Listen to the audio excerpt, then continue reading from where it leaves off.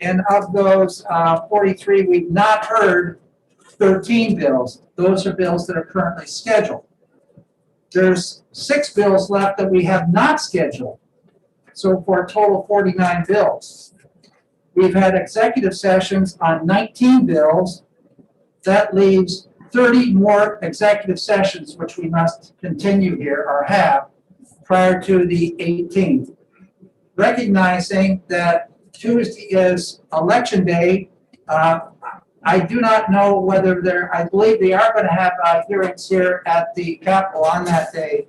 I don't have the schedule for next week scheduled at this point in time, so that I will get that to you as soon as I can here, probably, hopefully, within sometime today. It's election day across the river in Vermont today, so I got all the grandkids in the house, so I had my usual 3 hours of sleep.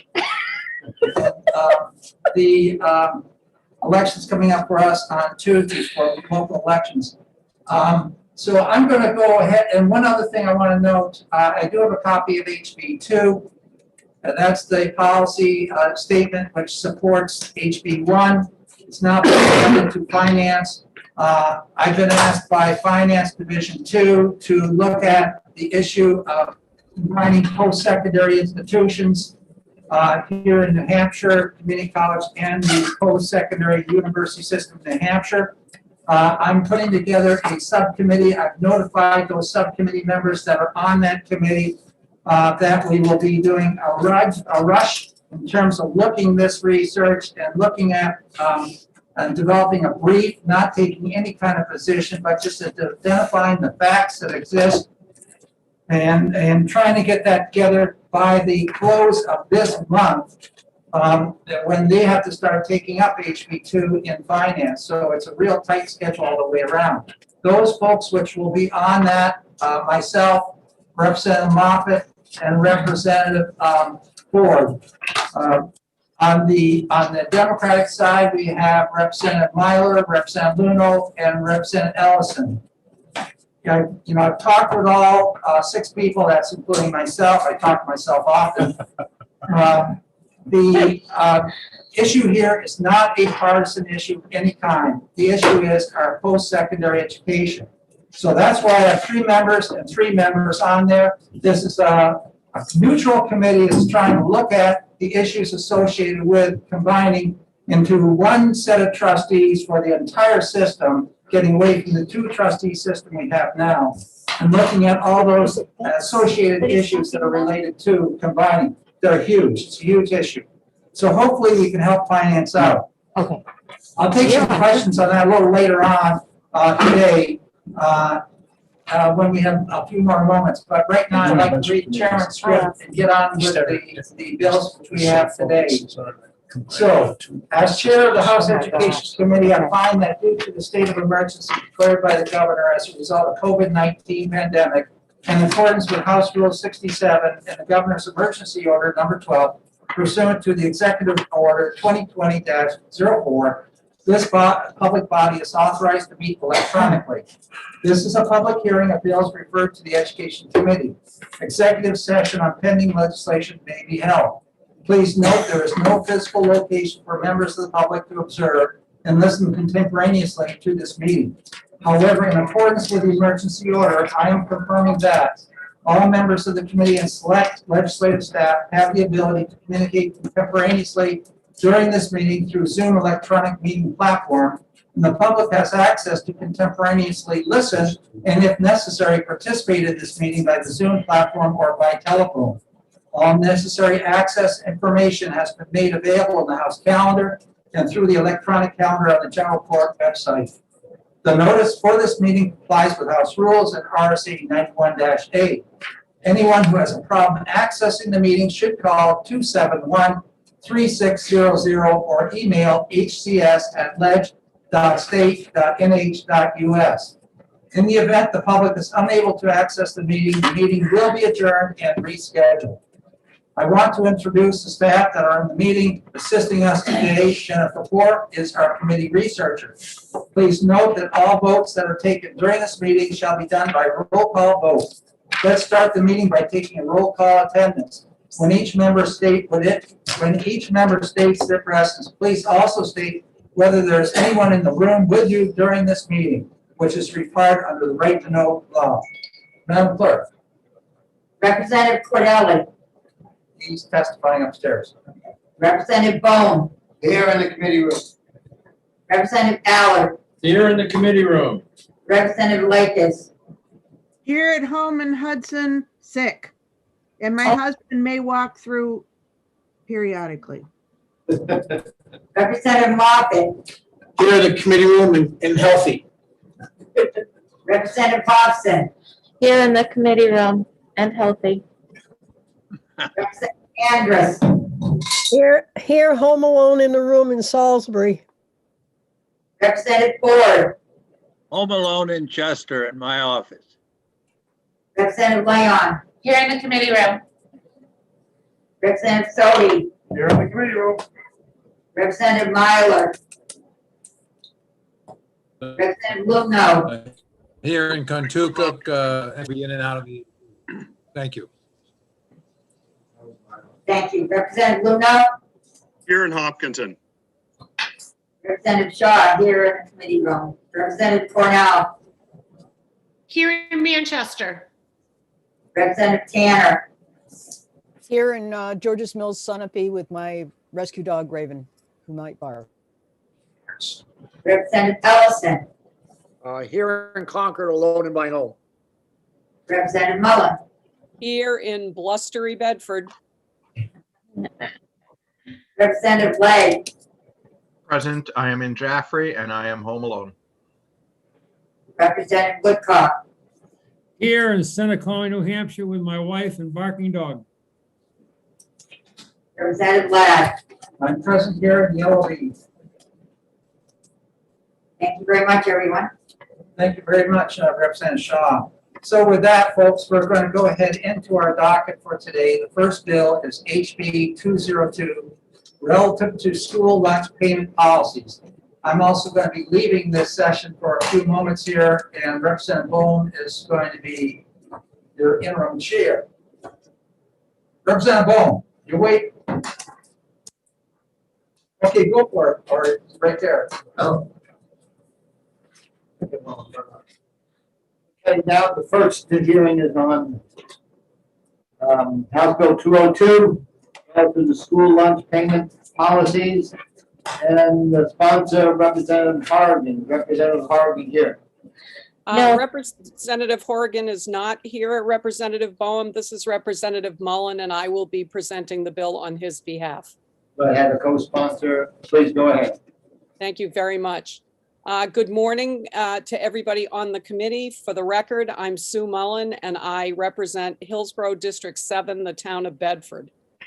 This morning, I'm here to introduce House Bill 202 because, as I mentioned, Representative Horrigan has a conflict. They're executing bills in judiciary this morning, and so as a co-sponsor, I am presenting HB 202.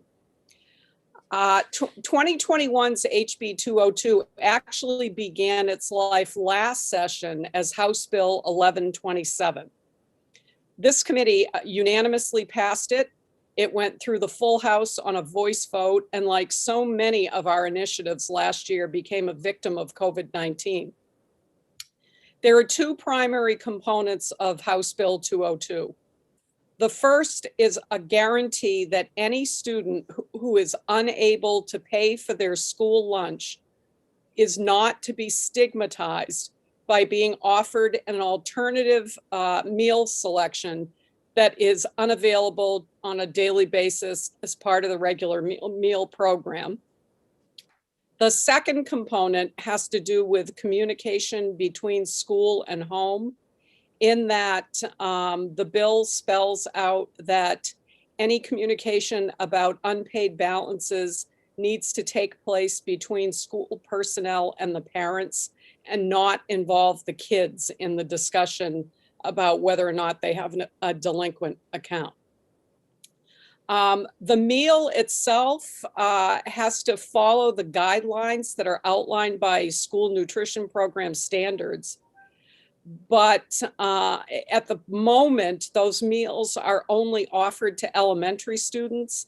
I believe that it's Representative Horgan's intent that this also apply to middle school and high school students as well.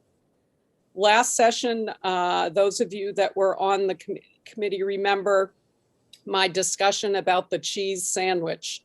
It was a hallmark moment for House Education when we talked about the fact that there are places where kids who don't have enough money in their account or who are in arrears are being offered food choices that cause them either some source of embarrassment or limit the quality of the lunch that they're being given, or stigmatize them in that when you leave the lunch line and you've got your cheese sandwich on your tray and everybody else is having lasagna with garlic bread and salad, then people know that your lunch account is in the red because you're leaving the lunch line with the cheese sandwich.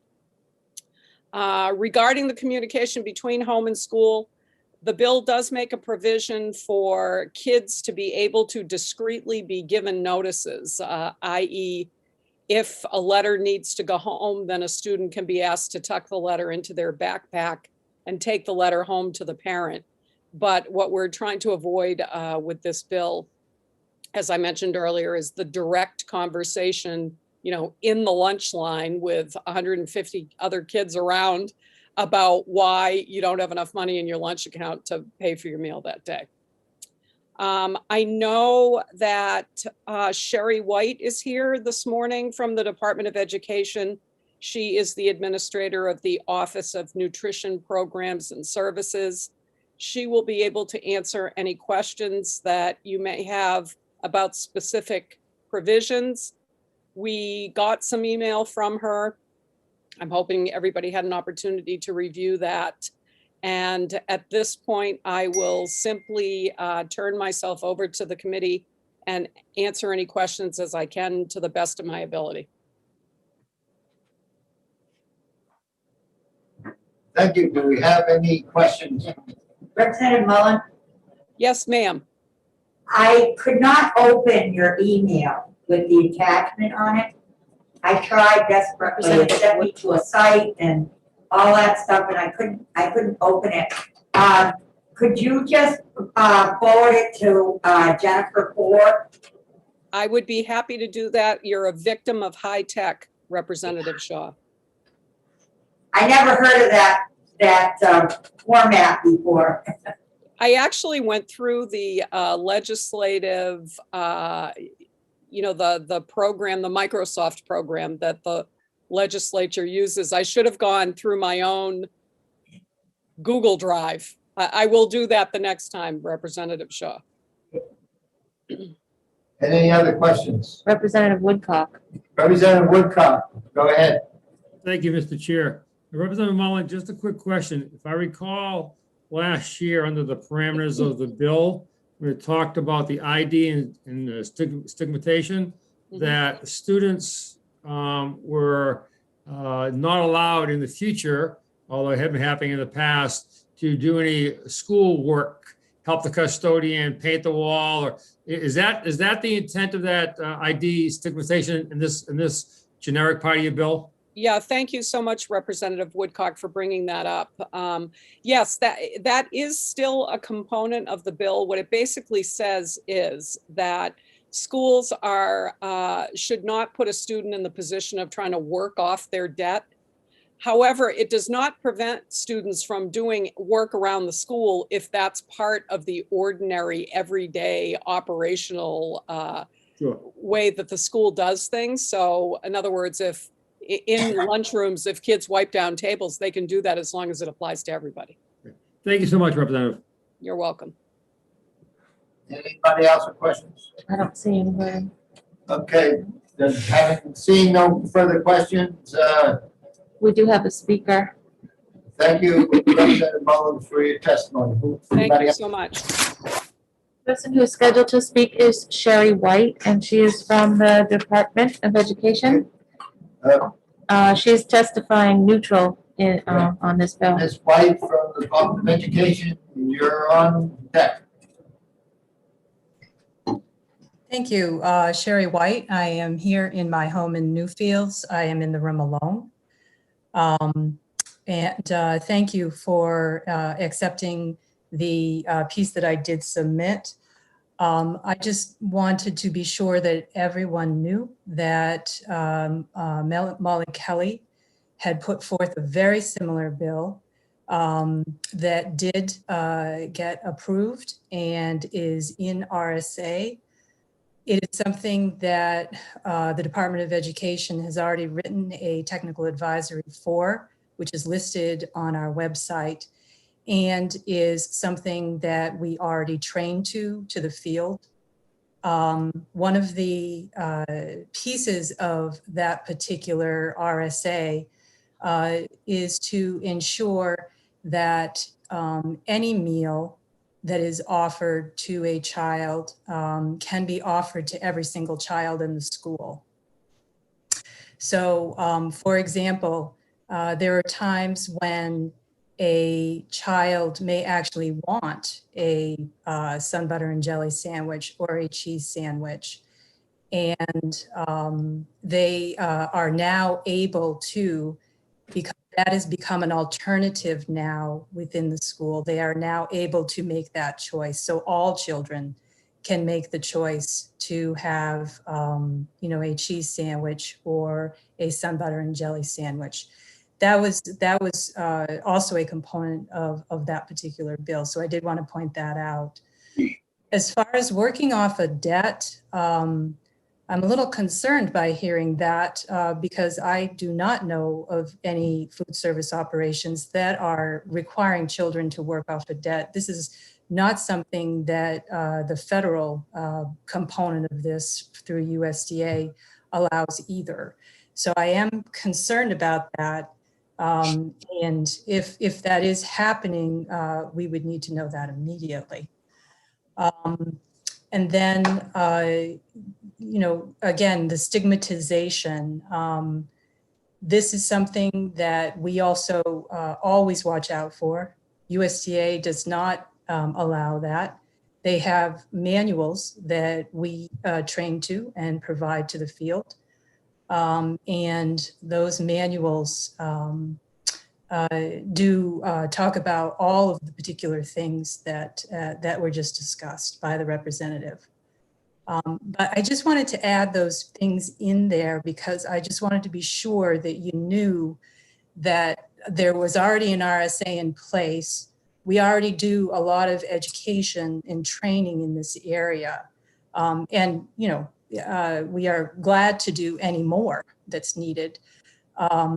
But there is that one particular piece that I just heard that is concerning to me because I do not know of any school that is making a child work off a debt. So thank you very much. Well, anything else? Any questions for Ms. White? Rep. Leckus. Representative Records, you have a question? Yes, I was wondering if then you felt that this legislation was unnecessary? Well, I do say that potentially, yes. I was just looking at it, and I do have to say too that Representative Horrigan had called me before he wrote it and before he presented it to you all.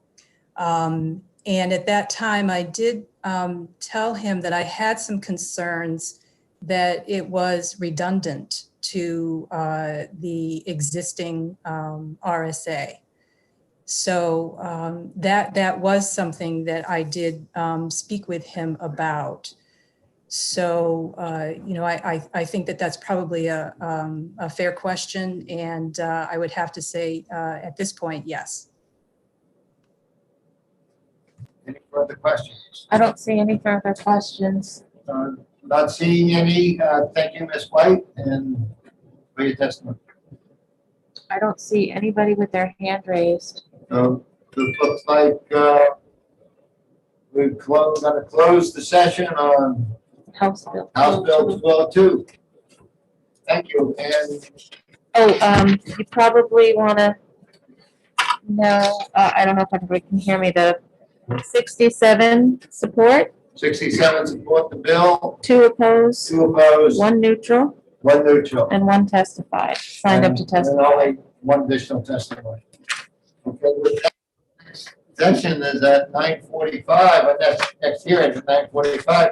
So we have like 20 minutes or so for a break. So, thank you.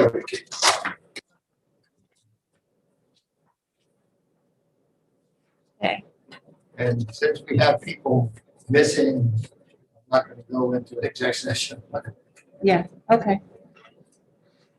Maybe if we can, we should get back before that. Okay. I'll go, I guess, mute the room. Yeah.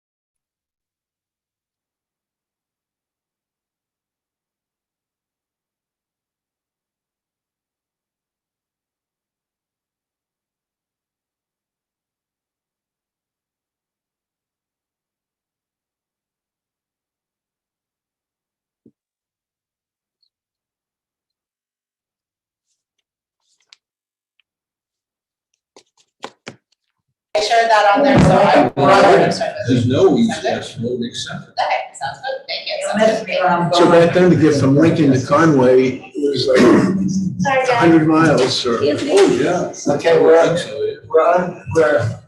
muted now. Okay. Yeah, 203. Okay, I have 9:45, start the hearing on the next bill. House Bill 203, establish a committee to study school meal programs in New Hampshire public schools and monetary schools that accept public funds.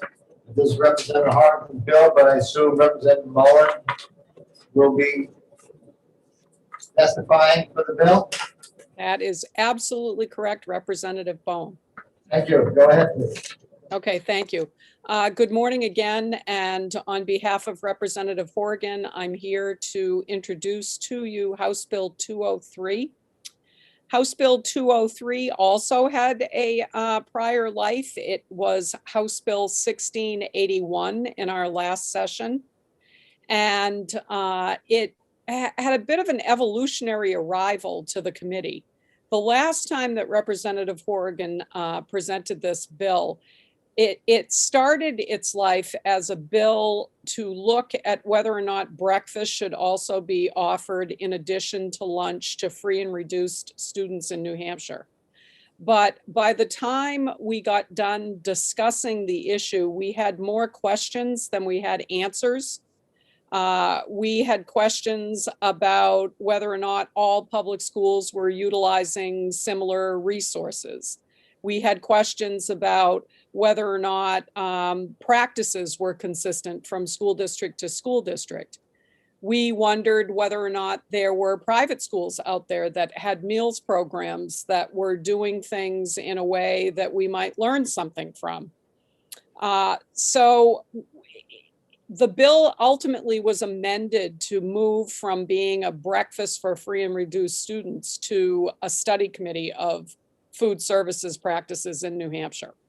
So Representative Horgan has resurrected this bill once again, is requesting that a study committee be put together to look at the array of practices that are taking place in New Hampshire. And while he acknowledges that we may not be able to do, a thorough and comprehensive study in the time allotted to the bill, he's hoping that the committee will prioritize its questions and be productive nonetheless. Thank you.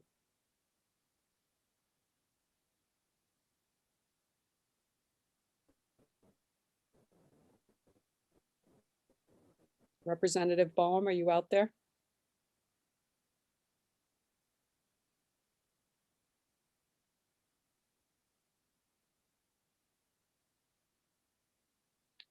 I am not hearing anything. Is anybody hearing anything? I can Not hear me. you. I can hear Oh, you. I heard you, Representative Cornell. Representative Ralph is Baum, you're muted. muted. Ralph is muted.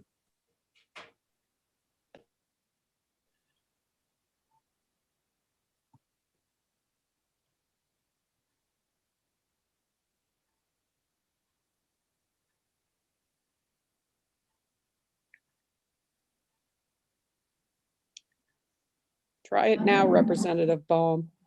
Can you hear me? Yes. Okay, I'm through my computer now. Yeah, you're gonna have to mute them. We seem to be having trouble in the committee room. Got it. Okay, The committee room is having problems. Ralph, can you mute? now I need to mute.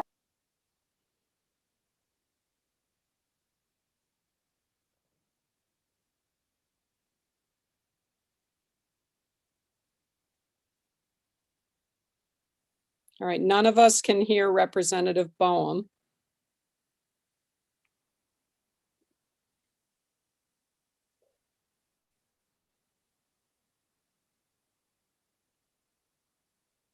My God.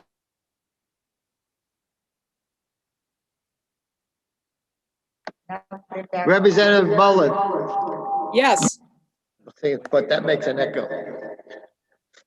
Oh. Tell them to hold on. No, okay? but shut your, Representative Bohm, I'm gonna mute your device. And then someone needs to unmute the education room at the front station.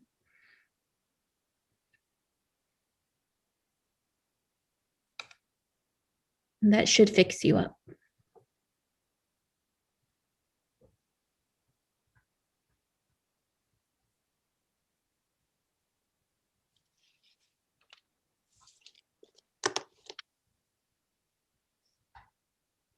Jen, Yep. so we lost connection and I can't tell if we're back or not. I Yep, can I can hear you, see- Representative Hobson. I can hear you. Okay, Can you hear her out? Yes. okay, good, thank you. So, Representative Mullen, you Yes, there? sir.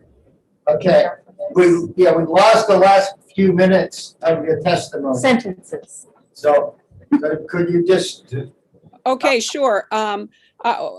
Just in review, when we took up this issue the last time around, we ended up with more questions than answers. And so Representative Horrigan is hopeful that we will take up the issue again, and that while the study committee may be on a tight timetable, he's hoping that they will be able to prioritize their task in such a way that we would be able to come back with useful information in the time period spelled out in the bill. thank you. Do we have any questions for Representative Mullen? I don't see any. We can bring in the next speaker, Sherry White again. Okay, so thank you, Representative Mullen. There are no- Thank you, Representative Bone. So, Sherry White. Ms. White from the Department of Education, you're on again. Can you hear us? Good morning, and thank you again. I'm Sherry White from the Department of Education. I am in my home in Newfields, and I am alone. All I wanted to do for this one was just to introduce myself. As I understand, there are some new members of this particular committee. If there are any questions whatsoever regarding school meals, the National School Lunch Program, we would be more than happy to answer any questions that you might have. So are there any questions for Ms. White? I don't see any. So I'll have one then. Do you know of any problems across the state with glaring differences between school lunch programs in one district and another? So the way that a food service program is implemented can be different. As far as the regulations and speaking to the regulations, they all have to be in place. It's just how they implement their program in order to meet the regulations. So that's the biggest difference. But by and large, we see some consistent pieces as well to the way that food service is implemented. Right now, however, of course, during COVID, I'm talking about normal times. During COVID, we're all over the place with implementation and strategies, and really that is all based on the resources that they have to be able to feed the children in the different ways that COVID is requiring that they feed children at this point in time. Rep. Lekes has her hand raised. Representative Lekes, have a question, please? Go ahead. Actually, I didn't. I must have accidentally raised. Okay. Sorry. Anybody else? I don't see anybody else. Okay, thank you. So we're going to close the hearing on 203. Representative Lab is back again to take over the and next bill at 10:15. Yeah, I didn't want to do two more. Are you closing the hearing? I'm closing the hearing on What was the two count? oh three. Oh, yes, the count. The count, if you can hear me, we had 2 sign in support, 0 opposed, 1 neutral, and 1 person testifying. Okay, thank you. We're closing the hearing on 203. It's over.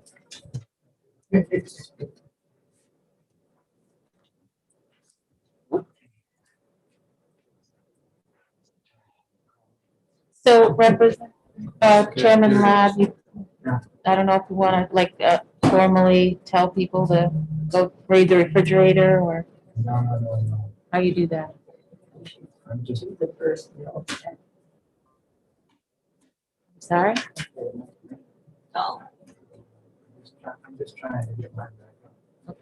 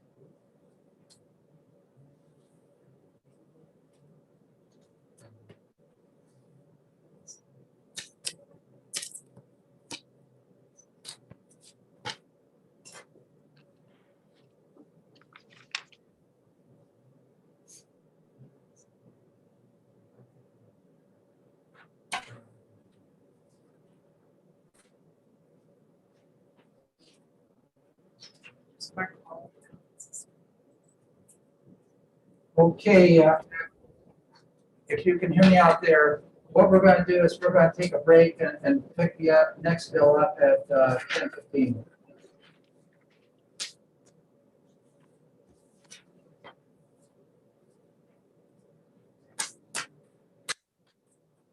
Okay.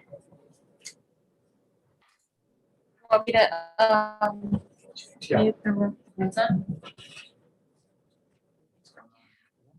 I cracked the window. I thought it was me. Boy, I'll tell you, yeah. Geez, I was just thinking how nice it would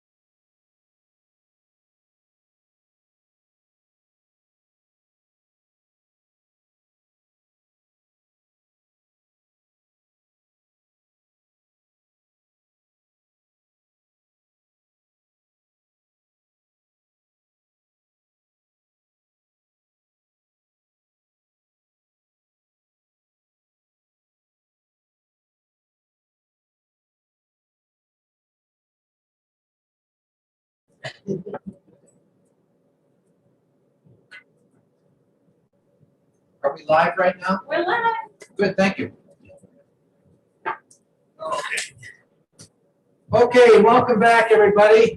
We're ready to move forward here with the next bill, which is 422, relative to the 1.5 credit required course in the United States and New Hampshire government and civics.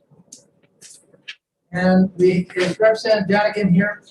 I do not see him. Do we have anybody from Rockingham? It looks like they're all Rockingham sponsors.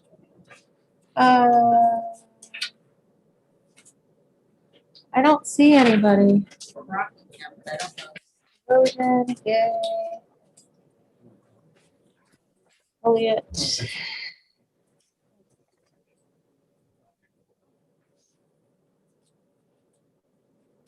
Is anybody here familiar with this bill? Or you could present it or not? Oh, here we go, attendee. Okay. Sorry. Mr. Campbell, I'm not familiar with who that is, but where did he go? No, I don't see any reps though. No reps. Is this person? I don't see any representatives there, No. so it can't be introduced there. Okay, Mr. Campbell keeps moving around here. Hold on. Introduce it. Mr. Campbell? Oh, here's Janigian. I'm sorry. Mr. Campbell, could I ask you to hold on a minute? I see John there. Mr. Janigian, Representative Janigian, you've been promoted. Please go ahead. Gosh. Thank you. For the record, I'm Representative John Janigian, representing Rockingham District 8, which is Salem, New Hampshire. Here to introduce HB 422, and has a fairly small change. There's already a requirement to have a half credit course in civics. It's already a state requirement. And one of the things that I've noticed, and many of my constituents have noticed, and other people I've talked to around the state, is that for some reason, a lot of younger people, however that may be defined, up into maybe 30s and so forth, don't seem to have a strong knowledge of civics and surprisingly, how our federal, state, or local governments work. And we already have this state requirement of a half credit course. But what 422 does is it says that half credit course must be a distinct course, because right now it can be satisfied by taking other courses. And whether that's that may be causing a problem. So this bill proposes to make it a standalone course. And for those towns that I did get some feedback that some smaller towns may be concerned with having to create course material. So paragraph 3, starting at line 16 of the bill, addresses that by saying that the New Hampshire Department of Education will put together a course outline using a committee of New Hampshire educators to create a sample curriculum. So that's pretty much the bill, and that's the reason for it. And Mr. Campbell, I think, will be speaking with some more information. Thank you. Thank you very much. Are there any questions for the sponsor of the bill? Yes, Representative Woodcock. Thank you, Mr. Chairman, and thank you, Representative, for taking my question. Is there any reason why you require this in grade 10 and 11 and 12 only? The issue was, I think, in talking to people, that when you get into that 11th and 12th grade area, you either are at voting age or you're close to voting age. And the issue is making sure that, students take this, as something important. And I think if you start possibly at too young an age, this doesn't stop a school district from teaching it at a younger age. This half credit course is a high school course. But, if people in communities want to teach it sooner, that's fine. But we just thought that, I'm open to suggestions on that, but that was the reason for that. Follow up, Mr. Chair? Yes, you may. Thank you. Representative, just one more question. If we already have a one credit course and you're going to add this additional one credit course to local graduation requirements, does that mean you're going to reduce the existing history course from 1 to a half, so we aren't adding more requirements? No, this isn't adding any requirements. It's actually 1/2 credit. It's a half credit course in civics that is currently required. All we're saying is that half credit course must be a standalone course now and cannot be satisfied by taking other courses and saying, okay, you've satisfied it. So there's no increase in the number of credits required, only that half credit course in civics be a standalone course. Just final question, Mr. Ladd, if I may. If the requirement of the RSA already requires 1 credit in US history, and you're adding a half credit, even though you're reducing some of the curricula from the 1 credit course, that still means it's a 1.5 credits for graduation, as I understand it. Would you not agree? I'm not sure. Maybe I'm not explaining it correctly. The requirement is a half credit course in civics must be taken. It can be satisfied by current law by taking other courses to satisfy it. So that half credit in civics is still required. It's just that it's got to be a standalone course. Thank you. For members of the committee, we do have technical support from the Department of Education in the curriculum area. Mr. Green is here. So if you have some specific questions regarding that, maybe it's perhaps better that you address them to the department. They may be able to give you a straight answer in terms of what is being done right now. Representative Tanner, do you have a question? Yes, I do, and I don't know if it'd be better for Mr. Green or the representative. It's about the performance-based assessments that we have in New Hampshire, whether this curriculum and the fact that it's a course is just seat time with a test and not precludes performance-based assessments. Is that towards the representative, or are you saying maybe we should be asking the department? I think maybe the department. Thank you. Art Ellison, you have your hand up? I do. Thank you, Mr. Chair. And thank you, Representative, for taking my question. Given the requirements in the actual bill, is there any difference between the requirements in the bill and what's already in the RSA, which requires a 1 credit course in U.S. history, in U.S. and New Hampshire history, and a half credit in U.S. New Hampshire government and civics? I think the issue is the history courses. I think the problem is resulting, and I think when Mr. Campbell speaks, he can speak more accurately about this. But the problem seems to be that half credit course is being in civics is being satisfied through the history courses, but perhaps not adequately, because we do see so many young people who don't seem to have a strong understanding in federal, state, and local government operations. So that's the impetus to this. Thank you. Thank you. At this time, I'm going to look next to have Mr. Green come on and from the Department of Education, and I believe many of your questions can be directed to him. Mr. Green, are you there? He's here, yeah. I am. Good morning. Good morning. How can you help us? Sure. So just to provide a little bit of clarification, because it sounded like there was a couple of questions around the credit requirements. So currently there is a 1 full credit requirement in the U.S. American history and a half credit requirement in civics. Those are both required for graduation currently under New Hampshire state law. So the changes in this bill would not change graduation requirements in any way as the department sees it. because there's already a 1.5 credit requirement. So the bill appears to be just clarifying some of the language around that. It's not adding any additional graduation requirements onto what we currently require. The way that curriculum works with required graduation courses is a school district generally determines what are the specific competencies based on the content that has been required from the Department of Education.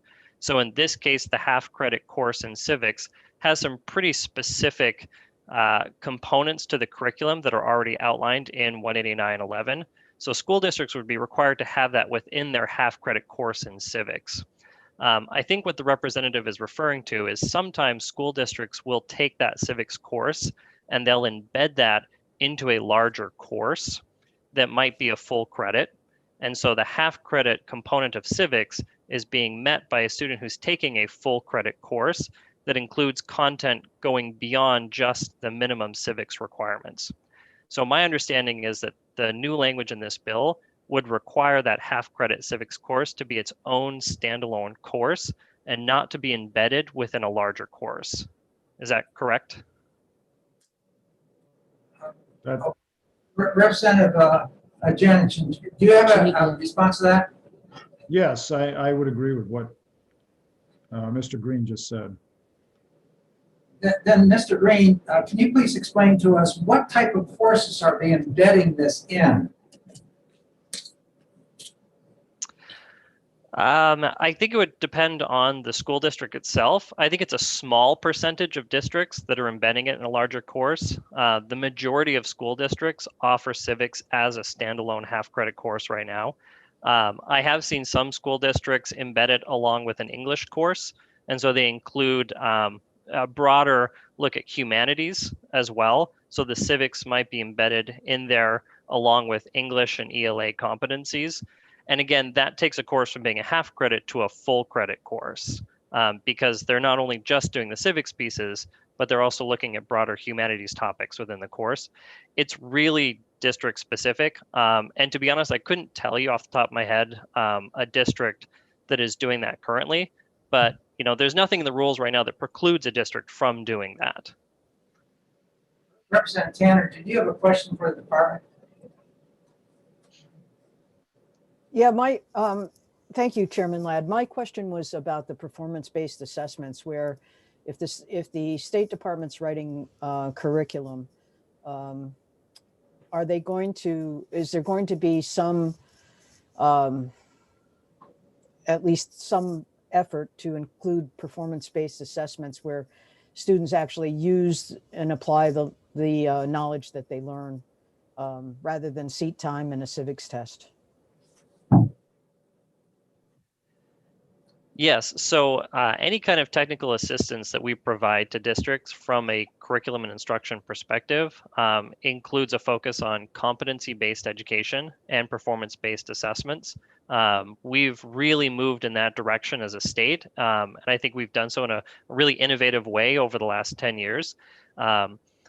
Our focus in the state really is on encouraging students to attain mastery of the competencies in a course through a variety of assessments. That includes paper and pencil based tests, but it also includes hands-on learning. It includes performance-based tasks and assessments, because we've seen that that's really the best way to get at understanding the broad knowledge that students possess within a particular course. I will say though, anytime the department engages in work that's specific to curriculum and instruction, it's generally done as a way of providing guidance towards districts. It's a way of providing assistance to districts, but curriculum and instruction really falls within the realm and purview of the local school board. And so we can provide documents, we can provide guidance, but oftentimes that has to be adopted by the local school board as well, because curriculum and instruction really is under that authority. Representative Ellison, is your hand up for a question? Yes, it is. Yes, it is. Thank you, Mr. Chairman. And Nate, thanks for taking my question. I just want to be sure I'm clear on the description that you gave, which I think was that all the elements of requirements of a civics course, even if they're put into a larger course, have to be fulfilled. Yes, that is correct. So under the current law, that we have, if you embed a civics course in a larger course, it still has to have all of the required elements of a course, even if it was taught as a standalone course. Those competencies have to be the same. Thank you. Mr. Green, I got a question, sort of a follow-up to Representative Woodcock's question that was brought up earlier. The legislation says this 1/2 credit course shall be a distinct course separate from other history courses and required in the junior and senior year. So do we have schools out there right now that are teaching civics in the 9th and the 10th grade? But this says it's going to have to be now in the 11th or 12th grade as it's written. Yes, we do have schools that teach civics across 9 through 12. So there are some schools that are offering it to freshmen. There's some students who take it in their 10th grade year. Oftentimes, a student that might take it in their senior year has done so because there were issues in their schedule in their 9th or 10th or 11th grade year where they were trying to take other courses and it just didn't fit within their schedule and it gets pushed towards their senior year. But right now we don't have a requirement on the grade level, and so it varies widely across the state. Thank you. Are there further questions of the department? Rep Mullen has her hand. Representative Mullen. Thank you very much, Mr. Chair. Thank you, Mr. Green, for taking my question. When you talk about these courses that have civics embedded within them, would an AP class or an IB class be examples of a course that might have the civics competencies embedded in existing 1-credit courses? They could, but that's generally not the case because the civics courses are required to have a focus not just on US civics and citizenship, but as well as New Hampshire. And AP and IB courses tend not to have a New Hampshire specific focus. So if a teacher were to embed civics into a course like that, they would have to go beyond the traditional AP curriculum to ensure that there is a New Hampshire focus as well being taught in that course. Right. Okay. Thank you very much. Yeah. Thank you very much. We have some other folks that are waiting to testify. Are there any more questions of the department? Mr. Green, are you going to hang loose here throughout this discussion? I will, yeah. Yes. Campbell, okay. So we'd like to have next Bernard Campbell. Okay, I just promoted Mr. Campbell. Welcome to education.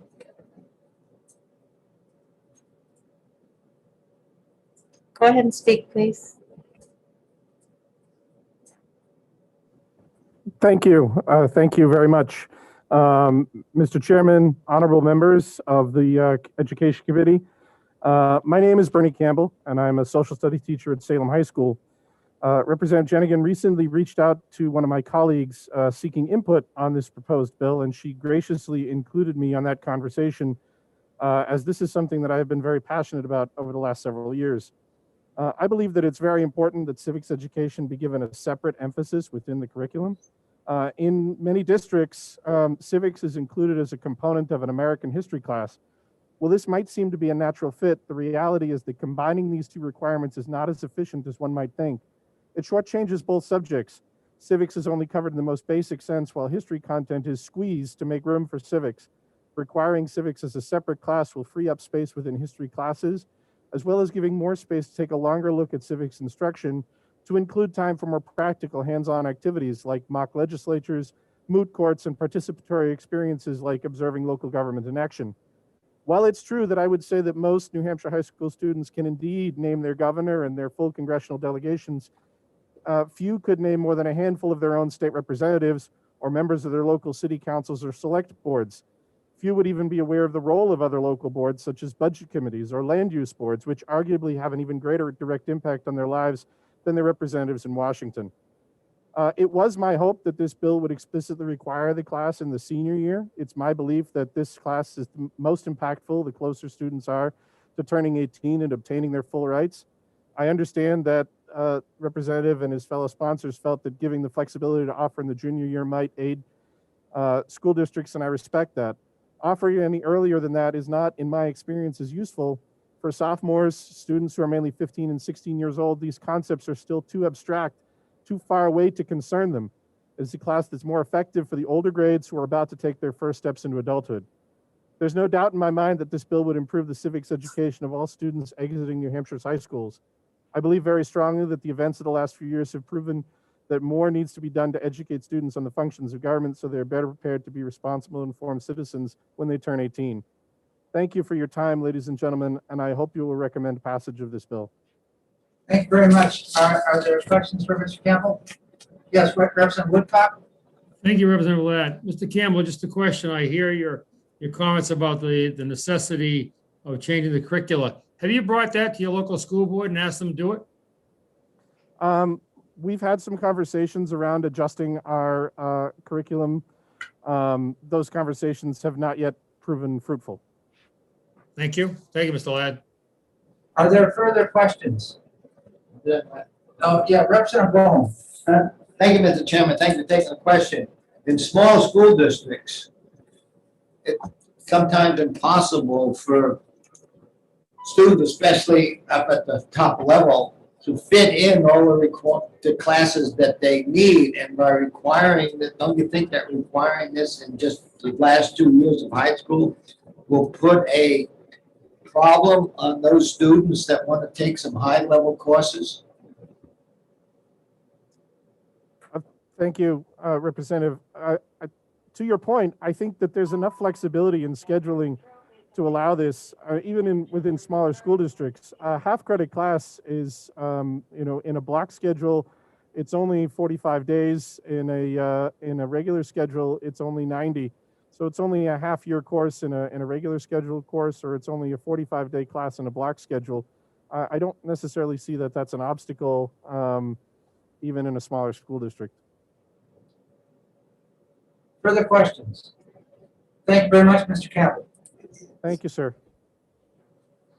Okay, we were supposed to have Carl Ladd speak. I don't see him from the New Hampshire Administrators Association.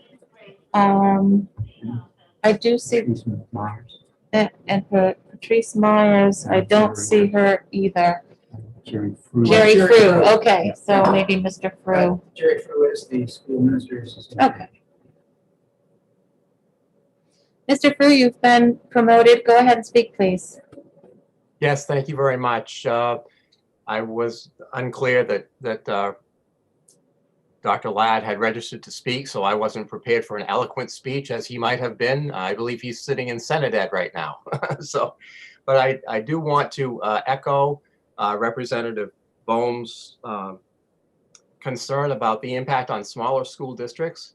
We do feel that this does pose a financial obligation and also might impact students' ability to choose other courses because districts would be required to have certain sections of specifically civics education, which most do anyway, but also some of the creative approaches to humanities. And as Nate Green pointed out, those components of civics education still have to be included in the humanities course or in the United States history version.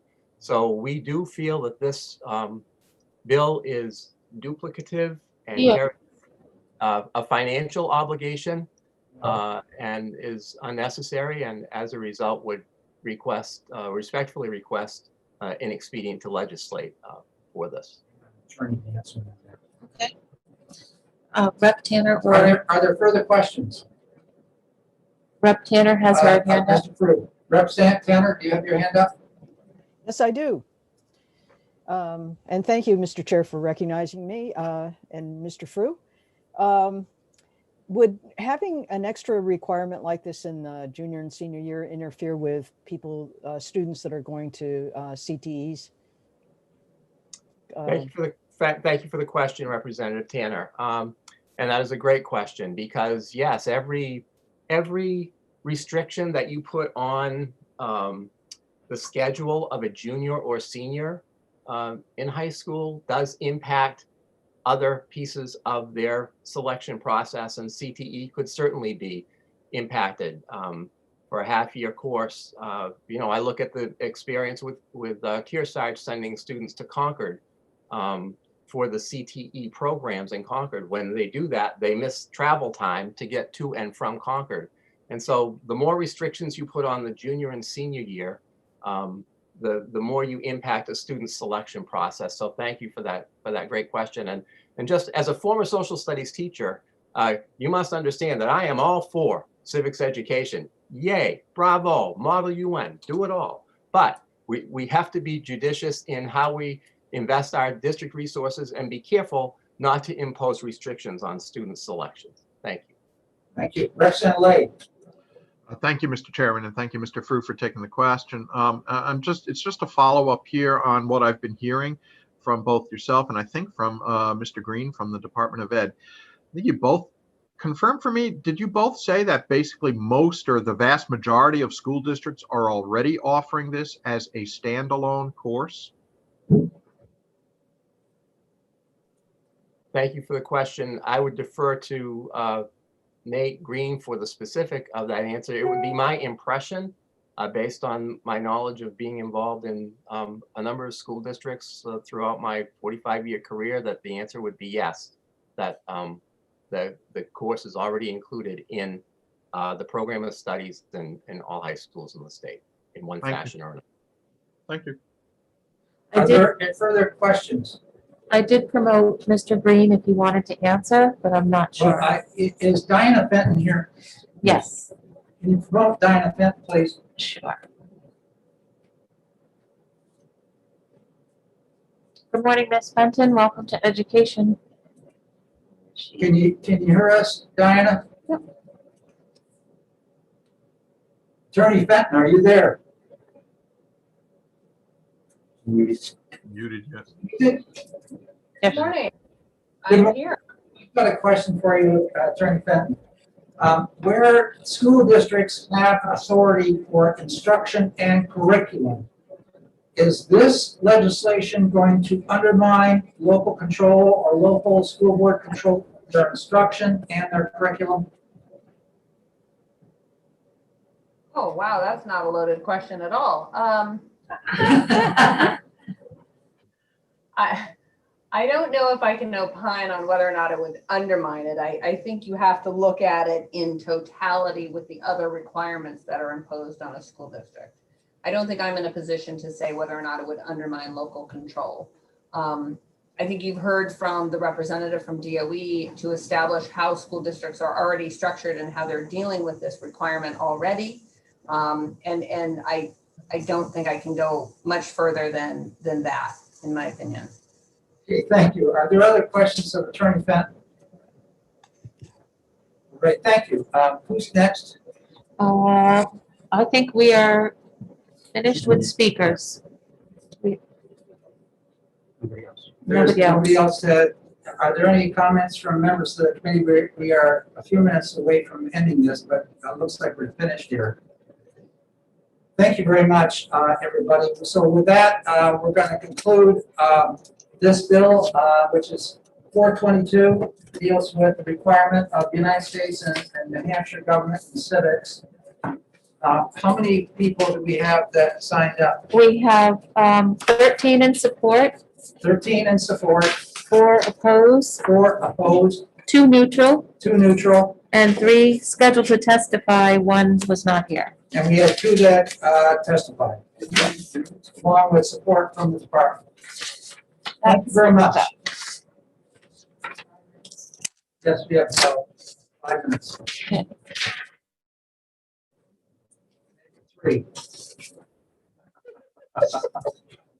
Take you 3 to walk down here. No, I'll be back. Yeah, Wednesday? Yeah.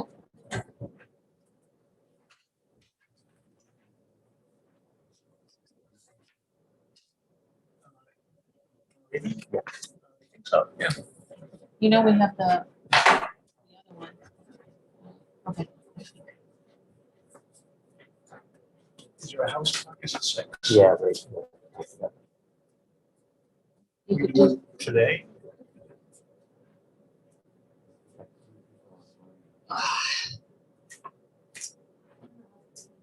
want to do it before?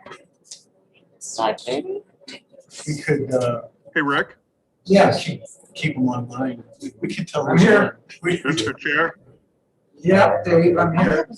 Yeah, just a quick question for you. At the top of when we got started, I think you said we've exec 19.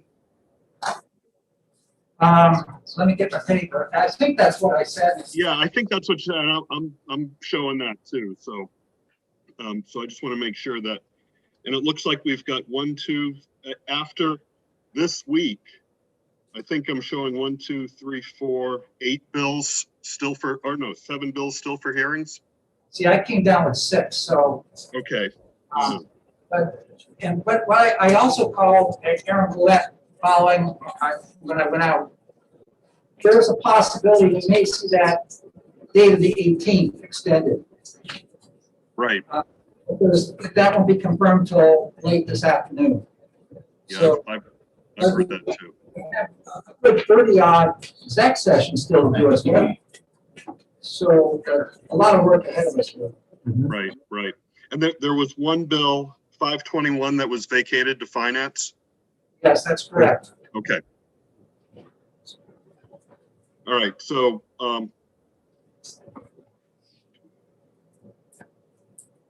yeah, I'll send you the list of the 7 bills I think we haven't heard, or I'll try to figure out what's going on there.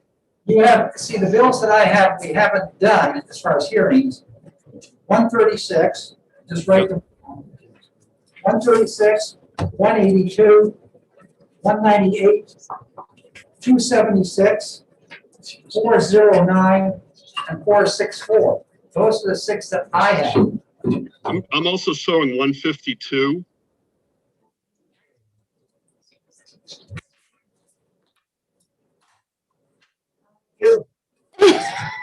Yeah, I'm seeing that also. Okay, we're showing that also, so I missed that one last night. Okay. All right, I think we're on the same page. Thank you Great, thanks, Rick. for bringing that up.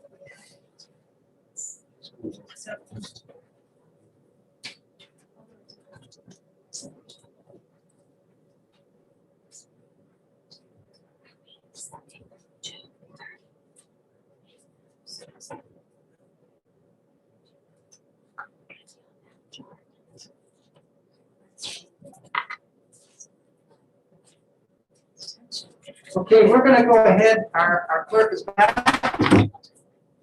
And we're ready to go ahead with 319. This is an act requiring students in the university and community college systems of New Hampshire to pass the United States Citizenship and Immigration Services Civics Naturalization Test.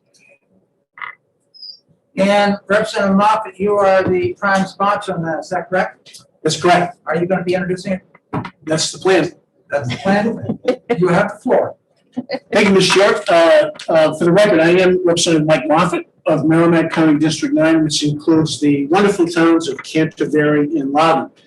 And I also want to welcome anyone who might be watching from home to Education Committee and to this hearing on a bill that actually focuses on education and knowledge and citizenship. HB 319 simply asks that our Granite State College and University, public college and university graduates demonstrate a basic proficiency in civics fundamentals by simply passing the naturalization exam that we require new citizens to study. It's simple, it's short, and I think it is sweet. But of course, this proposed measure raises questions, as any bill should. That's why we're here. So let me try to address them quickly up front.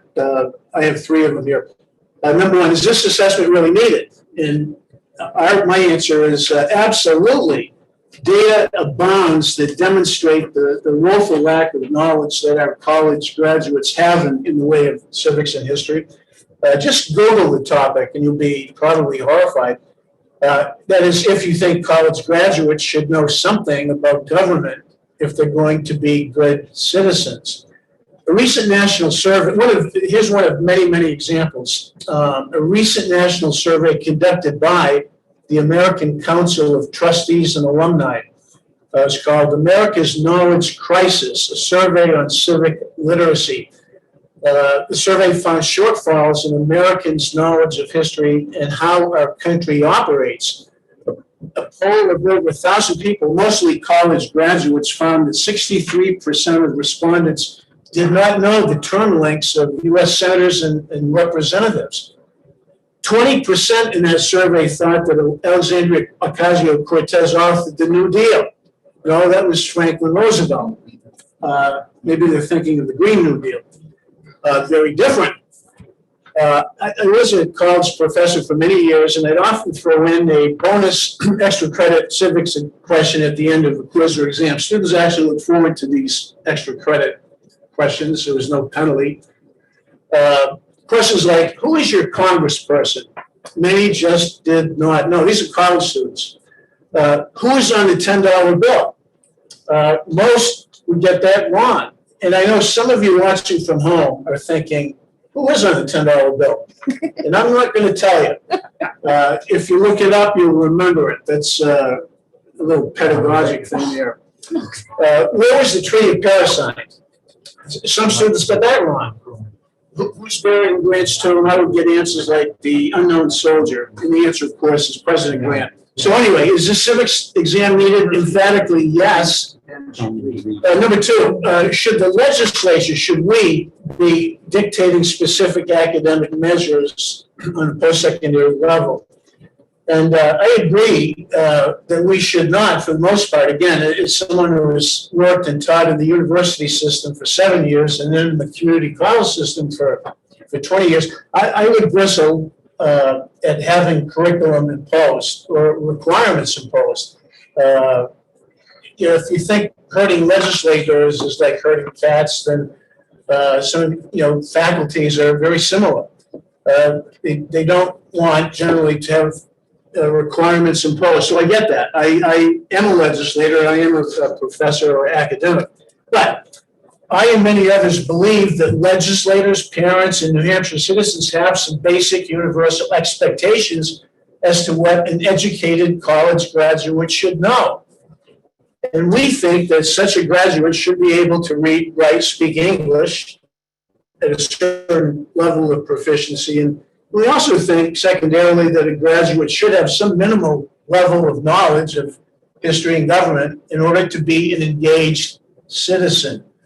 So ignoring those two areas means that we are not doing our jobs, we meaning legislators. Now, English composition is a fairly universal requirement that's covered fairly well. Civics is not, and we think it should be.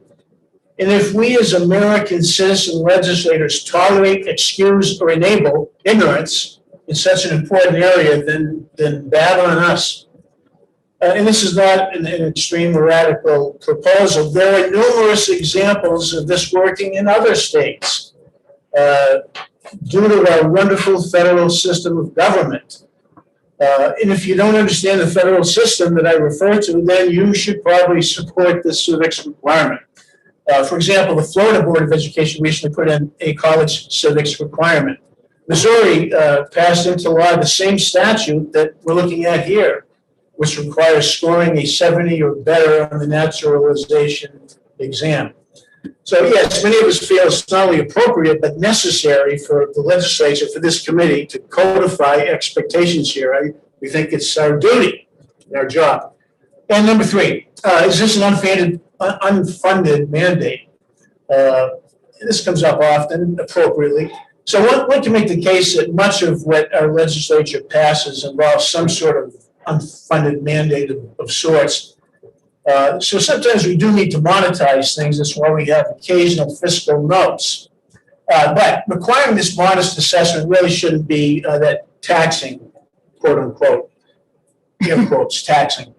As our 44th president liked to say, and I know you all know who our 44th president was, yes, we can. Yes, we can. An inspiring motto. What's more inspiring than no, we can't? No, we can't. So it's been said before, we said again, that if we ask for this assessment, let's send more money to the college systems so we can hire more people to implement it. And I say, really? I've also worked as a sports information director, public information officer, and almost every day my office received requests for information, statistics, interviews, data, photos, you name it. We regularly get requests for reports or forms to fill out. We just did it. It was our job. And colleges have registrar offices and counseling offices and academic advising officers and all kinds of services in place to document and certify transcripts and assist students in their journeys. So the infrastructure is in place. Interns could help. So the notion that this is a major costly requirement, we reject.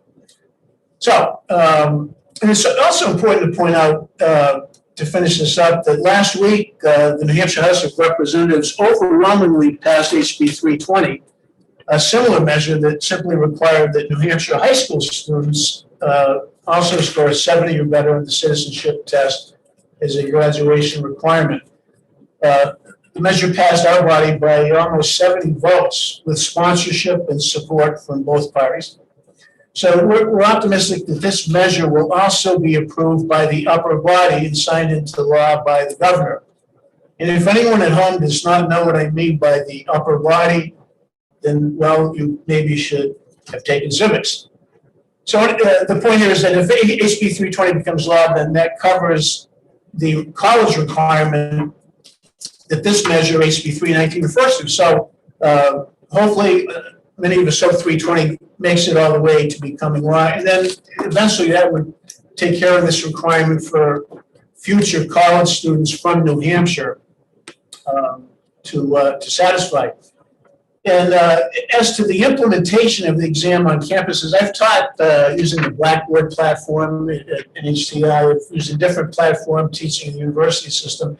An online version is very easy and simple to set up and to administer. Students can take it at their convenience in their pajamas, if they so desire.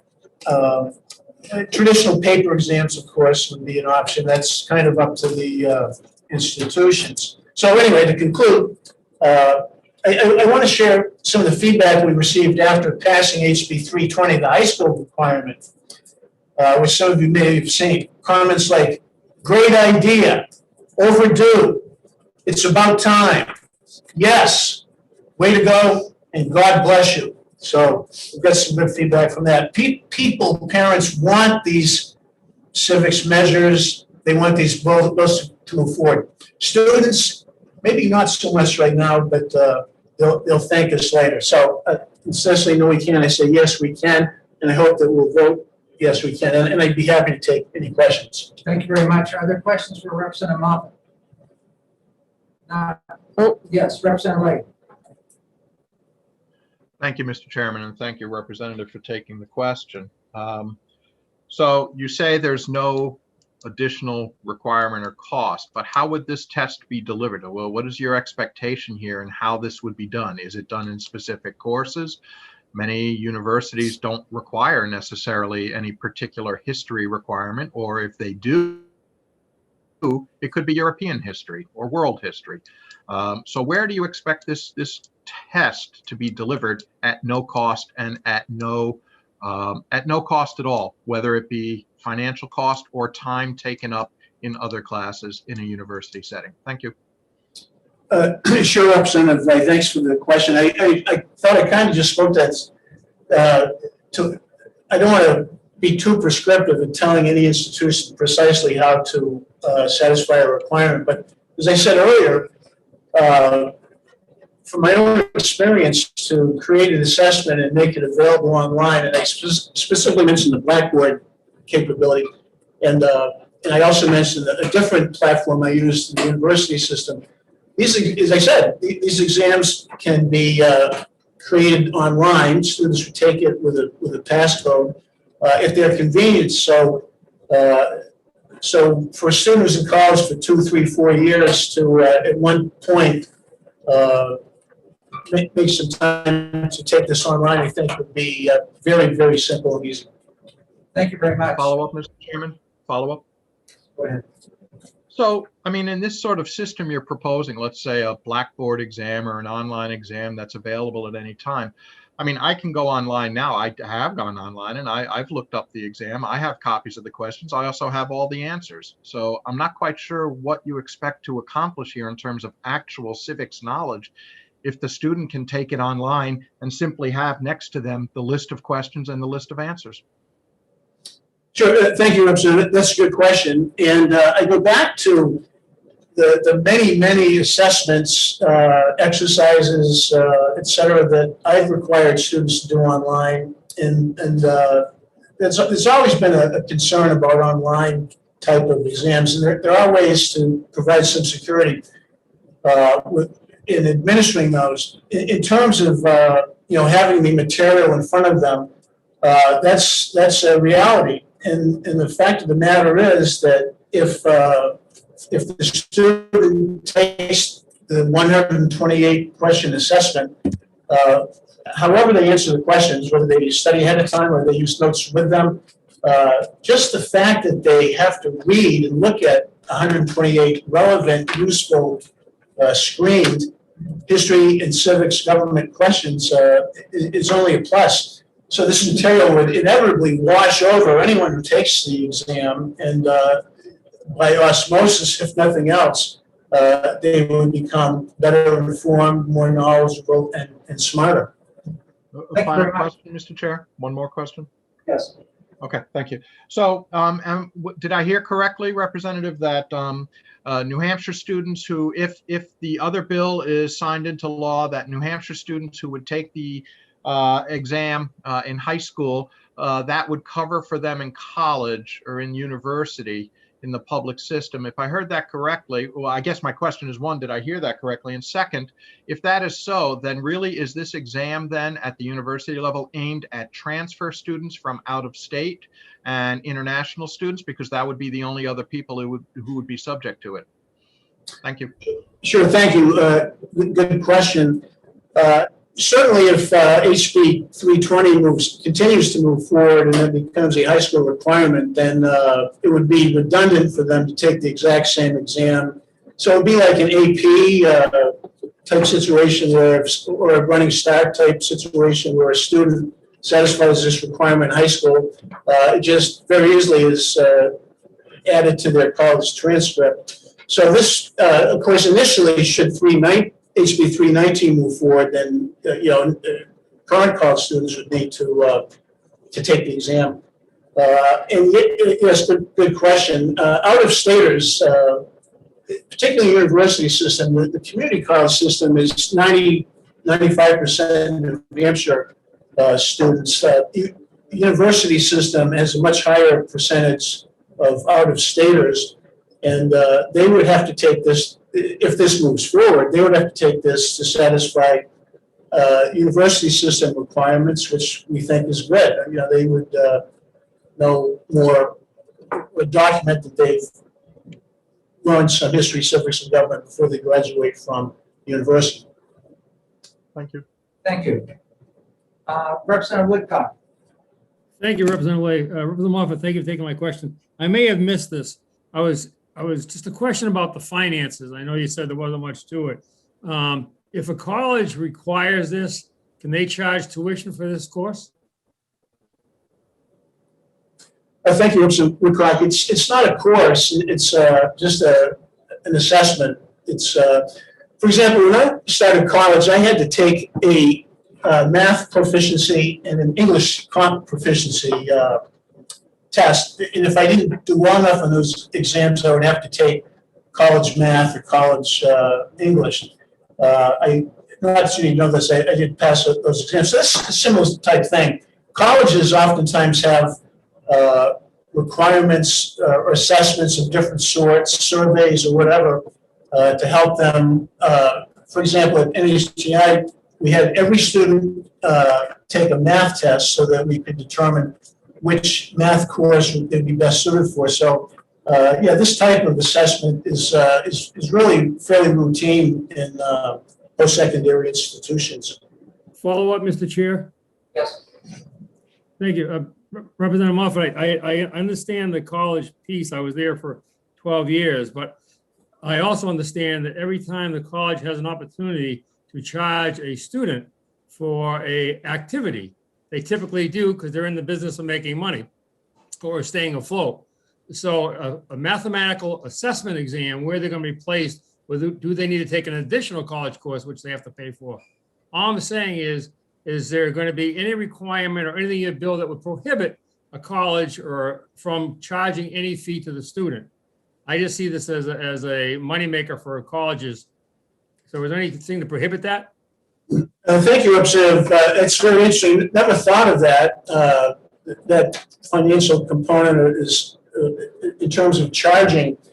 The wheels are turning a little bit. I suppose if an institution wanted to make it available in some fashion to even non-students to come in and take it and pay money to take this exam, that's something maybe they locally could decide. I hadn't thought about that, but that's an interesting thought. But bottom line is, I certainly would not anticipate any charge for the students to have to take the required assessment. It would be free, basically. Thank you, Mr. Chairman. Thank you, Representative. Representative Mullen. Thank you, Mr. Chair, and thank you, Representative, for taking my question. So just clear up for me, if you will, Representative Moffett, would you use this exam as an admission requirement in? Thank you, Representative Mullen. No, don't envision this as an admission requirement at all. It would just be a graduation requirement that could be checked off at some point, probably at the student's convenience if the institution opts to make it available online. A follow-up, please, Mr. Chair. Thank you. So thank you, Representative, for clearing that up. What kind of provisions would you make for international students? Would they be required to pass this exam in the same way that you would expect that if I went to the University of Rome, that I would be able to pass an exam on Italian government? Thank you, Representative Mullen. Very interesting question. And again, it's a graduation requirement. For example, as I mentioned, English composition is a fairly universal post-secondary requirement.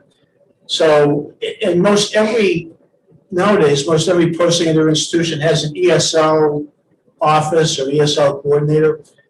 So yes, if we expect our graduates to speak and write at a certain level of English, wherever they come from, this would just kind of go hand in hand with that. I mean, if they can't speak or read English, then they'd have trouble with this exam. But I think that we expect that's why the universal requirement of English composition is, it is an expectation that students, wherever they come from, have a certain level of English proficiency.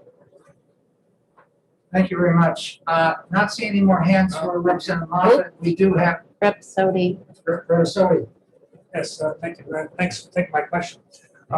We just went through passing the bill in the House for high school for at 70 score level. College, shouldn't we bump that up to 80 perhaps? It's a higher standard for college. Thank you, Representative Sodi. If the folks at home in this question, we thought that perhaps 70 is too forgiving and we should have a higher standard for college students.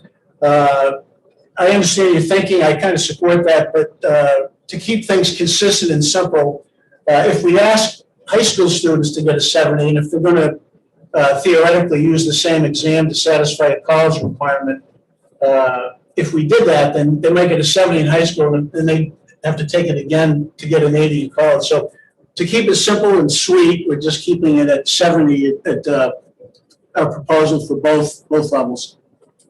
Thank you very much. No more questions. We have Mr. Cronin from the university system. Is he on deck? Yep, he's been promoted. Go ahead, Mr. Cronin. Welcome to the education. Welcome. Representative.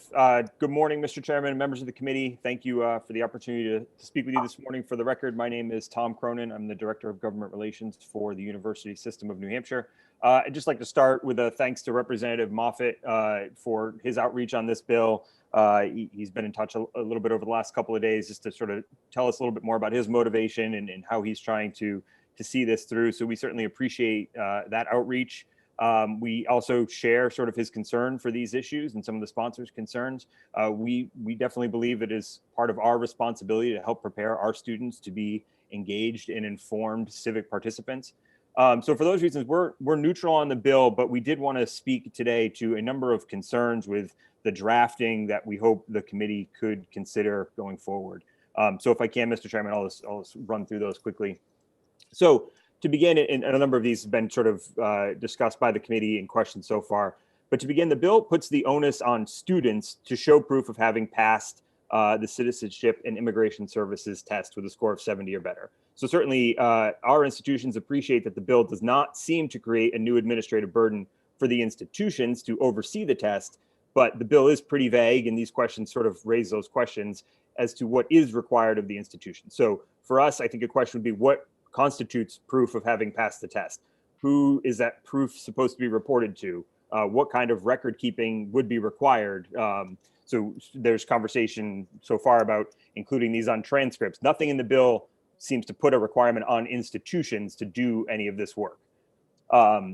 Second, the bill's requirements for passing the test are a little bit unclear. So I had to do a little bit of research on the test myself in preparing for the hearing. So our understanding is the 2020 immigration test asks citizenship applicants randomly 20 out of the 128 possible questions.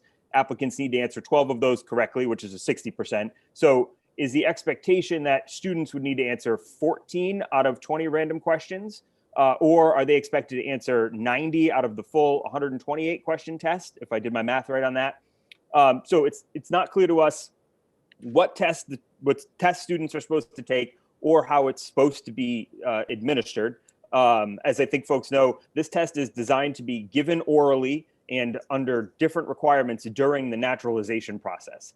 Some quick Googling, I was able to find a place to take practice 20 question exams, but I could not easily locate how to take the full 128 question exam. As I think Representative Lane noted, there is, however, very easily accessible the full 128 questions with the answers right next to them. A date requirement, the bill sets this new requirement for students admitted or transferring to the institutions on or after January 1, 22. So that's a bit of an awkward date for academic years, as you're all well aware. So for some number of years, this language is going to result in some students in different graduating years needing to take the test while others won't, just because of whether or not they transferred into or when they started at the university. Similarly, as you're all aware, the House recently passed House Bill 320. So thank you. It was helpful to hear a little bit that it would effectively create, I guess, an opt-out for New Hampshire students that have passed that test. There is a little bit, I think, of confusion about, again, how we record keep that. Do students just need to tell us that they passed the test in high school, and that's sufficient proof? Similarly, the sponsor noted a couple other states that have similar tests. So are students from, and I forget the examples he gave, but are students from those states able to simply opt out?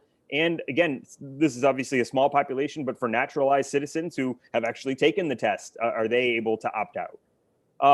And finally, this is a little bit, again, more of a technical question, but the bill is very specific in requiring students to pass the 2020 version of the test. As you may know, this 2020 test was an update by the Trump administration that was finalized in November of 2020.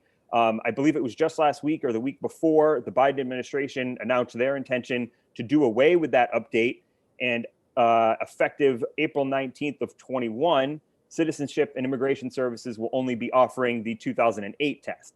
So again, given the specificity of the proposal, it's unclear how students are going to meet the 2020 requirement if that test is no longer accessible through Citizenship and Immigration. And similarly, if there are future updates to the test, the legislation as written would seem to sort of hold us in a moment in time that may or may not be, again, accessible or doable should there be changes. And then lastly, I would just want to point out, on a fundamental level, when the legislature established the university system in 1981, the General Court wrote, "The General Court has delegated broad authority to the Board of Trustees, who shall be responsible for managing the university system in a manner which promotes academic excellence and serves the educational needs of the people of New Hampshire." So as you can imagine, our board, our administrative leadership, our faculty take this responsibility seriously.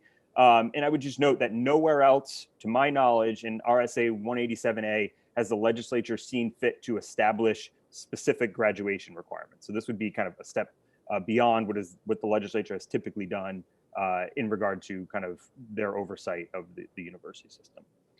So I think with that, I'll stop, and I would, of course, be happy to take any questions. Thank you very much, Mr. Cronin. Representative Hobbs, do you have a question? Yes, thank you for taking my question, and thank you, Mr. Cronin. I was wondering if you had sent this testimony into our emails. I had not yet. I will as soon as we wrap up, or as soon as I wrap up. That would be helpful. Thank you. Questions from Representative Woodcock? Thank you, Chairman Lett. Thank you, Mr. Cronin, for taking my question. Going back to the possible fee attachment, if the university system was required to administer this test, track this test, put it on the transcripts, and show somehow that it was passed or not passed or retaken, would you believe typically there'd be an administrative fee for that or a course credit fee for that? Yeah, I don't think so. It would really all depend on, again, there were too many questions for us to really, there was no fiscal note attached to this, so we haven't kind of dived into that piece of it. And again, the questions I raised are questions we'd have on how we would administer this. I think I'd want to say no to that answer, but I don't know until we kind of have a better understanding of what would be expected from the administrative side. Thank you, Mr. Cronin. Thank you, Mr. Chair. Thank you. Are there further questions? We do have the community college system also waiting. Yep. So we'll go ahead. Thank you very much, Mr. Cronin. Thank you all. Shannon? Yep. Yep, we have Shannon Reed, and I don't know if Representative Moffett had a question. Sure, Mr. Chair. I didn't know if you wanted me to respond to quickly respond to some of Mr. Cronin's questions or not, but. No, because you were presenting and you can't respond as a committee member. I didn't know if you had a question. Okay. Go ahead, Mr. Go ahead, Shannon Reed. Okay, thank you. Can everybody hear me? Yes, we can. Okay, great, thanks. My name is Shannon Reed. I am Director of Government Affairs for the Community College System of New Hampshire. I'd like to thank you all for the opportunity to testify. And just a warning, my home is being buffeted. I feel like I might end up in Oz at some point with the wind, and my power's been flickering. So if I disappear, it's because of that and not anything else. So the sign-in sheet for remote testimony only offers the options of support, oppose, or neutral, and really none of these exactly fits my testimony. I come with questions and a few concerns to share with the committee. First, I would like to say that CCSNH believes strongly that knowledge of civics is important to the richness and success of our democracy. We cultivate that with opportunities for students to take courses, see candidates, hear speakers, and participate in a variety of events and activities. Academically, while specific offerings vary across our 7 colleges, we have a general outcome expectation for students to acquire knowledge and skills to function effectively as informed citizens. Students can meet this outcome by completing general education courses or major courses. And specifics are going to differ by college and program, but it's likely that students in an associate degree program will take 1 or more courses such as American government, US history, state and local government, intro to political science, American constitutional history, that type of thing. Certain majors will focus on this curriculum, while for others, they would come in as electives. So in approaching this bill, we have a few questions to raise that we hope the committee will explore or the sponsor perhaps clarify. And my comments today are really designed to help us and the committee arrive at a full understanding of not just the intent of this bill, but also its implications. And we do appreciate the sponsors having connected with us prior to the hearing to talk about several of these concerns. I will try not to be redundant because some of these questions have already been raised and discussed. But first, we have also assumed that nothing in this bill calls upon the colleges to administer this test, but only obligates students to demonstrate having passed it as specified. We had the same questions about how individuals will access the test and validate having passed, and the sponsor addressed that, but I think there are probably still some questions connected with those logistics. Second, and this is more a question for, I think, the community colleges than the university system, but to what types of programs would this requirement apply? For example, we offer associate degree programs, which are typically completed in 2 years of full-time study or longer if a student is going part-time, and 2/3 of our students do go part-time. But we also offer short-term programs, certificates, boot camps, industry certification programs. The bill doesn't specify, but one question is to what type of programs would this requirement for having passed this test apply? Third, the sponsor referenced House Bill 320, which creates that high school requirement, and suggested that that might ease the burden on college students then making that transition from high school to college in New Hampshire. Nearly half of our students are over age 25, with a significant proportion being in their 30s or more. So we would just note that the high school requirement wouldn't position those students in the same way as it would a student who just graduated from a New Hampshire high school. My fourth question relates to licensing, and this may require information from the Office of Professional Licensure. And that is, would there be an impact for students who have otherwise completed a program and would sit for a licensing exam to enter a profession if they haven't met this requirement and therefore haven't technically graduated? I don't know if this would be an issue, frankly, but it came up in our internal conversations about the bill, and it seemed worth looking into. That would certainly be a concern for us, since one of our priorities is graduating students who can enter professions in their communities. We also had questions about whether this bill could create accreditation issues for our colleges, in that it may be seen as creating some kind of a curricular requirement. We went right to the source for that and shared the language with the New England Commission on Higher Education, NECHI, which I believe is here today to testify to those specific points. That they know far more about that than I do. And I'll just wrap up with two additional considerations. First, as I mentioned earlier, 2/3 of our students are part-time. Completing a program is typically one of many responsibilities that a community college student is juggling, which may include full-time or part-time work, parenting, etc. As I said, we certainly believe that knowledge of civics is important to the richness and success of our democracy. The fact is, though, that adding this requirement could be a barrier to college completion. We do a lot at our colleges to try and lower barriers. I understand the sponsor's emphasis on civics education and certainly share the concern, but this is an important consideration for us. And finally, the requirements of House Bill 319 are for students at New Hampshire's public colleges and universities only. If finding and taking this test is at all an onerous requirement, and it may not be, but if it is, this bill may create a disincentive for students to enroll at our colleges in favor of institutions that don't have this requirement, such as private colleges or other types of training programs, or colleges across our borders. Again, if accessing this test is a fairly simple matter, then this would be less of a concern for us. So to wrap up, we certainly understand the desire for our citizenry to demonstrate knowledge about the civic life and foundation of our state and our nation. And we commend the sponsor really for his attention to this, his examples, and his testimony and his intent. Our concerns really are more of a practical nature. So I'll be happy to answer any questions if I can. And I do know the $10 bill one also, Representative Moffett. Who's on it? Sorry? I just asked the question jokingly, who's on the $10 bill? Let's go ahead here with questions. Are any questions for the community college system? Yes, Representative Bowl. Thank you, Mr. Chairman, and thank you, Ms. Reed, for taking the question. What percent, I know the community colleges offers courses in the trades and whatnot. And I also remember National Community College some years ago, we had former Governor Judge Gregg and Supreme Court Justice Judge Souter discussing civics and the requirements. But my question is, what percentage of community college students actually graduate with a degree because we offer the trades courses and whatnot? I think your question was what percentage of our students graduate with a degree in the trades? Yeah.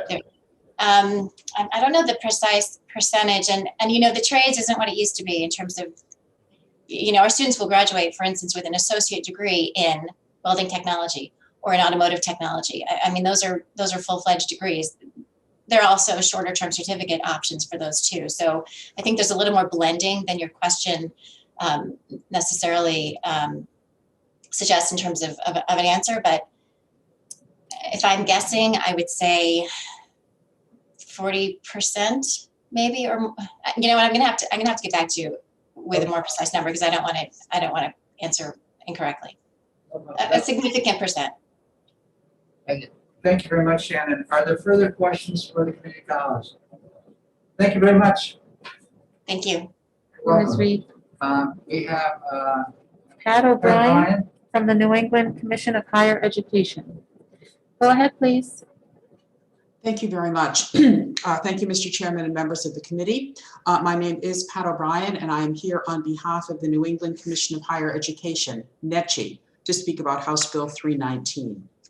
As you may know, NECHI is the higher education accrediting agency that accredits colleges and universities in the 6 New England states, including the public colleges and universities of New Hampshire. Institutions receive many benefits from being accredited by NECHI, not the least of which is that their students qualify to receive federal financial aid, such as Pell Grants and Stafford loans, and the institutions themselves qualify for federal grants through, for example, NIH or NSF. I was asked by the Community College System of New Hampshire to discuss whether implementation of the requirement noted in House Bill 319 would raise any concerns about institutions' ability to meet accreditation requirements. NECHI's requirements for accreditation are outlined in its standards for accreditation, which are available on the Commission's website, nechi.org. Institutions demonstrate their compliance with the standards through submission of reports, a comprehensive self-study every 10 years, an interim report at the 5th-year point of the 10-year cycle, and progress reports as requested by the Commission. The reports are reviewed by the members of the Commission who make the decision about whether an institution is in compliance with the standard. There are some places in the standards where implementation of the requirement of House Bill 319 may affect institutional compliance with the standards. The standard on organization and governance expects that the institution will have, quote, sufficient autonomy and control of its programs and operations, end quote. Imposition of a graduation requirement by the legislature may suggest that the institution's autonomy and control is insufficient. The standard also expects that the institution will place, quote, primary responsibility for the content, quality, and effectiveness of the curriculum with its faculty, close quote. Imposition of a graduation requirement, again, may suggest that faculty do not have the primary responsibility stipulated by this standard. 3 expectations contained in the standard on the academic program are relevant here. First, the institution is expected to demonstrate, quote, its clear and ongoing authority and administrative oversight for the academic elements of all courses for which it awards institutional credit or credentials. Second, the institution's, quote, evaluation of student learning or achievement and the award of credit, end quote, is expected to be, quote, based upon clearly stated criteria that reflect learning objectives and are consistently and effectively applied. And finally, from the standard on academic program, the institution's award of credit is expected to be, quote, consistent with commission policy and the course content, appropriate to the field of study, and reflect the level and amount of student learning, and be based on policies developed and overseen by the faculty and academic administration, end quote. Again, the imposition of a graduation requirement by the legislature may suggest that the institution does not possess the requisite authority and oversight, and or that its graduation requirements are not determined by its faculty and academic administration. Finally, the standard on students expects that the institution will assess its, quote, efforts to achieve an equitable educational experience for all of its students, close quote. And as I've listened to the discussion today, the testimony today, I realize that there are different considerations about how the test may be administered or what it might cost to take that test. But the U.S. Citizenship and Immigration Services website notes that the current filing fee to take the test is $725. Assuming that students need to pay that fee in order to meet a graduation requirement, questions could be raised about the institution's effort to provide that equitable educational experience required by the standard, given that students will have varying ability to pay that fee. I'll be happy to provide a written copy of my remarks or to answer any questions that you may have, and I thank you for your attention. Thank you very much. Are there any questions of NECHI? I have one question for you. An institution like UNH offers a bachelor's degree perhaps in agriculture may be a 2-year. They also offer master's and doctoral programs. In looking at this bill, would this requirement, could it be applied to a student coming for a doctoral degree at UNH? Is that a question? Could, a question for me? This requirement that you have to take this citizenship test in order to graduate, is a doctoral degree the same as a BA or BS as far as graduating? Yes, the expectation is that the institution has the autonomy to set the graduation requirements for all the degrees that it awards, whether it be a baccalaureate or a master's or a doctoral degree. Thank you very much. Are there any further questions for the Rep. Cornell? Representative Yes. Cornell? I would like a copy of your points in your statement. Would you email that to us? Yes, what I'll do is I'll email it to Shannon Reed. I think she knows better how to reach you than I do. Thank you. Okay, thank you very much. Further questions? Thank you very much. Thank you. Thank you for your attention. Okay, Mr. Chair, there are no other people signed up to testify. Okay, we have no other people to testify at this time, so we are going to conclude this hearing today on 3/19. What was our score in terms of? Yep, so we have 4 people signed in support. 4 supporting. 61 opposed. 61 opposed. 3 neutral. 3 neutral. And 3 testify. And 3 testify. Thank you very much. That's it. So this concludes that hearing, and we'll move into the last hearing before lunch today. That is HB 339, establishing a committee to study air quality in school buildings. 339. Okay, let me see if I can find Mr. Sullivan.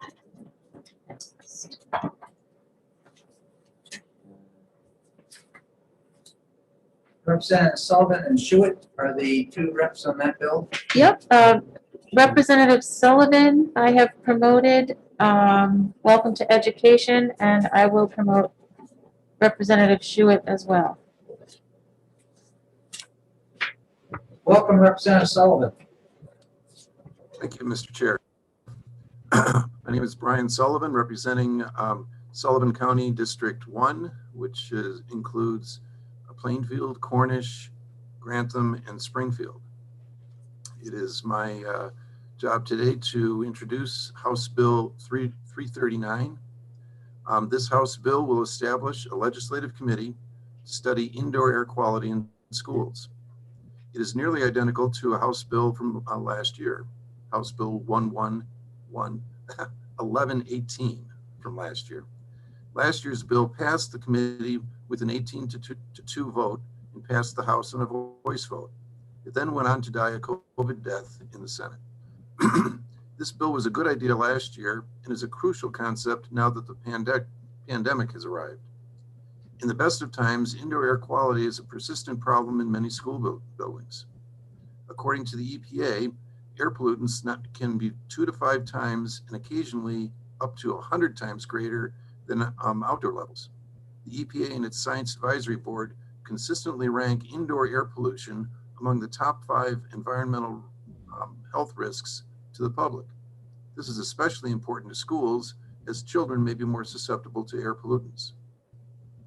Now that we are grappling with the COVID pandemic, the issue of addressing viral contamination is a pressing concern, along with the issue of indoor air pollution. RSA 200:11-A requires that the school principal or designee conduct an annual air quality investigation by filling out a checklist. This procedure clearly is not sufficient, as complaints of poor air quality persist.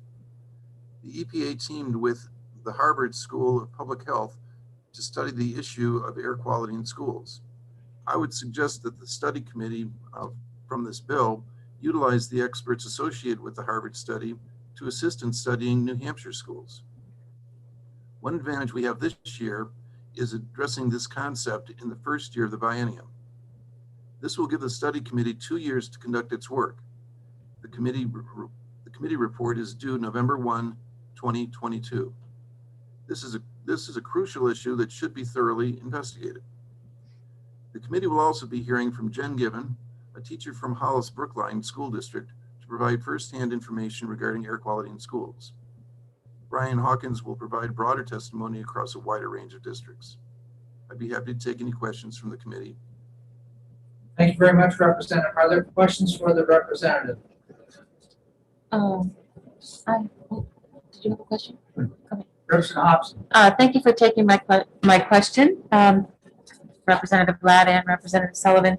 I was doing some research and found that there were two other bills, HB 1265 and HB 1289. Both of those bills, one was in 2000, I think they were both in 2010, and they put investigation of air quality, tools for schools, and then the school board in each school district to implement policies to address air quality. Are these measures not enough? Is that what you're saying by putting this bill forward? The information that has been coming from, well, thank you for the question. The information we've been getting from the schools, from staff members from schools, has been that the problem persists. And so the efforts that were made 10 years ago clearly were not sufficient to address the problems. So yes, I guess I would agree that the efforts 10 years ago were not sufficient. Further questions? Representative Cordelli. Thank you, Mr. Chairman. Thank you, Representative. I was just wondering if you were aware of the federal ESSER 1 and 2 funds that are available to schools that encompass air quality as one of the items that can be a source of expenditures. I believe there's something like $36 million in ESSER 1 and over $150 million in ESSER 2. So it seems to me that there are federal funds available to meet air quality issues in local schools. And I was just wondering if you thought that a commission was required in addition to these federal funds that are already available. Thank you for the question. I guess this is not a commission, this is a study committee. But I believe the study committee could very well provide information to the department as well as individual school districts so that they could utilize those funds in an effective manner. It's one thing to have funds, it's another thing to know how and where to spend them. Thank you very much. Representative Bruno. Thank you very much, Mr. Chair. And actually, this is a question for you, for the chair. I heard Representative Sullivan talk about some people that I think are going to be following him testifying. I'm not sure if I heard him say Amy Clark, Director Clark's name from the department, but I do see her as an attendee at this meeting, and I do know that the department does collect air quality information self-reported from school districts, as she presented. Well, you remember, Rick, during the school funding commission. So I was wondering if she was also going to be speaking this morning. Well, we do have Amy Clark available to us. And the other part too is that, remember, we did retain 214, which deals with building construction and building. Right. And at that time, we referenced the ESSER money. And I'll read the 14th item that comes, the 14th directive that comes down on how we can use that money. It says inspection, testing, maintenance, repair, replacement, and upgrade projects to improve the indoor air quality in school facilities, including mechanical and non-mechanical heating, ventilation and air conditioning systems, filtering, purification and other cleaning, fans, control systems, and windows, door repair and replacement. So that ESSER money is wide open in terms of addressing some of the issues which Representative Sullivan is supporting. And we also have the other bill which we retained with the thought of looking at this broad picture of school building aid and maintaining our buildings. Representative Luno, do you have anything else to add from that? Yeah, just to add to that, Mr. Chair, and I absolutely agree with what you just said there, except that money is not just up for grabs. It does get allocated out on a basis that's not left up to the local school districts, which I think brings even greater importance to what Representative Sullivan is talking about here in terms of working with information we have and being able to assist the executive branch in determining and directing where these funds where they're most needed. Yes, you're correct, Representative Luno, that the funds are coming down through the department from the federal government, and it allows these local school districts, they may use these funds in a direction that they feel it best, directs efforts to correct some of the COVID-related concerns. And it has to be COVID-related, and that's where air quality hops in there.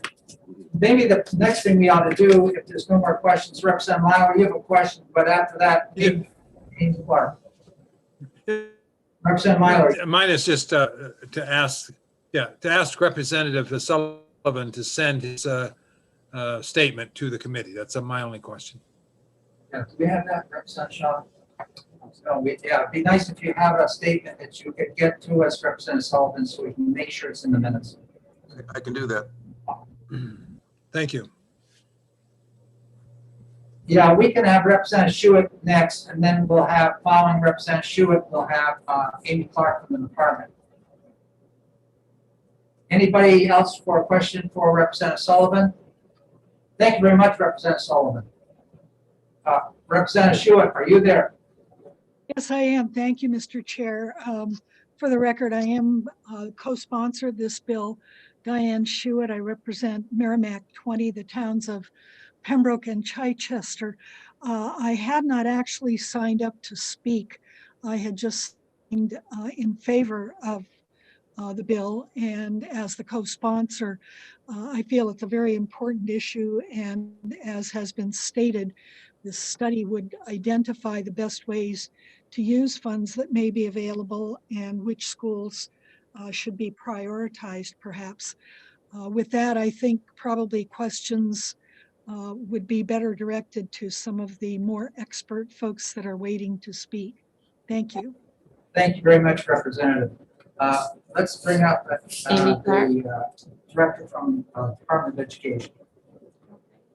Amy Clark, you've been promoted. Go ahead, please. Are you there, Amy? Hi, can you hear me? Yes, we can. Sorry about that. I actually just got booted off, but I am back on. So, for the record, my name is Amy Clark, and I'm with the Department of Education. I'm the administrator for the School Safety and Facility Management Bureau. And I'm really here just to take your questions, so I don't have any specific testimony. I think the only take-home message I would say for indoor air quality issues is that they existed before COVID. So they are an ongoing issue, whether it's mold or dust, or whether it's maintenance issues or proper humidity control or proper air handling systems, all problems that existed before COVID.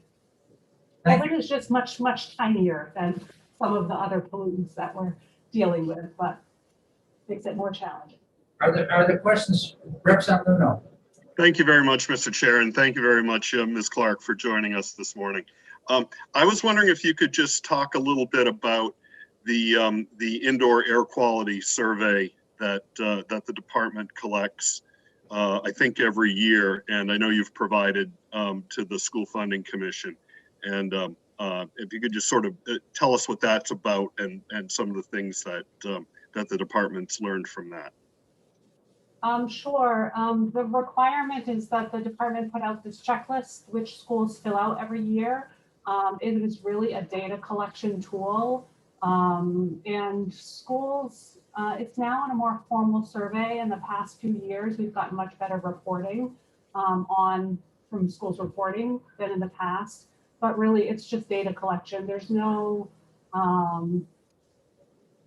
there's no follow-up on that. There's no penalties, there's no, we just use it to talk to schools when they have complaint issues or something. We use it as a tool when we're doing their school approval work. Quick follow-up. Yes, go ahead. Mr. Chair, thanks. So thanks very much, Ms. Clark. I was also hoping you might be able to sort of comment on some of the things that you see in that survey, such as some schools have very robust air handling and filtration systems, while other schools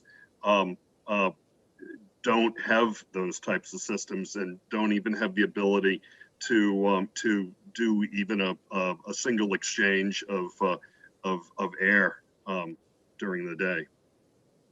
Sure. So that's true. All, as I think probably most of the committee knows, is that, but just to restate, that schools are all different and built in all different years. There are building codes that require that they meet ASHRAE standards, which are essentially air quality standards.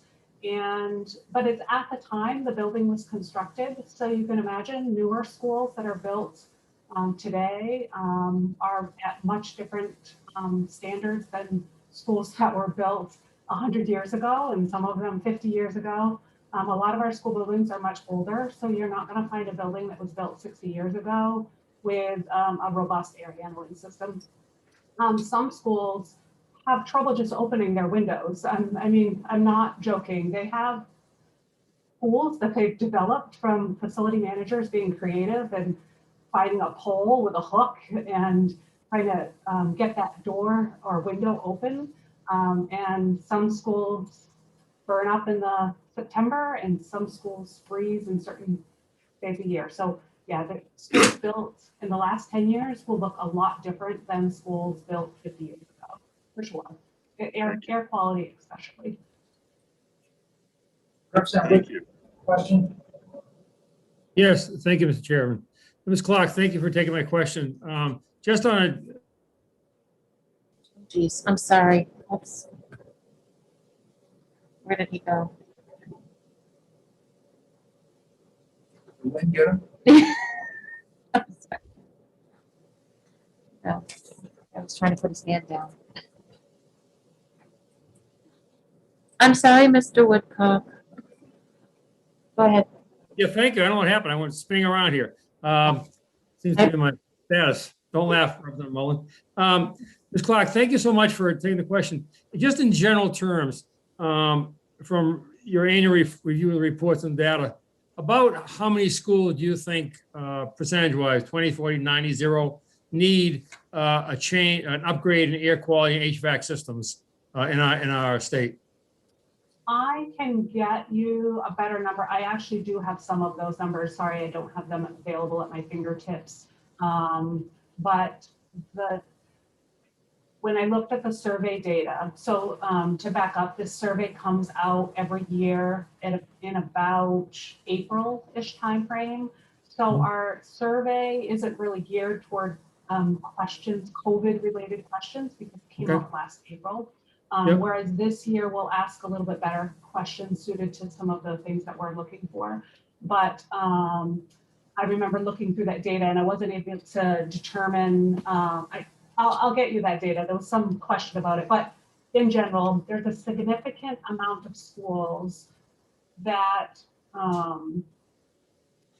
keep in mind that you can't just put a new air handling system in a school and expect the school walls, the building itself to be able to produce the air exchange that you're looking for.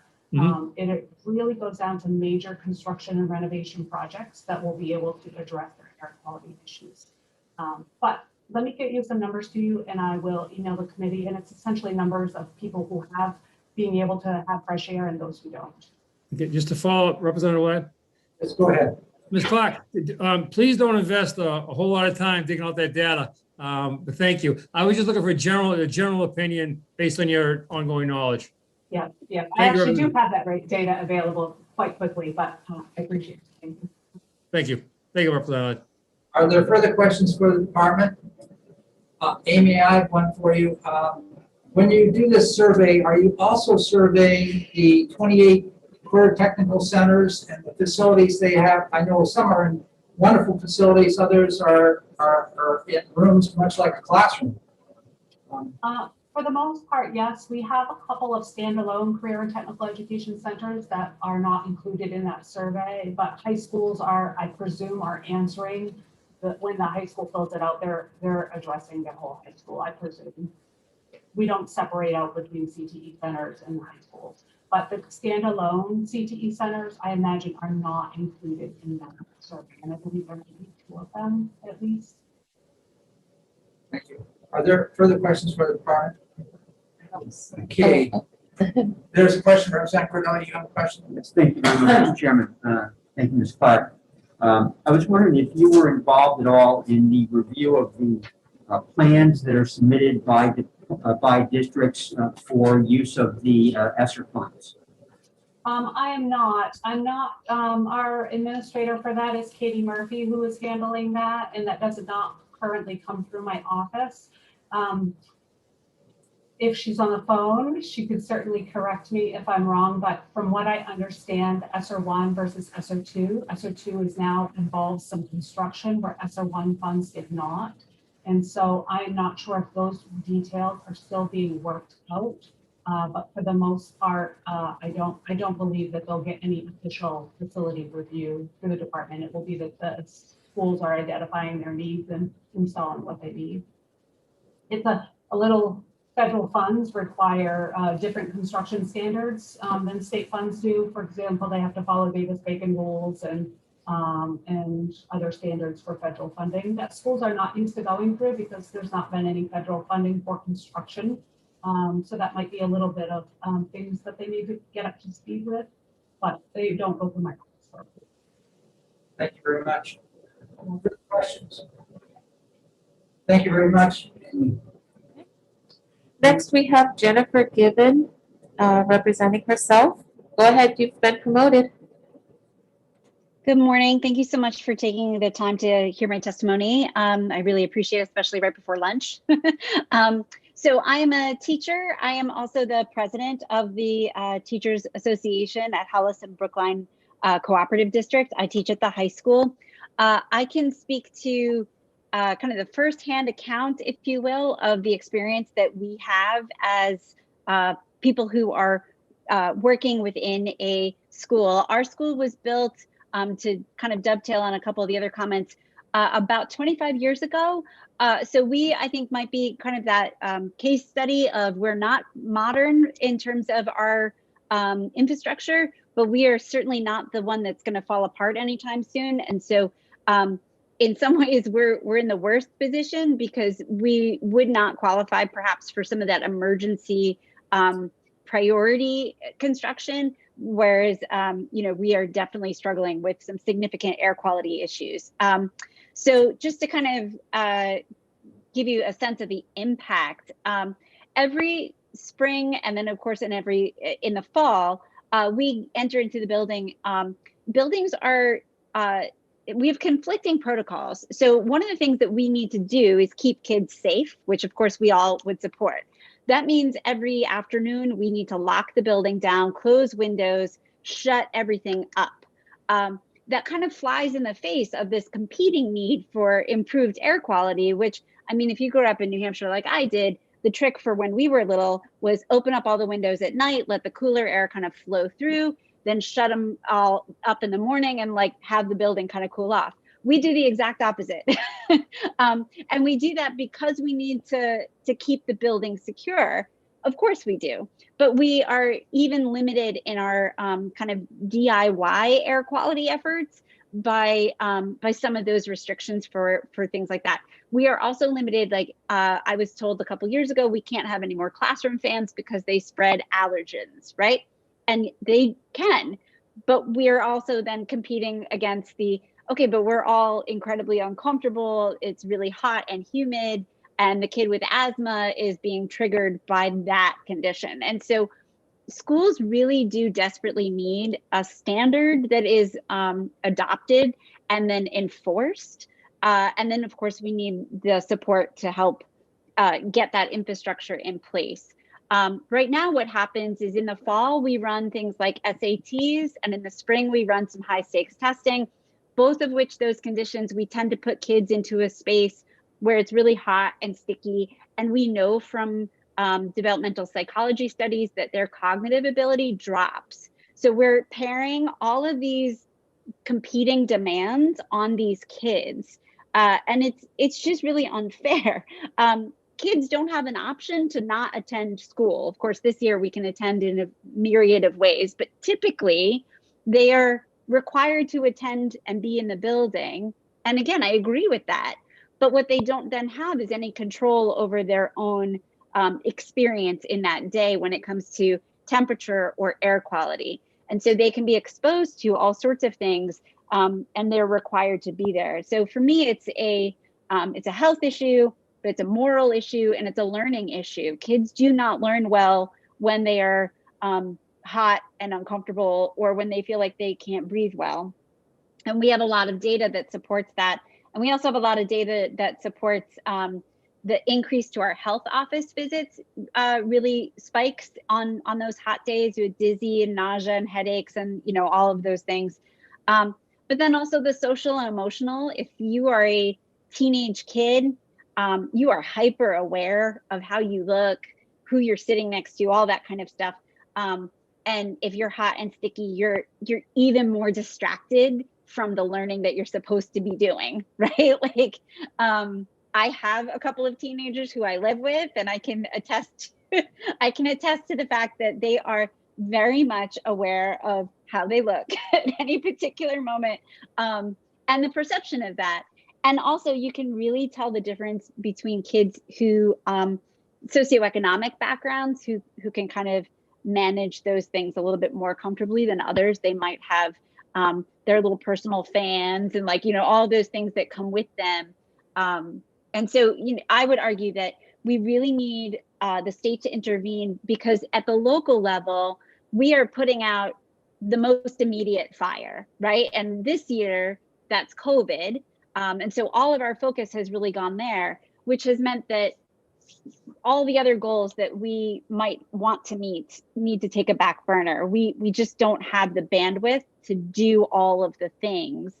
And so it would be lovely if the state of New Hampshire got us some really solid data to kind of use as a way to then gauge how much mitigation efforts we really need, and then hopefully require some of that so that students can have the health benefits of better air quality in their building.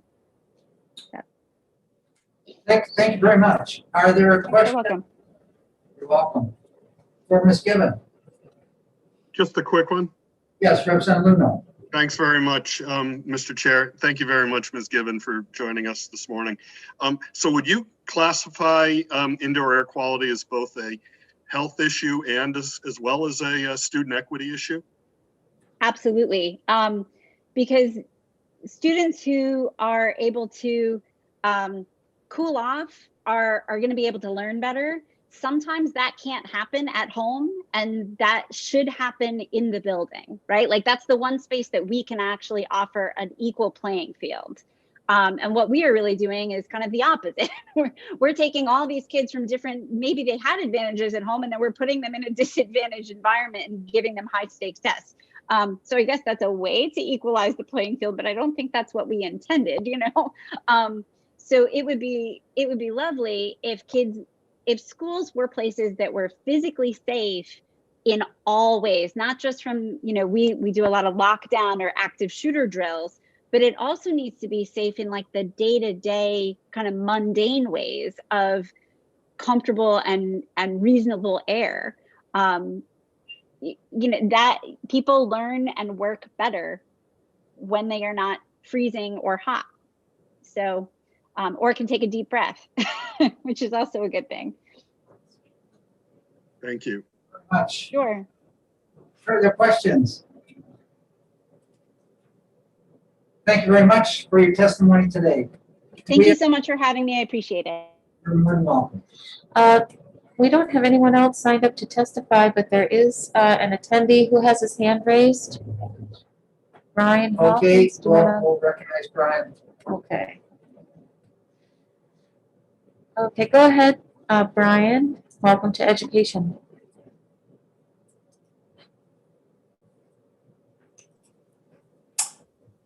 Thank you very much, Mr. Chairman. Can everybody hear me okay?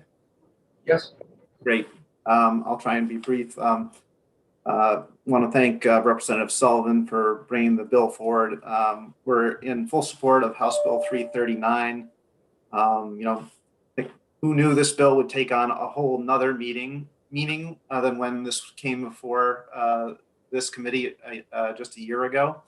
I think what Jen just described, again, sort of taking on a whole new meaning. This was an issue, the issue of air quality in our schools before the pandemic. It's been an issue during the pandemic.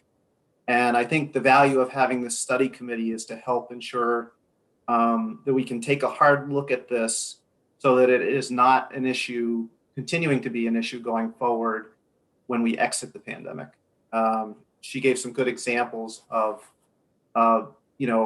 issues non-COVID related that has persisted in our schools. I mean, like issues of, like structural issues such as broadband, we ought to come out of this pandemic, stronger for our kids than we did going in.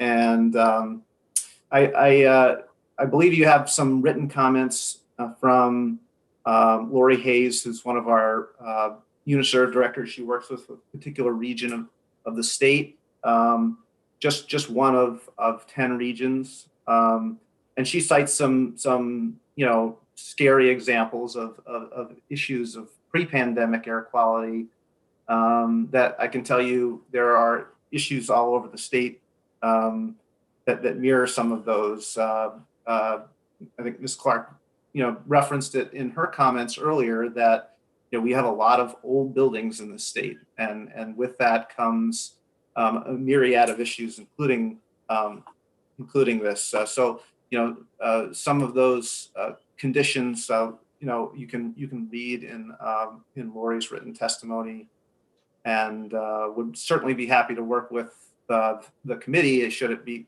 become law. One piece of that I'll just reference very quickly, and Representative Sullivan brought up is the Harvard School study from 2017, which states that the quality and characteristics of our schools have an outsized impact on the health of our students.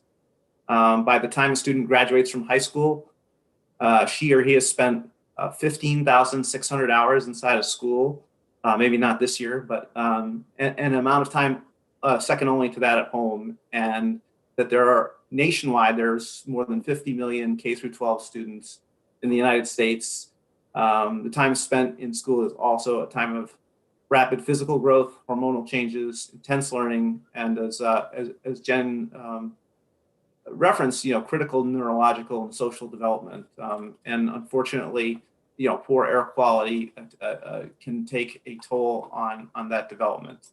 So I would hope that that would be a study that this committee would look at. Look at the laws and rules that may need updating as a result of this. And then just to reference quickly the circumstances that we're in now, the crisis we're in now with respect to the pandemic, all the myriad of standards that are out there from the CDC to the ASHRAE standards that Ms. Clark referenced. There's some very specific recommendations, guidelines in there that I think the committee could help develop some systems for ensuring that our schools have these. Some of the specific ones would just include things like setting HVAC systems at certain settings with respect to outdoor air, increasing the airflow supply to occupied spaces, especially places like nursing stations in schools, and then also in the before and after period of the school day. So again, we think this bill is about safety, safety for our students, safety for our educators. We've heard that with respect to the pandemic, COVID is going to be around for a long time. Even after most of us are vaccinated, it will still be something that is around, and we should do our best to try and protect against that, and as well as the next, hopefully not for a long time, but the next issue related to air quality, whether that's something that's transmitted through the air or some of the day-to-day issues that existed before. So I'll close my testimony there and urge you to pass House Bill 339. Thank you very much. Thank you very much, Brian. Are there questions for Mr. Hawkins? Not seeing any hands. Thank you very much. Okay, appreciate your time. Okay, that should take us through, I believe, our testimony on this particular bill. Can, Deb, do you have the number of people that? Yep, we had 12 sign in support. 12 supporting. 0 opposed. 0 opposed. 0 neutral. 0 neutral. And we had 3 testify, including Ms. Clark. And Brian? 5. 5. Yeah. Gibbons. We can split the Brian. difference. 3 and 5. Let's go 4. 5. Oh, Ms. Hewitt. Ms. We have Hewitt. 5.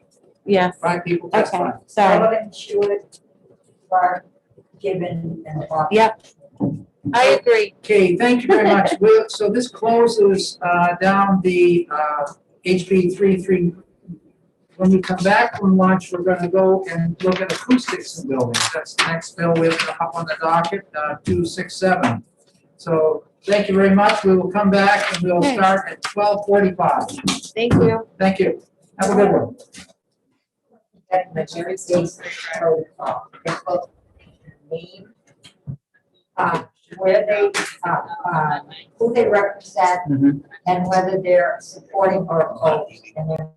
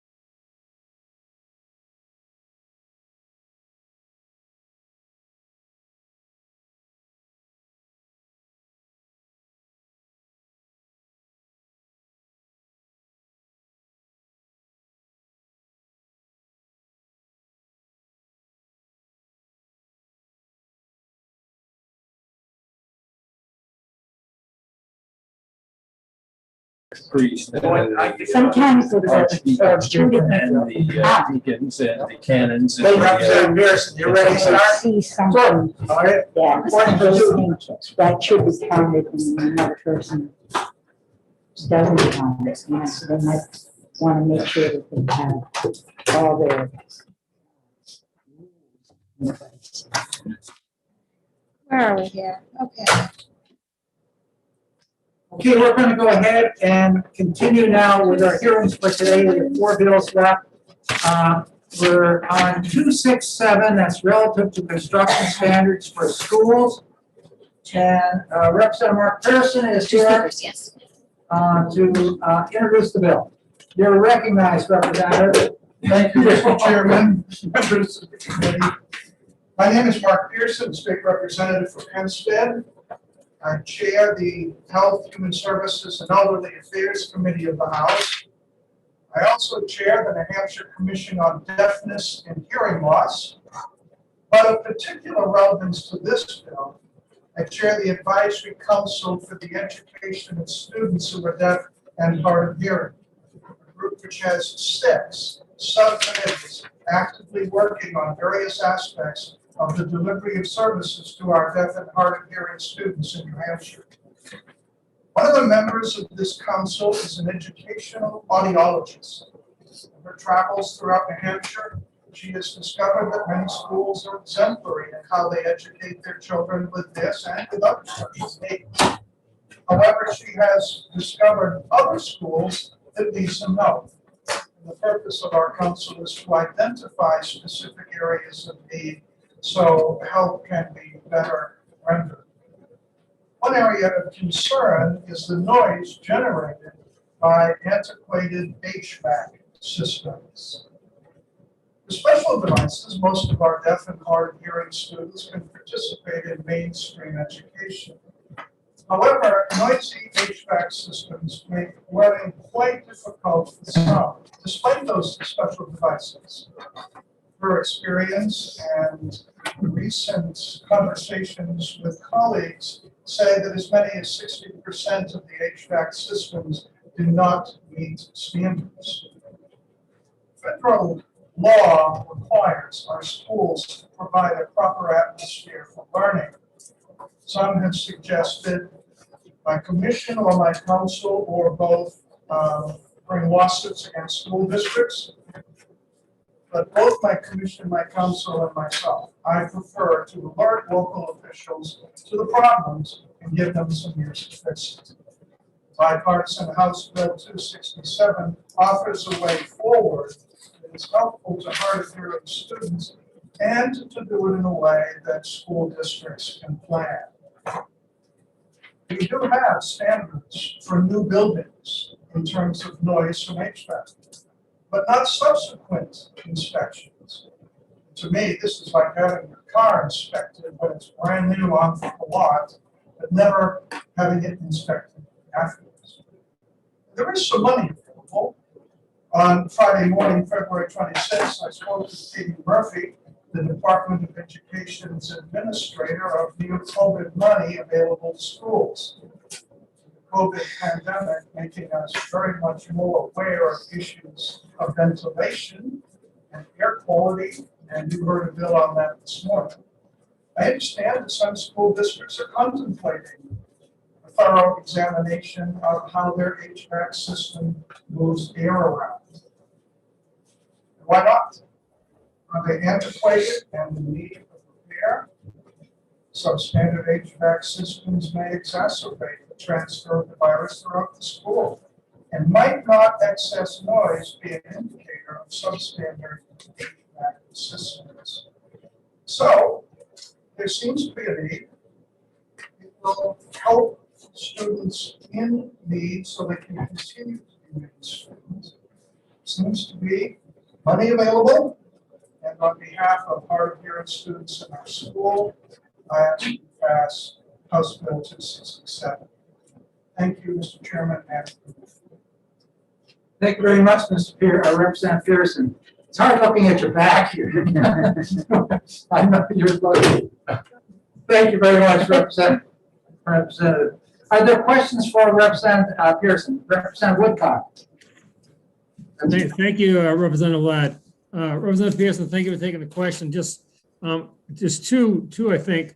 The first one is looking at the dates of this sequencing of the building in 2026 and the date of passage. If a school system today is halfway done a construction project, and it'll be finished, say, in October, and it will be past the 60 days, does that mean when you go to the 2026 date you have here, does that mean if they aren't in compliance, they have to have it done by 2026? If they're not in compliance now, it has to be done by 2026. Follow up, Mr. Chair? Yes, you may. So, and I don't know the answer, I wouldn't ask the question. Mr. Pearson, the ANSI requirements that you cite, are those currently being used by schools in new school design typically?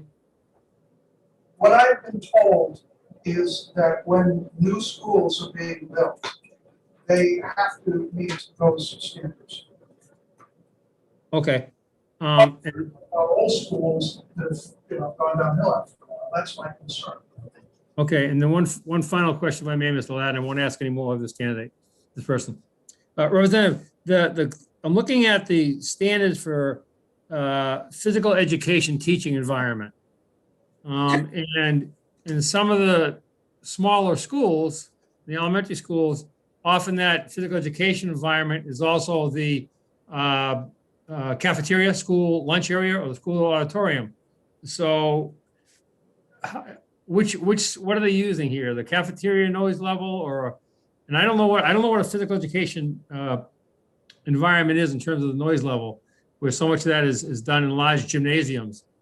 Even in the new schools, the large gymnasium versus the phys ed teachers teach in the gymnasium, but it's used primarily as a gymnasium.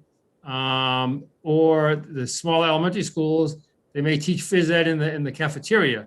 So can you just give me some enlightenment on that, please?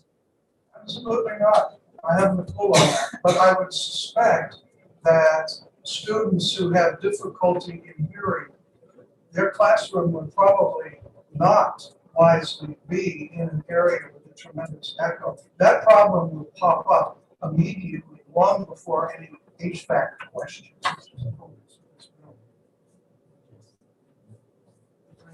Okay, well, I can hardly hear your answer, but thank you. Ironically. But she's next up. Are there further questions? Rep. Ellison and Rep. Mullen. Are you on mute, Representative Ellison? Thank you. Thank you, Mr. Chairman. Thank you, Representative, for taking my question. I just clarification.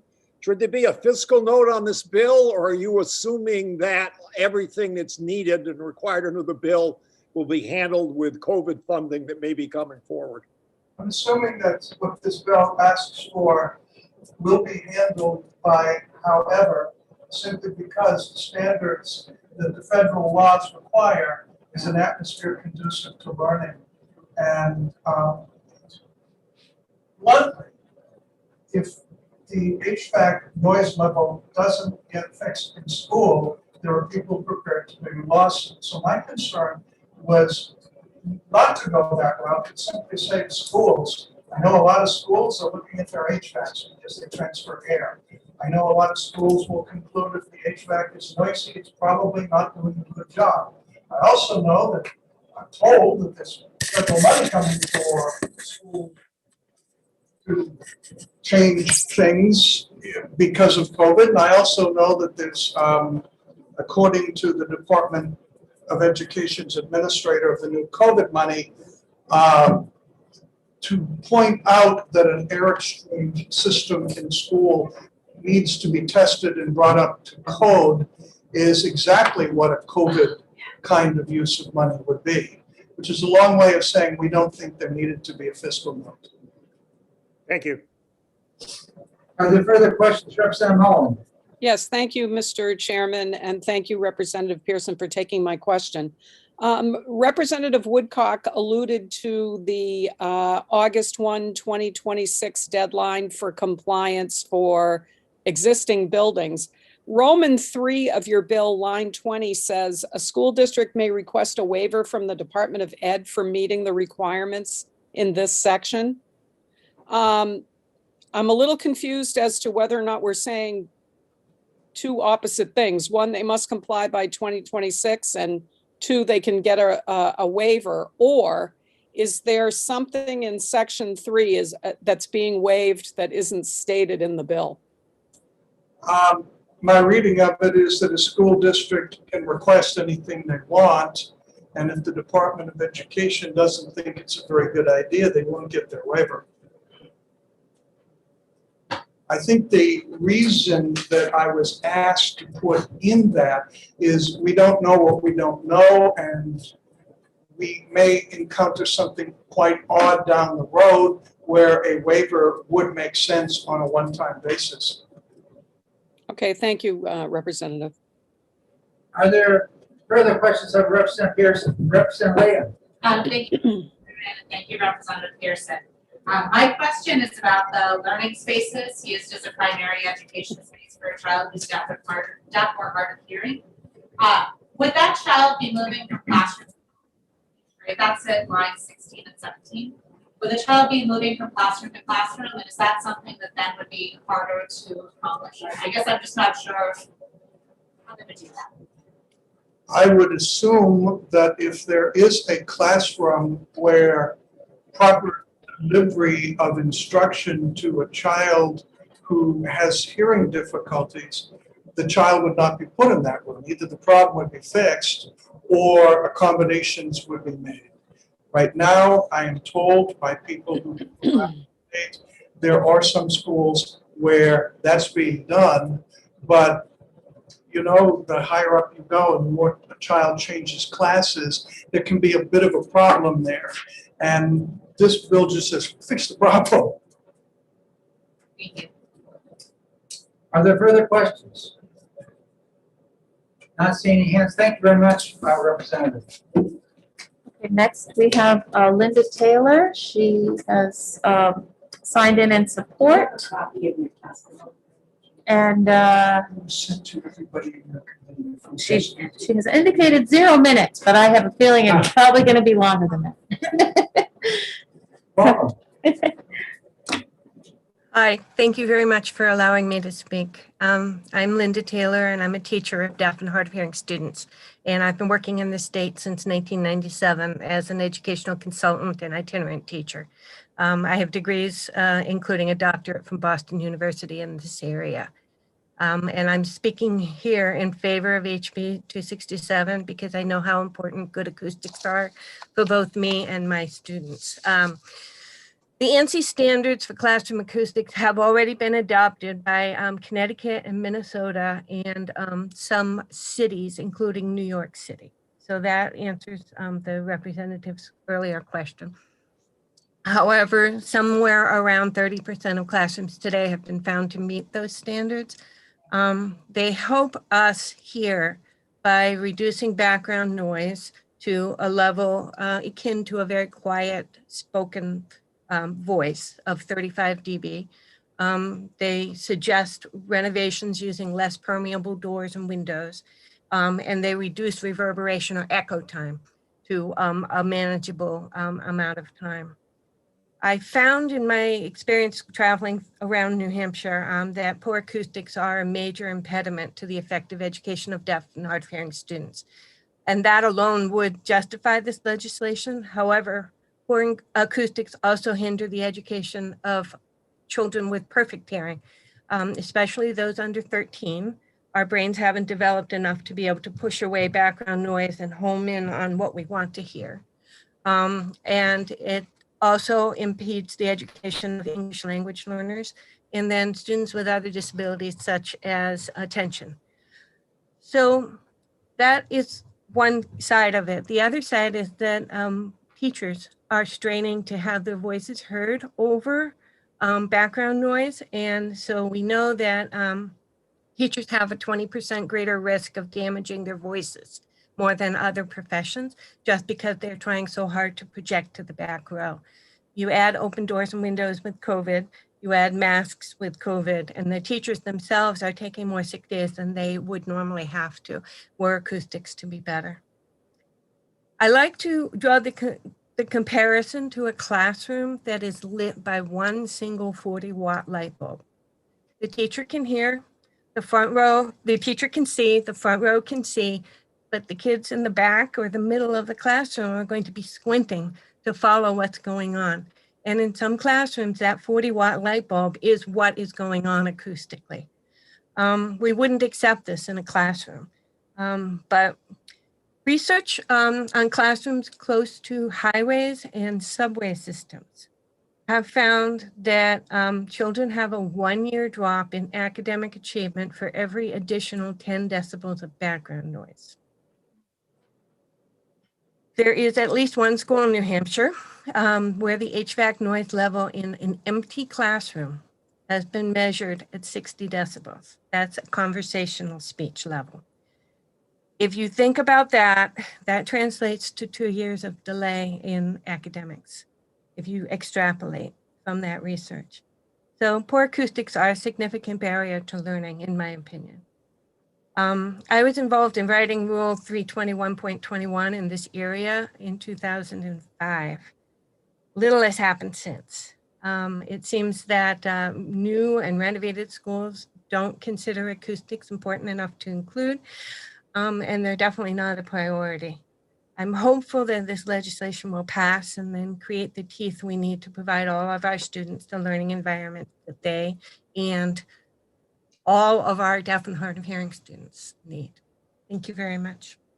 Thank you very much, Ms. Taylor. Any questions for Ms. Taylor? Not seeing any hands. Thank you very much. Thank you.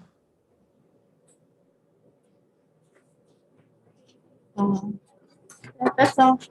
That's all we've got, according. Is Amy Clark available? Yep. Oh, I'm sorry, I didn't see that. Gary Abbott, AGC of New Hampshire. Oh, there's Amy. Okay.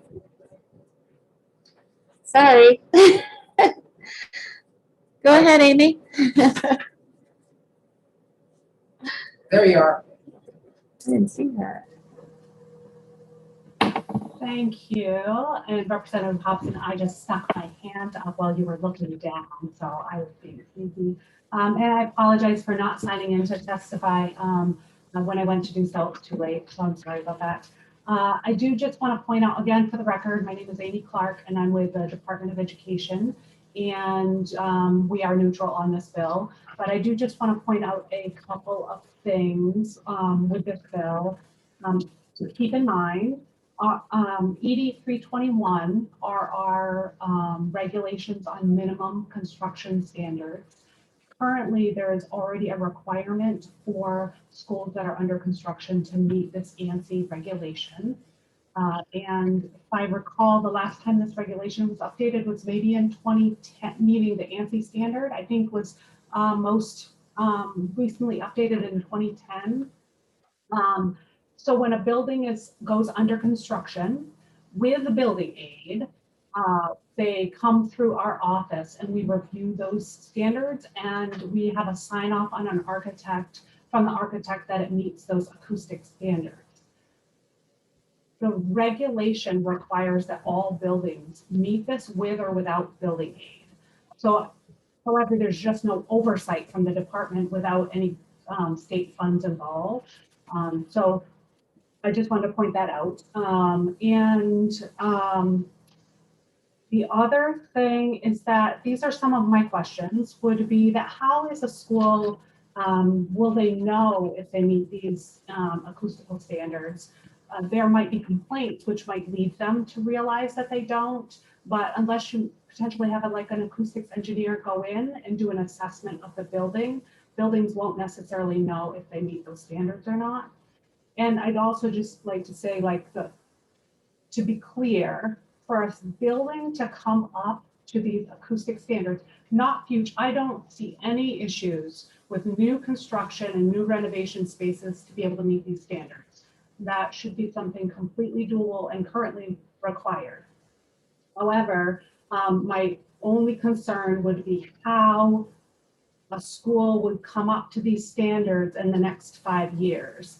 And keep in mind, lots and lots of school buildings have bookcases dividing their classrooms. They have partition walls, they have temporary walls, they have walls that only go partially to the ceiling. All of those spaces won't meet these standards.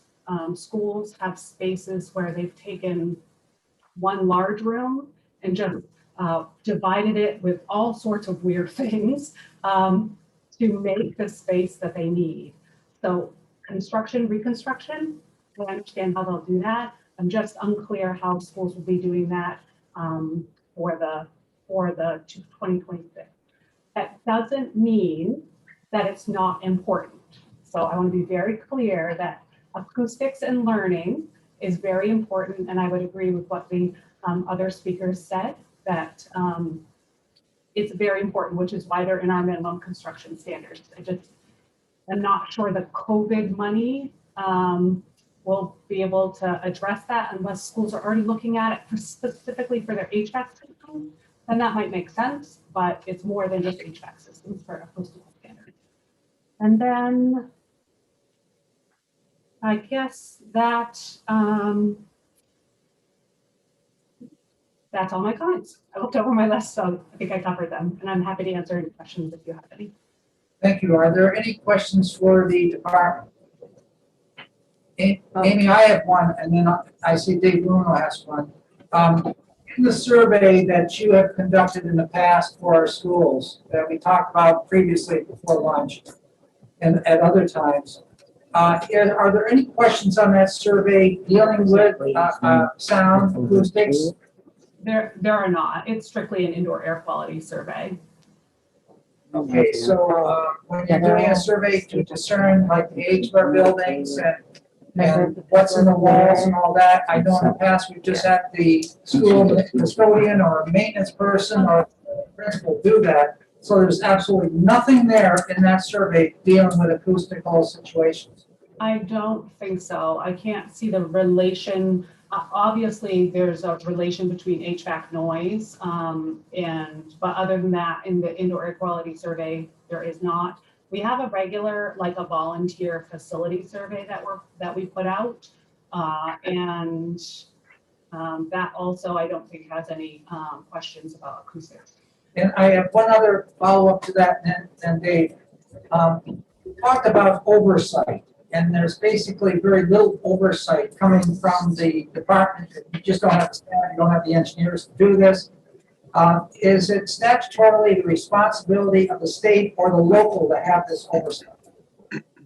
Well, I will just say the minimum construction standards are a standard for schools to have to build to, but keep in mind, so since the 1940s, the building aid has been available to schools for construction, and the state reviewed all of those construction projects because they always went through the Department of Education because they were funded based on need of schools. But since 2010, building aid has not been funded, therefore those projects have not gone through our office, but that didn't make the minimum construction standards go away.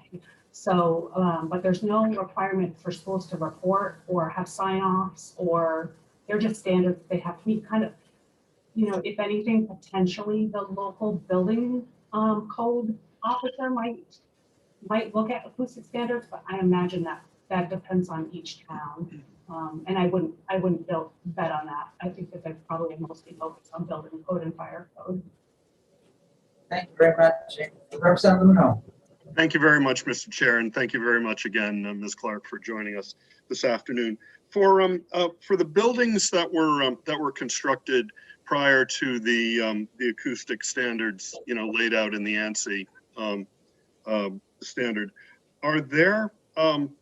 is there potential, I guess, for adaptive technologies such as FM audio transmission systems that I think are used in a lot of public schools around the state that would be able to improve the the ability for students that, with hearing loss to hear what's going on from the teacher, but also improve, I guess, the experience for other students as well, and also the experience of the instructor.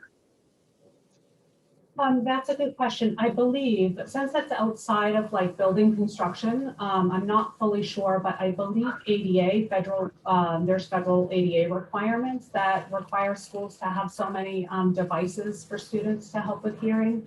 But I'm not positive on that.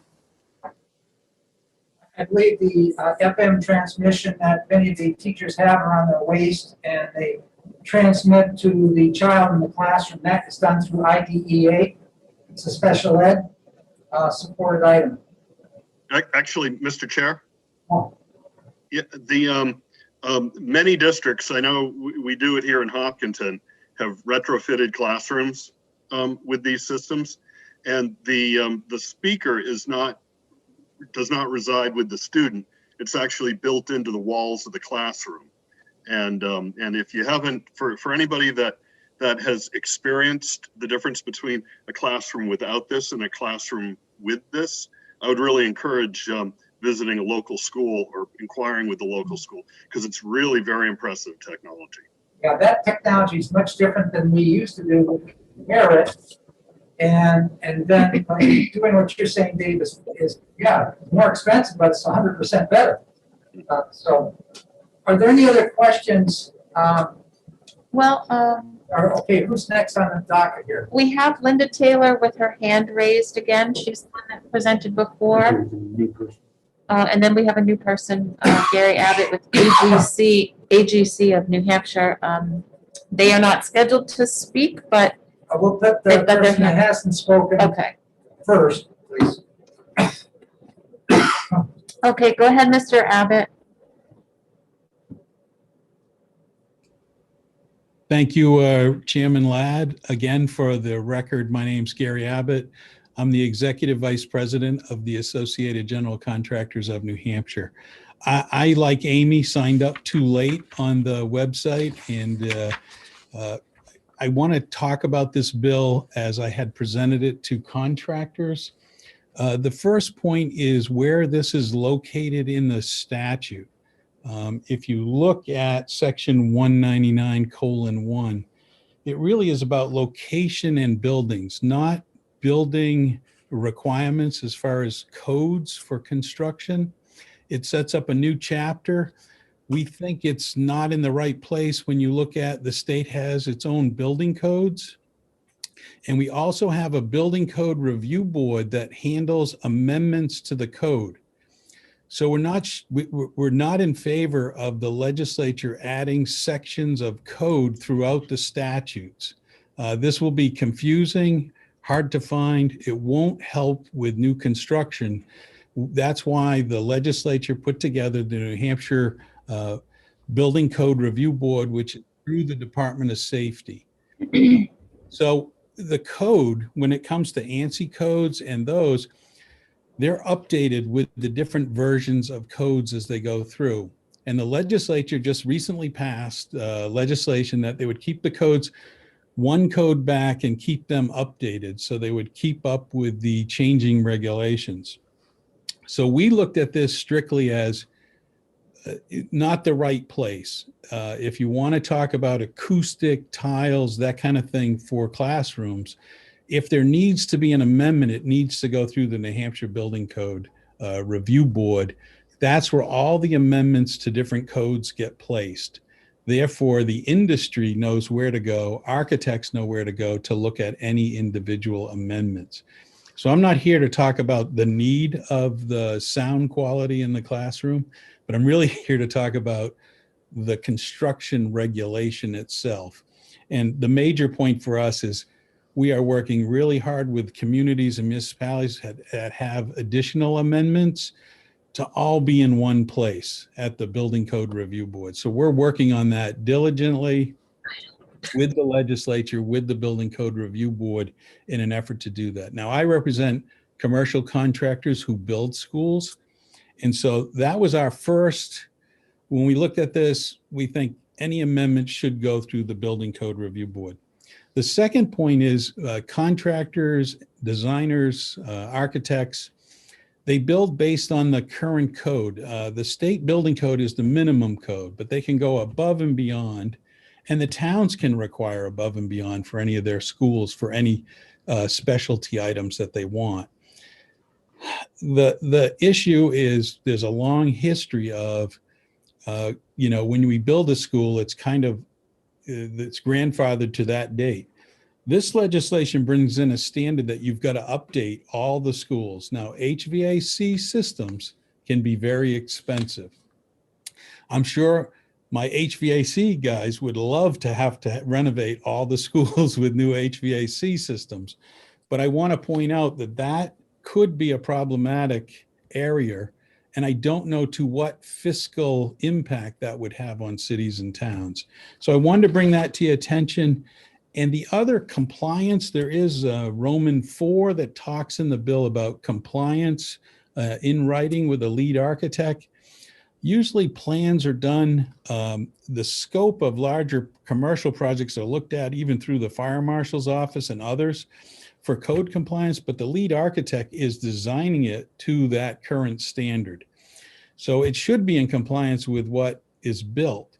But I think you're going to end up with some problems with if you're going to try to update some of these older schools. This bill could become problematic. So I'm not opposed to it. I just think the venue may be the wrong place for this construction kind of codes issue. And with that, I would end my testimony and answer any questions of the committee. Thank you, Mr. Abbott. I do have a question for you. I know that schools are annually visited by the fire marshal or the local fire chief that might have that assigned duty.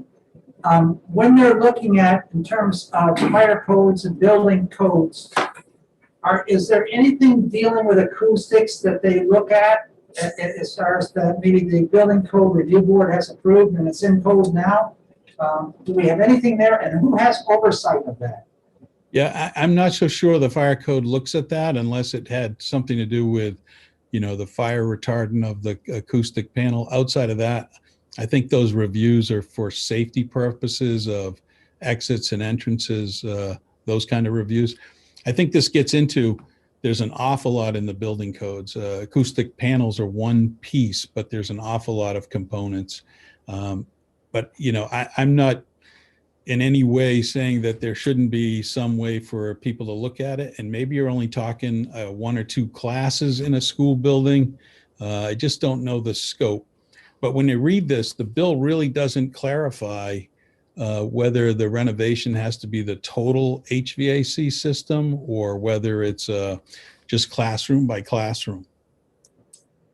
Thank you. Are there any further questions? Babbitt? Not seeing any hands. Thank you. Thank you very much. No, I don't. Oh, Linda Taylor. Okay, I just didn't know. We have a few more moments left in this hearing, so if we have one more that's even if it's the second round, she should be promoted. Well, she took her hand Oh, she down. took her hand down. Yeah, so I'm not sure if she had anything else to say. So with that, Sorry. we don't have anybody else in the queue here. What do we have in terms of folks? Okay, so I am assuming that Mr. Abbott was opposed. Did he say not opposed? Okay. Neutral? Okay. So we have 15 in support. 15 support. 1 opposed. 1 opposed. 2 neutral. 2 neutral. And I think we had 5 testify. Barbara Repshaw, is that correct? 4. 4. So we have 4 testifying. Thank you very much. And with that, I'm an off day. Gary. Okay. I'm He's having testifying here. Okay, with that, we're going to close down HB 267, and we will start the next one in about 7 minutes or so. Give the tech person a chance for some coffee.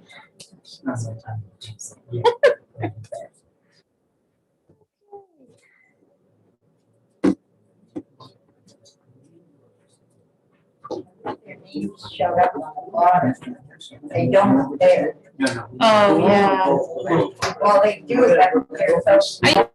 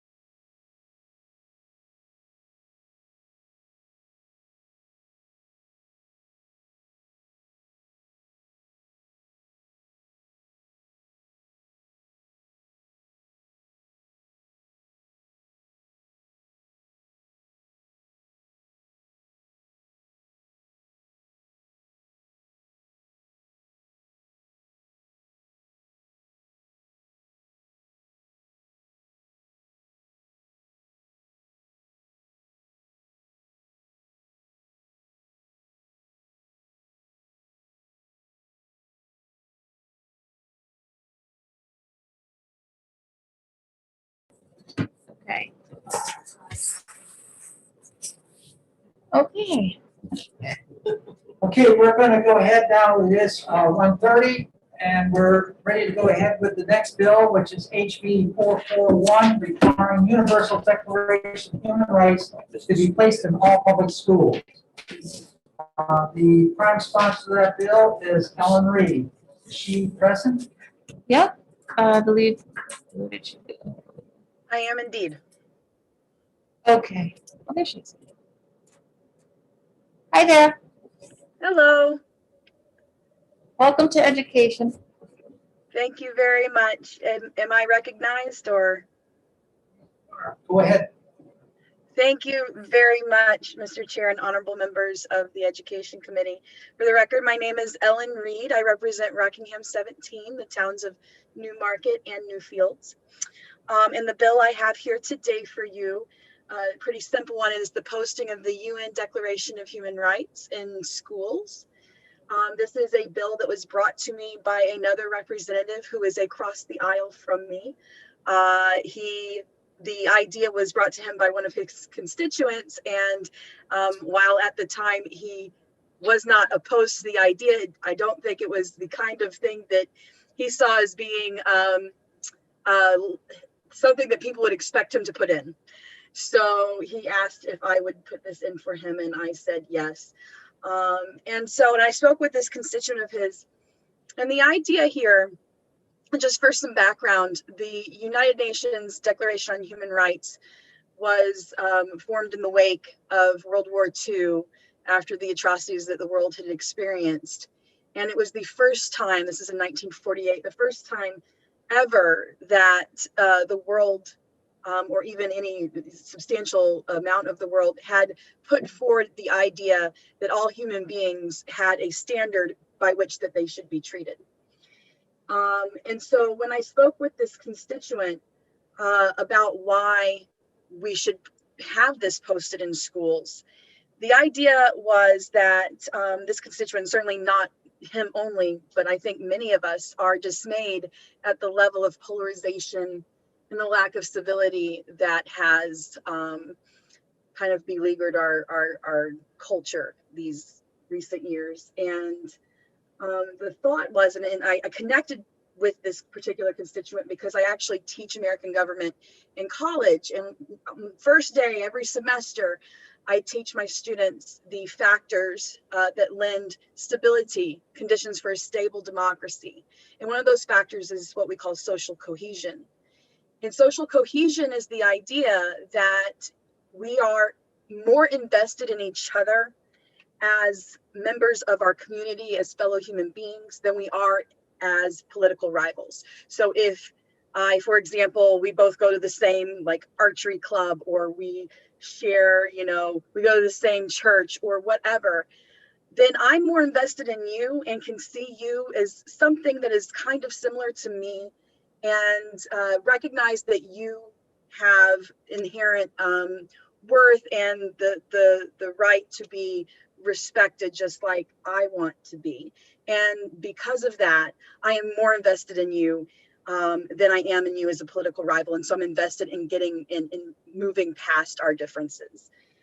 So the idea of kind of teaching children at an early stage that we all have these basic human rights, that this is something that the world has actually decided upon long ago because of how poorly we have all treated each other in the past in history, was something that really spoke to me, because this actually helps us create stable democracies.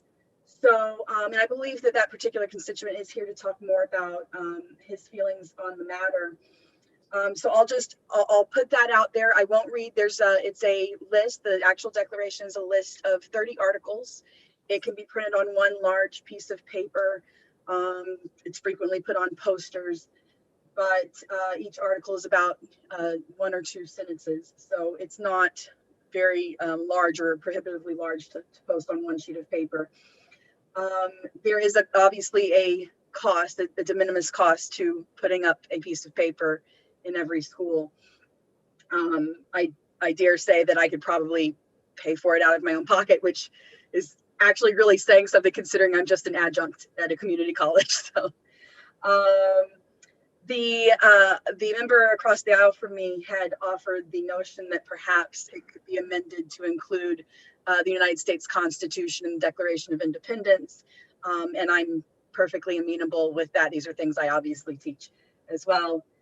And then I'll just close by saying that anytime in politics that we, these days, I guess, that we talk about anything related to the United Nations, I kind of feel like I have to address something of an elephant in the room, which is the idea of and many of you might be familiar with the Agenda 21 conspiracy theory, that the UN is, I don't want to get into it, but there's like things about Illuminati and taking over the world and all of those things. And I just want to put that out there that I was contacted by some people who were very concerned that something from the UN would be put into our schools because they were, I guess, bought into some of these ideas. By the way, that theory has been roundly debunked over and over again. But I will say that the one article that was pointed out to me as problematic to these individuals who are concerned about the so-called Agenda 21 was Article 29, where, and I didn't read all of the wonderful articles, and I'll just pull this up real fast so I can read it to you. Article 29 states that nothing in, sorry,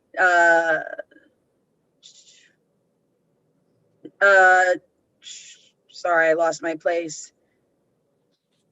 Nothing, these rights and freedoms may in no case be exercised contrary to the purposes and principles of the United Nations. This was something that was of concern to the person that I spoke with.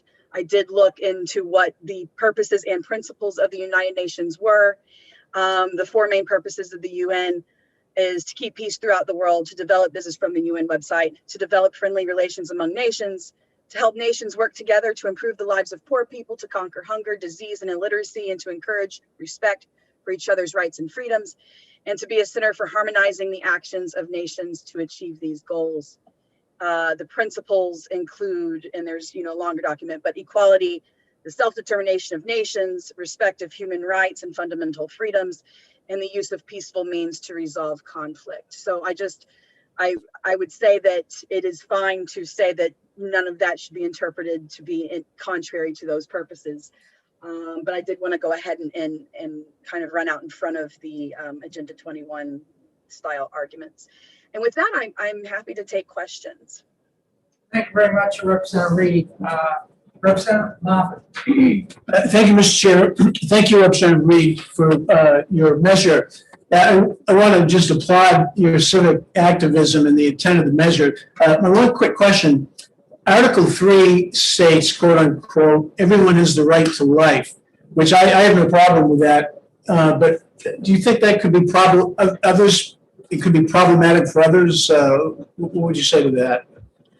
Well, I would say that our very Declaration of Independence and writings before that say that we have a right to life. So I presume, and please do interrupt me if I'm speaking out of turn, I presume you might be referencing the debate between pro-choice and pro-life arguments. And from what I understand of that debate centers heavily around at what stage of fetus is considered a human person. And so whatever that stage is, whatever people decide that is, at that point, we all agree that a person has a right to life. So I don't see a problem with stating, as we always have in this country, that we have a right to life, liberty, and we say the pursuit of happiness, but security in one's person is how the UN puts it. Thank you. Thank you very much. Further questions?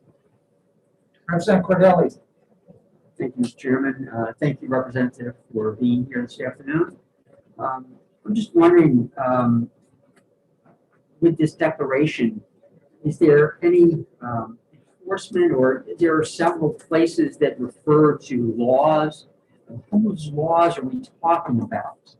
And for instance, I'll also mention Article 9 no one shall be subjected to arbitrary arrest. Who determines what arbitrary arrest is? Thank you for the question. So from my reading of this, the UN, as I just said in its principles, believes in the sovereignty of nations, and one of those principles also talks about the non-interference with domestic matters. So I'm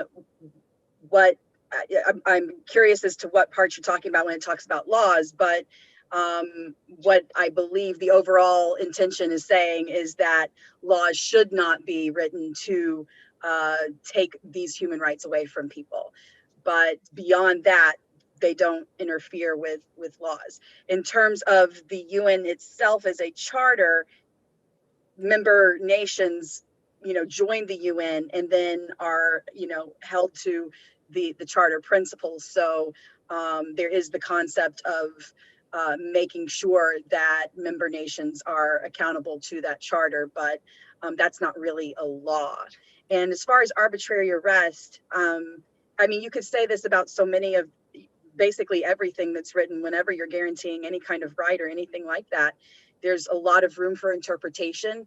But we all understand arbitrary arrest is when there was no good reason to detain someone, possibly, for example, in a political conflict where somebody might be arresting their political opponents or something like that. But the idea is that if someone gets detained, that there is a good reason behind that, reasonable suspicion that they committed a crime or what have you. So I think we can all agree, I'm going to go out on a limb and say, I hope we can all agree that arbitrary arrest, however you might define arbitrary, but certainly if it's arbitrary, that we should not be tolerating that. Representative Bohm. Thank you, Mr. Chairman. Thank you for taking the question. Article 22.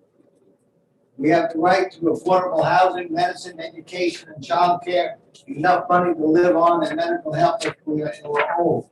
Aren't we now getting into socialism and communism?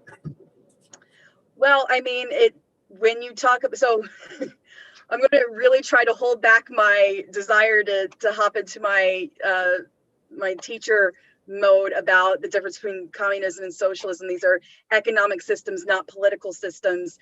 And, communism is a very extreme, but it's never actually functioned in the world.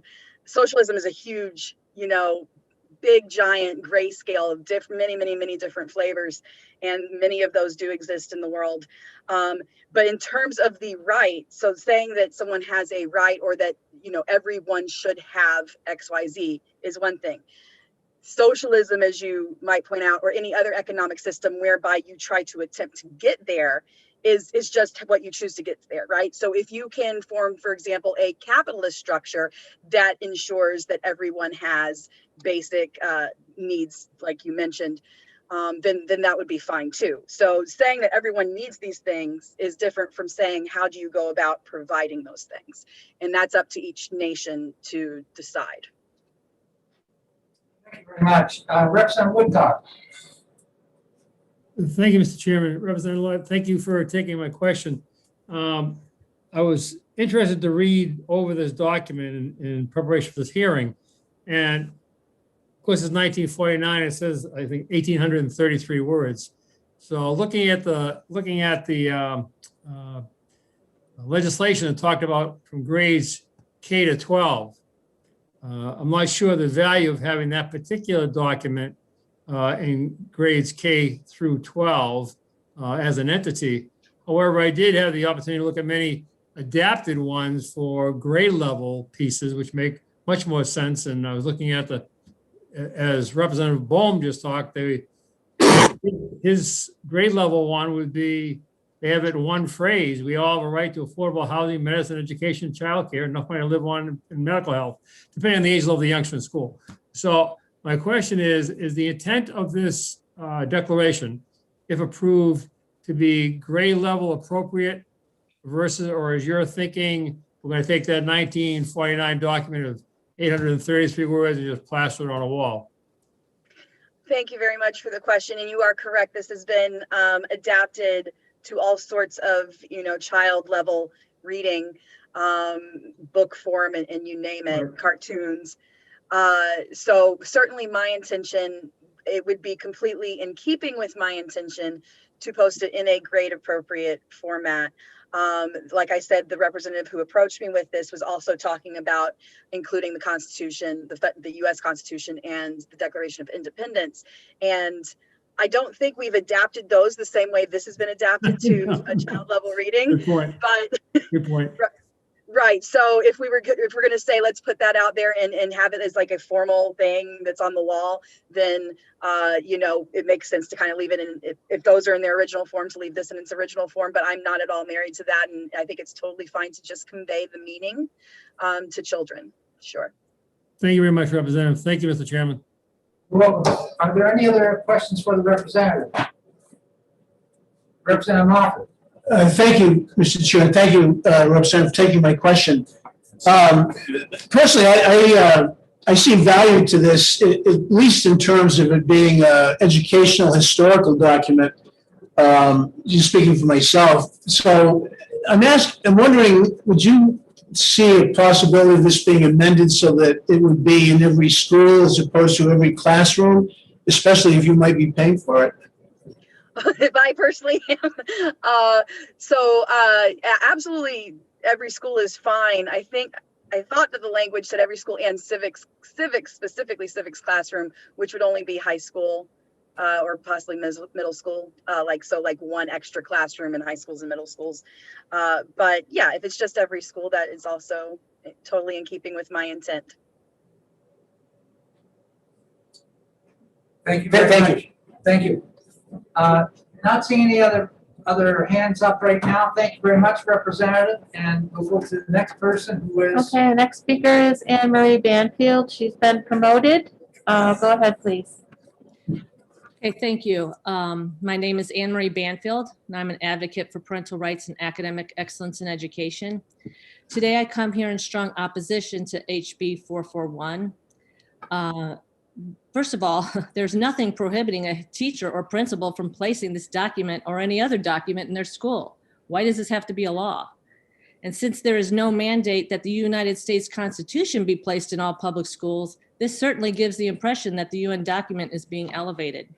The Declaration of Human Rights is considered a common standard of achievements for all peoples and all nations, but within this document, there are goals that are troublesome and even by definition, tyrannical. So within Article 26, it says, elementary education shall be compulsory. Well, there's nothing in that article that makes an exception for homeschooling. There's also a debate on whether compulsory education is good policy. The US Supreme Court recognizes that parents have the fundamental liberty interest for the education of their children. Prior to compulsory education, parents and teachers worked together. There was less bureaucracy, less red tape, less data tracking beyond achievement, much less testing, and more opportunity for an education tailored to the child's needs. It's really up to the residents of New Hampshire to determine support or opposition to this type of education. I do have a major issue with Article 29, where it states, literally under number 3, these rights that they list and freedoms may in no case be exercised contrary to the purposes and principles of the United Nations. That's quite a statement. This is a direct contrast to the Declaration of Independence, which gave birth to our republic and set forth our unalienable rights to life, liberty, and the pursuit of happiness. Compare Article 29 to the adoption of the Constitution of the United States, which built on the foundation principles set forth in the Declaration of Independence. The constitutional republic is a government of the people, by the people, and for the people. We are self-governed, and our rights do not come from the United Nations. If HB 441 passes, what does this say to the students attending public schools? What does it say to the residents of New Hampshire? What does it say to the nation? We may find provisions in this document that have some value. Teachers are free to use this document within their scope and sequence. But if you vote for HB 441, you are saying to everyone that this document is worthy of elevating to the point where we now want this document in all schools. I have absolutely no problem with my children reading this document, but I want it explained in reference to our founding documents and that our individual rights are inalienable, not given to us by a global organization. This document is certainly worthy of discussion and debate in a civics classroom. However, I would not want that discussion led by an educator. I would want that discussion led by an educator who understands our system of government, a republic that was set up to place power in the hands of the people and not a global organization that they cannot access. So this is not about censoring information. This is about state statute and it elevating a document that is almost like a direct attack on our liberty. You know, just listening to you all ask questions of the sponsor and having her discuss and debate this and educate and talk about, that's good. That's great for a classroom. And that's what I would want. It's not about hiding this document or being afraid or any kind of conspiracy. It's more about, let's make sure that if this document is introduced to children in a school, that it's done in an educated way and a way where we're discussing and debating and talking about and understanding what some of these provisions mean and is it in contrast to what we have in our own country.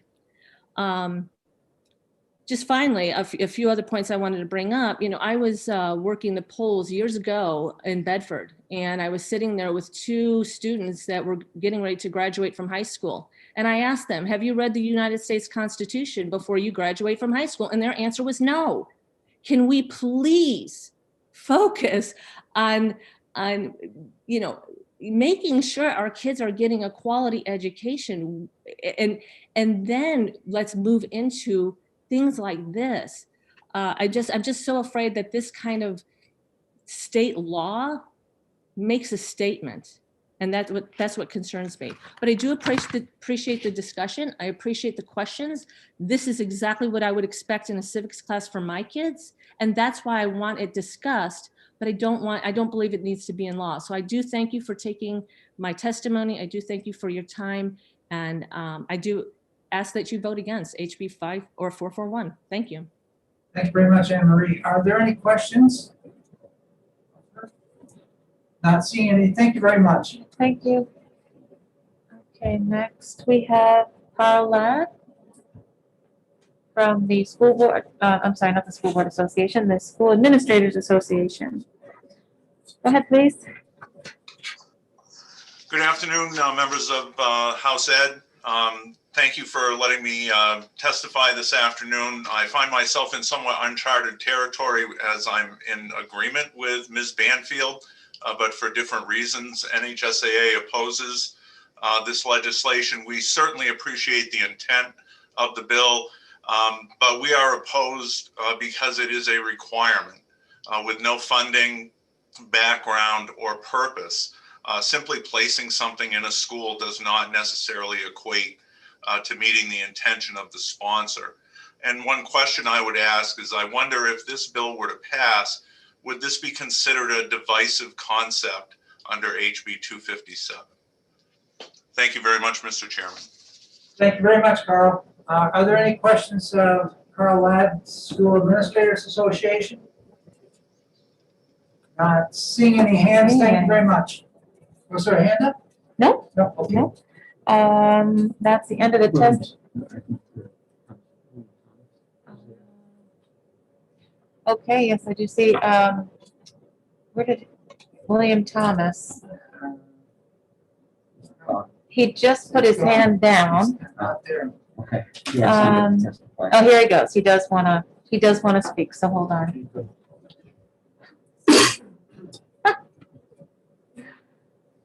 Okay.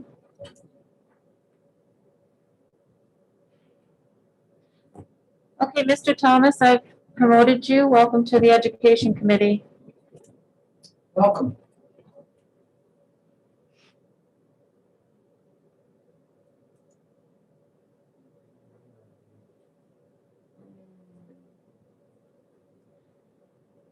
He's stuck in between.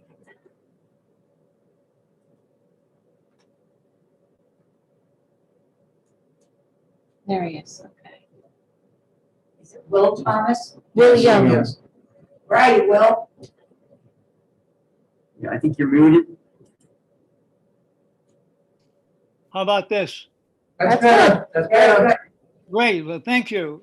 Thank you, Chairman Ladd and members of the Education Committee. My name is William Thomas. I'm a retired educator, and I'm the one who asked one of my representatives to sponsor this bill. And he was very helpful in reaching out to Representative Reed, and I thank her. I didn't realize how much of a commotion this might cause. Yeah, it's a bill that we wanted posted to basically, and I was thinking, I was a high school history teacher and some civics, trying to inform students, and I sent my written testimony. I hope you received that.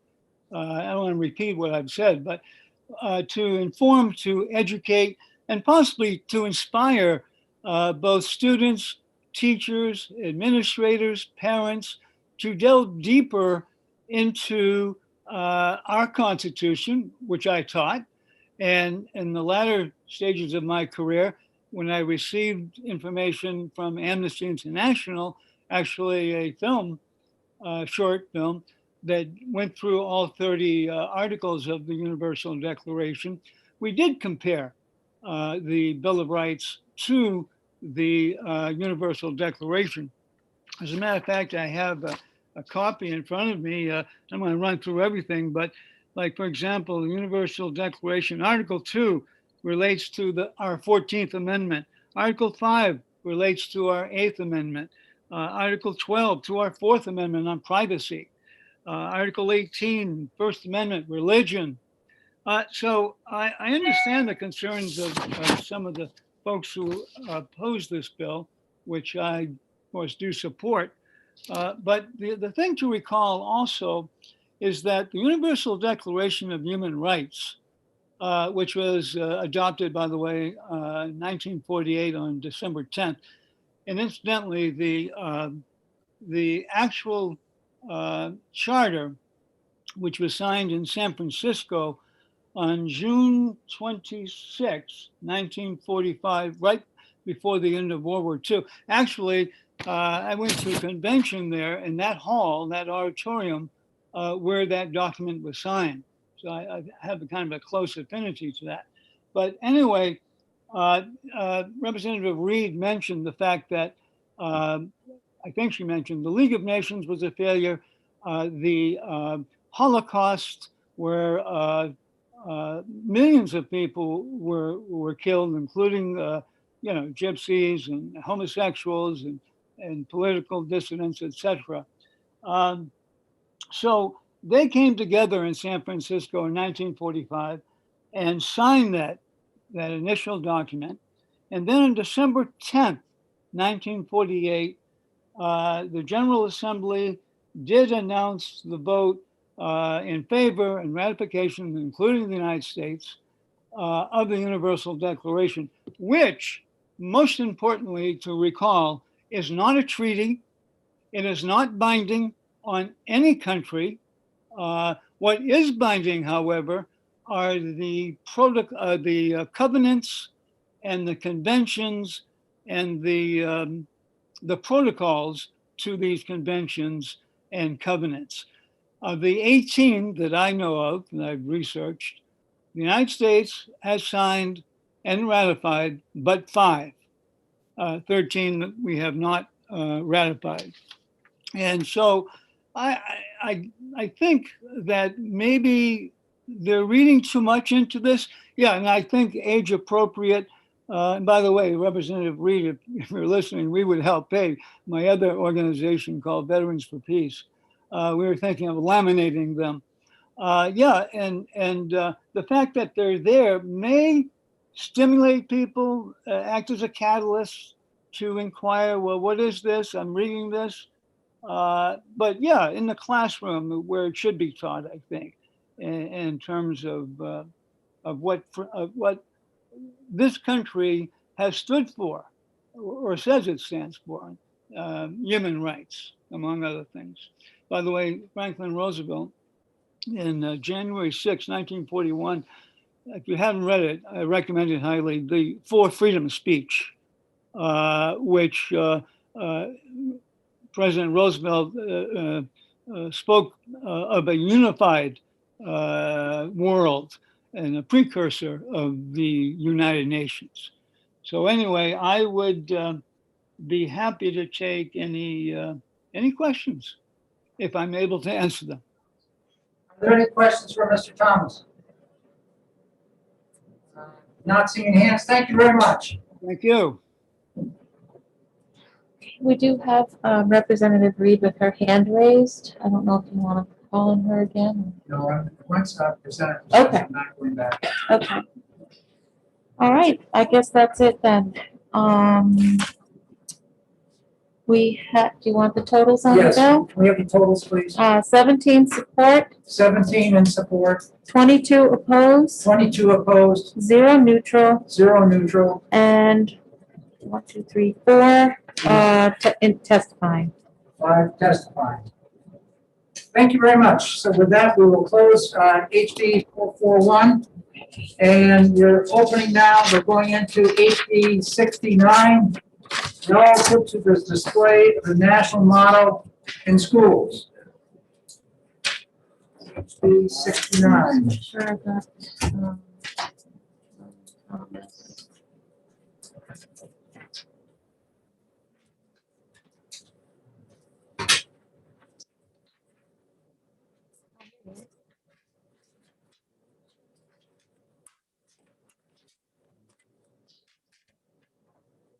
Okay, do we have Representative True present or? We do. Representative True, welcome to education.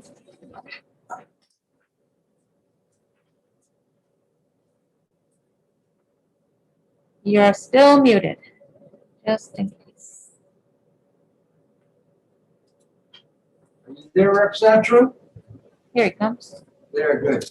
All set now? Yeah, we can hear you. Sorry about that. Thank you. Good afternoon, Mr. Chair and members of the Education Committee. For the record, I am Representative Chris True, Rockingham, District 4, comprising the towns of Auburn, Chester, and Sandown. Thank you very much for allowing me to speak on House Bill 69, an act relative to the display of the national motto in schools. Please allow me to start by saying those 4 words you all want to hear. I will be brief. New Hampshire is a Dillon rule state. Basically, Dillon's rule says that unless a political subdivision has been specifically granted the authority, it does not have the authority to act. House Bill 69 is enabling legislation. It is granting a school the authority to display the national motto of the United States of America in school buildings. If a school does not have the funds to provide the durable poster or framed copy of the national motto, a school may accept non-public funds or in-kind contributions so that the national motto can be displayed in the school. In our recent history, there have been many attempts to have the national motto removed from government buildings and even the U.S. currency. In 2018, the Eighth Circuit Court ruled that the national motto on U.S. currency was not unconstitutional, and in 2019, the U.S. Supreme Court rejected the suit that was claiming the national motto on U.S. currency was unconstitutional. Since there are groups in the United States that have the time and the financial backing to bring suit, perhaps the mere threat of a lawsuit against a school for posting the national motto would be enough to stop a school from displaying the national motto for fear of a costly court case. That is why this bill would protect our schools from any lawsuits. If the displaying of our country's national motto were to be challenged in court, the Office of the Attorney General of New Hampshire would defend the school in the court. Mr. Chair and members of the committee, thank you very much for your time and your consideration. Thank you very much, Representative True. Are there any questions for the representative? Representative Woodcock. Representative Woodcock. Thank you, Representative Ladd and Representative True. Thank you for taking my question. I recall hearing you speak last year on this. I think it was 1148 or 1140 series bill, if I recall correctly. And the national motto we're talking about, which you didn't say, I thought those were the 4 words you were going to say when you started the dialogue, is "In God We Trust," of which I have a great belief. That being said, however, many others who attend school do not happen to have the same beliefs that I do, or that you may have.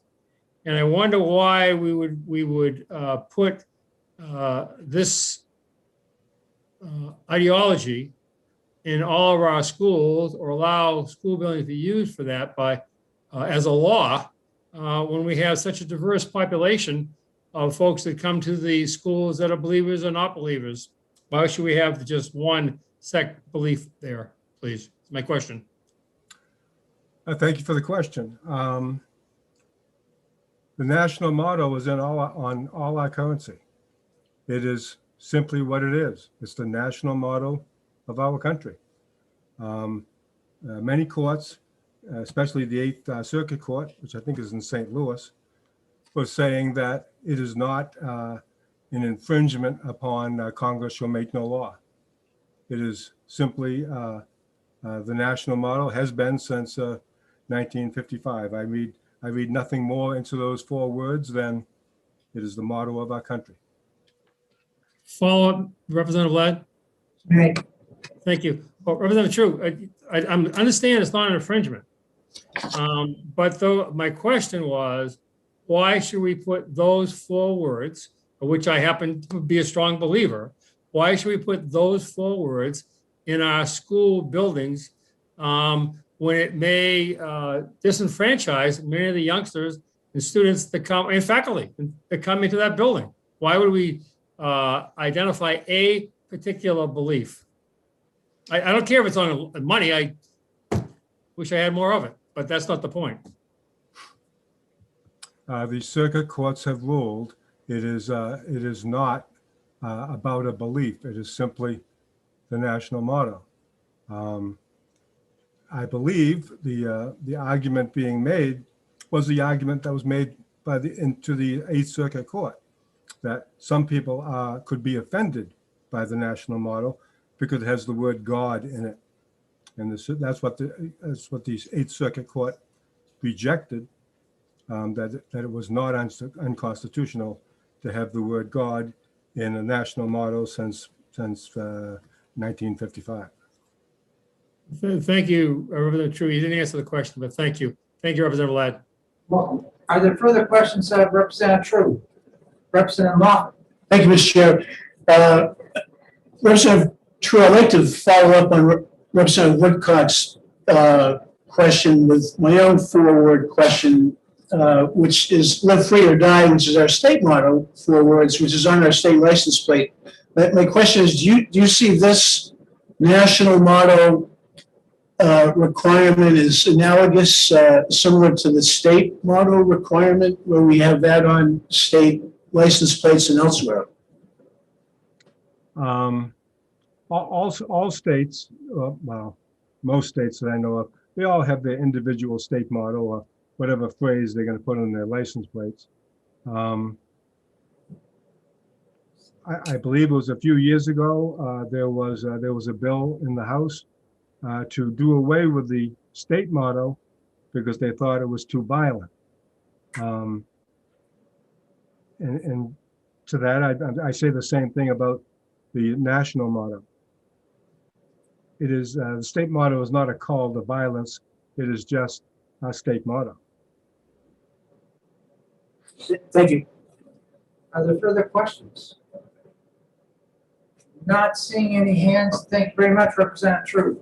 Thank you, Mr. Chair. You're welcome. Anybody else in the queue?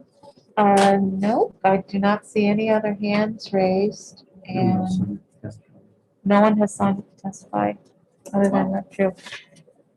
Okay, so we're going to close this hearing down, but get the numbers first. I'm sorry. We have, Carl Ladd, School Administrator Associate, just raised his hand. It's almost like he went through a yellow light. Go ahead, Mr. Ladd. Okay, Carl, you're up on deck here. Sorry, Mr. Chairman. I thought I had signed up to speak. I think I hesitate to insert myself into this type of discussion, but I think it's important. The phrase "in God we trust" isn't something that was conjured up by the founders. It was first used on a coin by the North in the Civil War. And it wasn't until 1956, during the Red Scare, when our country wanted to strike a blow against "quote unquote" godless communism in the Soviet Union, that the bill passed. President Eisenhower did sign it.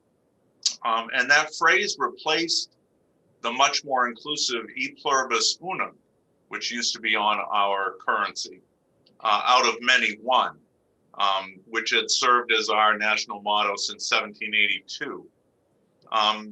When we say that the phrase "in God we trust" isn't really religious, I don't think that that's exactly accurate.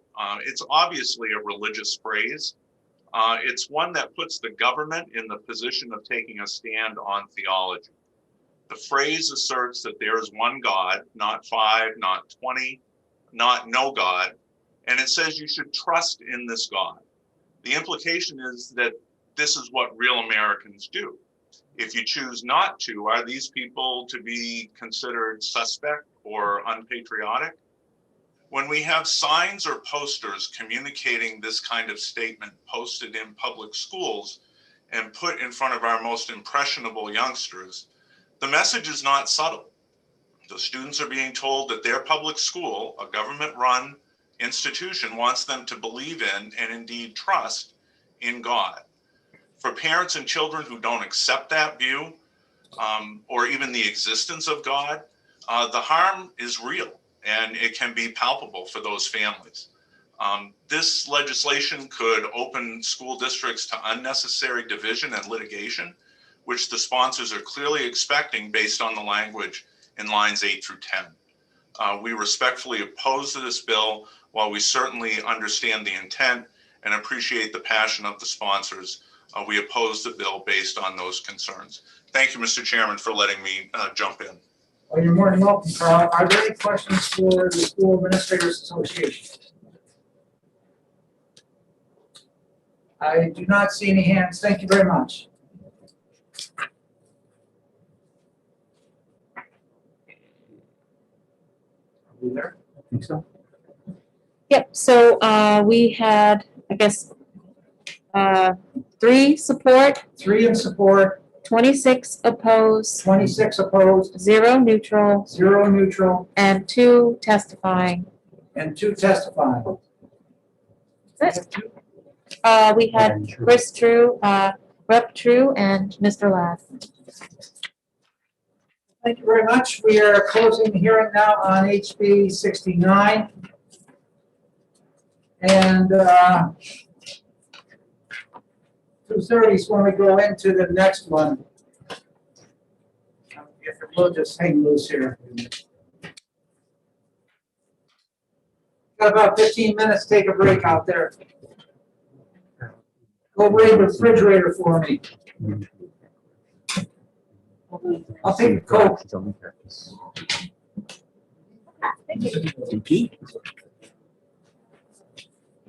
know, like when I was studying the Constitution and things like that with my kids,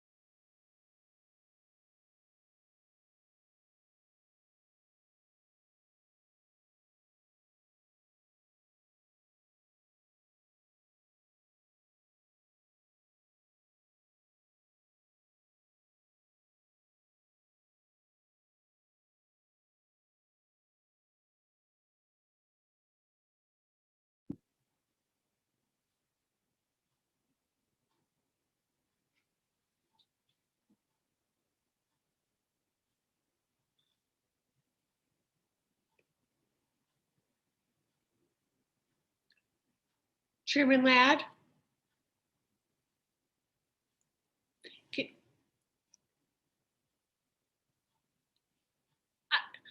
I've been appointed to the Advisory Council for Career and Technical Education. Congratulations. Speech. I spoke with Eric and I'm very excited about it. I think you'll enjoy that. Yeah, well, I like career and technical education and actually pushed it when I was in a middle school guidance counselor all the time. So I'm really happy to be on this. I think their next meeting's on the 8th of March. Yeah, I just got an email with the agenda and I think the Zoom is on it too. With the agenda and the minutes from last month, we'll get the Zoom. So it's Monday, yes. We always enjoyed Patricia is that if you could, they always look for legislative updates on what we're doing in terms of CTE in the Senate. Okay. Yeah, and if you ever need some help on that, I'd love to help you out on that because. Aren't you on it? I don't know if I stayed on that. I don't even know all the commissions I'm on. I thought he told me you were on it. Well, if you get an email today, you'll know. That's right. Well, Eric sends me that stuff anyways, but I can't recall whether I'm on that or not anymore. I enjoy the people. You'll enjoy some of the directors there. They're really good heads. Yeah, I thought Eric told me that you were on it, but. I better look. So I left. Oh my God. You'll enjoy Bill Manchuk too. He's very good. Yeah, I'm looking forward to it. First one, my brother-in-law said, study hard or else it puts you in the infantry. I'm gonna look that And up. eventually I figured out, that's where I belong. That's where I like to hunt the pack and move around. Oh my. As a civilian. and-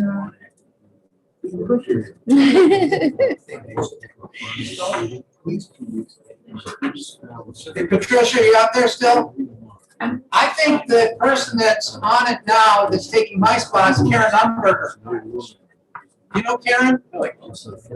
Just in passing, but yes. She's on the board up in North Conway area, on the CTE board up there. She's very active. I think you'll enjoy working with. I just didn't have any more time to give it. So get to know Karen. She's a really neat gal. Very nice. And if I need updates, I'll call you. Yeah, give a jingle. Guys said earlier, just don't get it over with. You know, I'm gonna do something.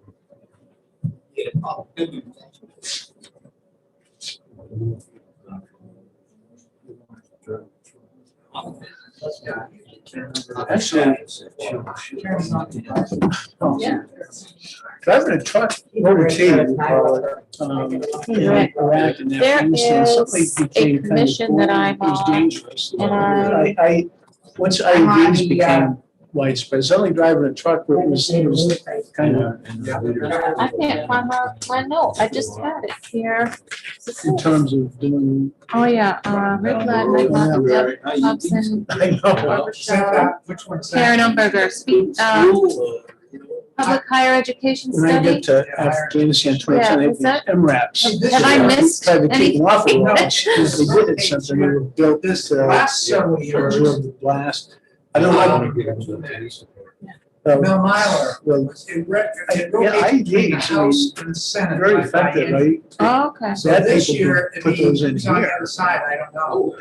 I don't know if Chuck's appointed anybody yet or not. Okay. We just talking about. But that's another one that's gonna get. You okay? Seeing that there's so many big issues out there in post-secondary education right now. That's why we're gonna have to jump ahead a little bit ourselves with the subcommittee here. Okay, so, what are we doing here first? We got one more bill today. Mary Gibbons Stevens. You're gonna make it quick, aren't you? No. Are there really? Claudia Damon. No, I'm not. I'll give you my notes after I'm finished. You're welcome. We need to get a copy. Is that big? Hard to get money. Yeah. Seeing better, great, hard to all and get and stay warm, you know?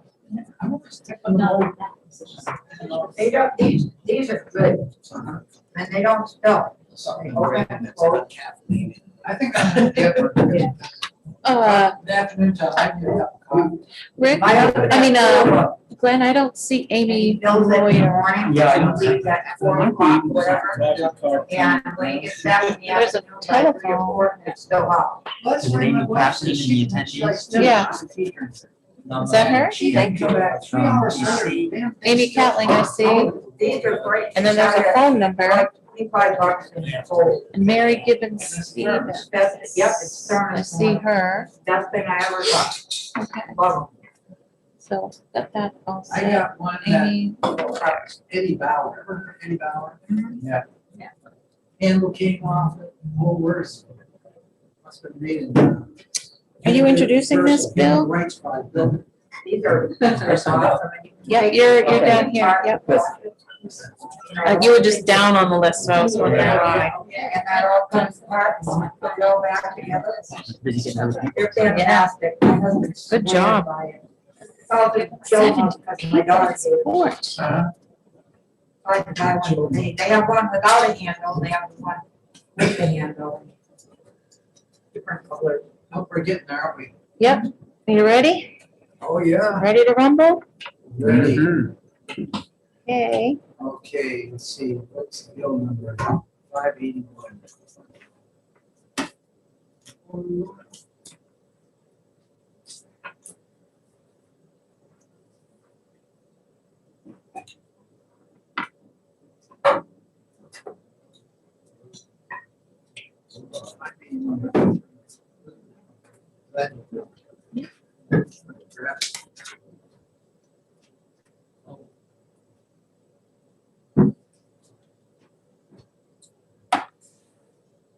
Becky Wilson, School Board. Oh, she's just raising her hand for me.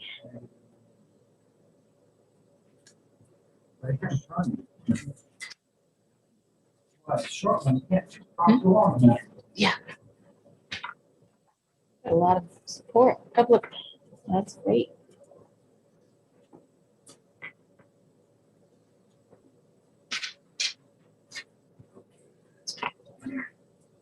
Okay, I think we're gonna go ahead here, for all those out in the world of technology.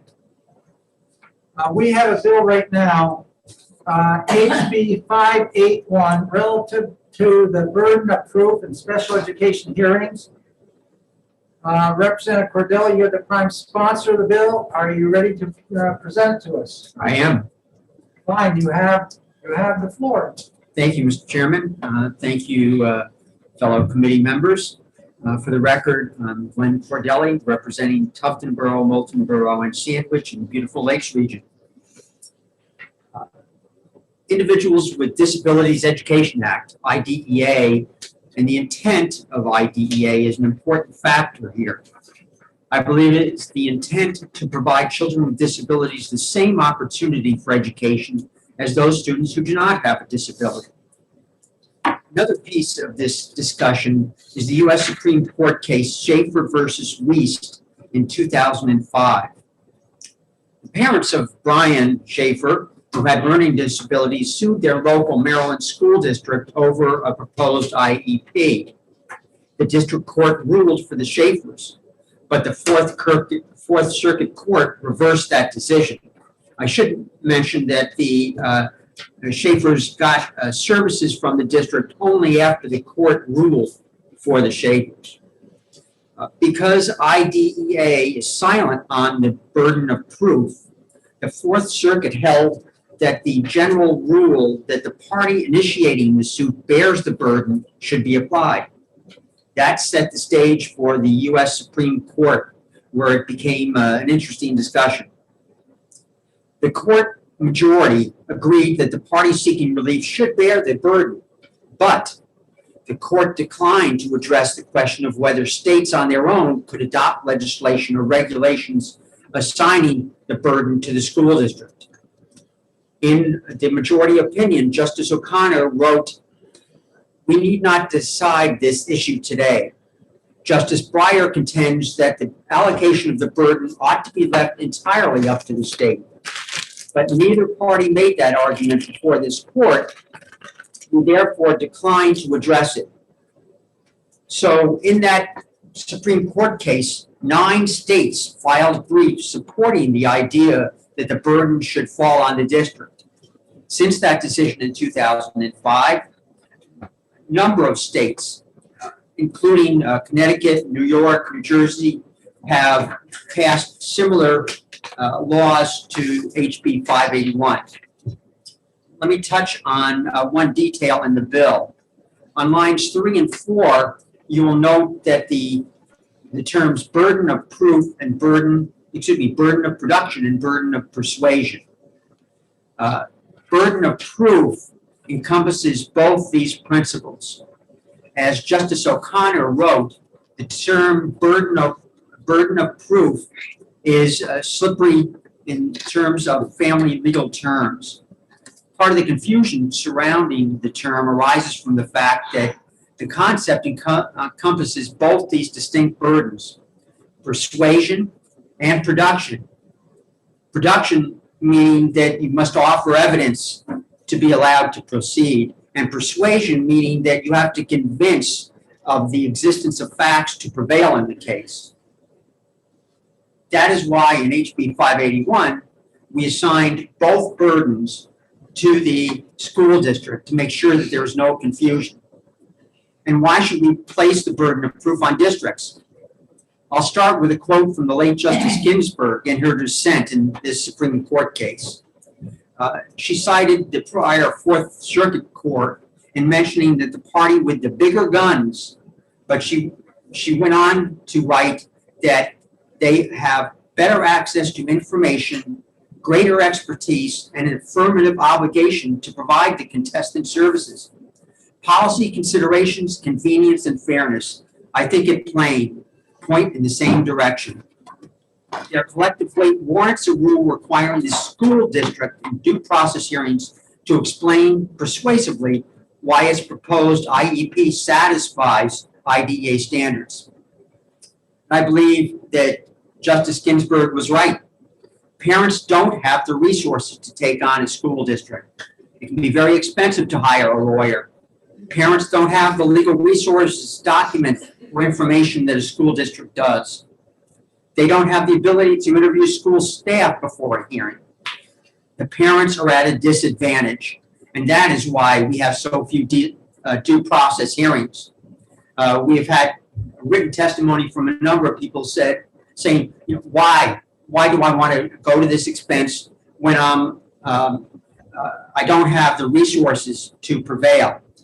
And I would like to comment on other written testimony that we received. 3 points, if I could. In the testimony, it states, imposing the burden of production on school districts is bad policy because it will unnecessarily prolong special ed hearings. Putting the burden of production on parents does not prolong hearings? Probably not, because they don't have the resources to provide all the background information, the lawyers, and the testimony that the school district does. Secondly, HB 581 will increase local costs while offering no additional state funding to cover the costs. So again, here we raise the boogeyman of increased local costs, but they refuse again to talk about the kids. And what about the human costs? We talk about the monetary costs, but what about the human costs? In this case, special needs children. And thirdly, it is already difficult for school districts to prevail at special ed hearings. Oh, really? Hearing officers naturally sympathize with students who have disabilities and with their parents. Sometimes hearing officers overlook that public resources are finite. When a district spends more money on one student, it must raise taxes or cut programs for other children. Hearing officers do not decide the case on facts, but on emotions about who they feel sorry for. Maybe someone from the department could comment on that. But troubling to me, the district has finite resources. What about parents? What about their resources? There's no equivalency here. It's outrageous, in my opinion. That statement is one of the most troubling that I've heard in a long time. So this is really about a matter of fairness. It's fairness for parents and fairness for children with disabilities. They need to have a level playing field when they go to a due process hearing. And HB 581 will provide them with that level playing field. Thank you, Mr. Chairman. Thank you very much. Are there questions for Representative Cordelli? Rep. Myler. Rep. Myler? Thank you, Mr. Chairman, and thank you, Representative Cordelli, for taking my question. Sure. So if this bill were to become law, can you explain how it would change things? How it would look different than what we currently have? Right now, when a parent files for a due process hearing, it is the burden of proof, the burden of production and persuasion is on the parent. They must convince the hearing officer that the proposed IEP does not meet the child's needs, does not comply with IDEA. With 581, the burden of proof would be on the school district.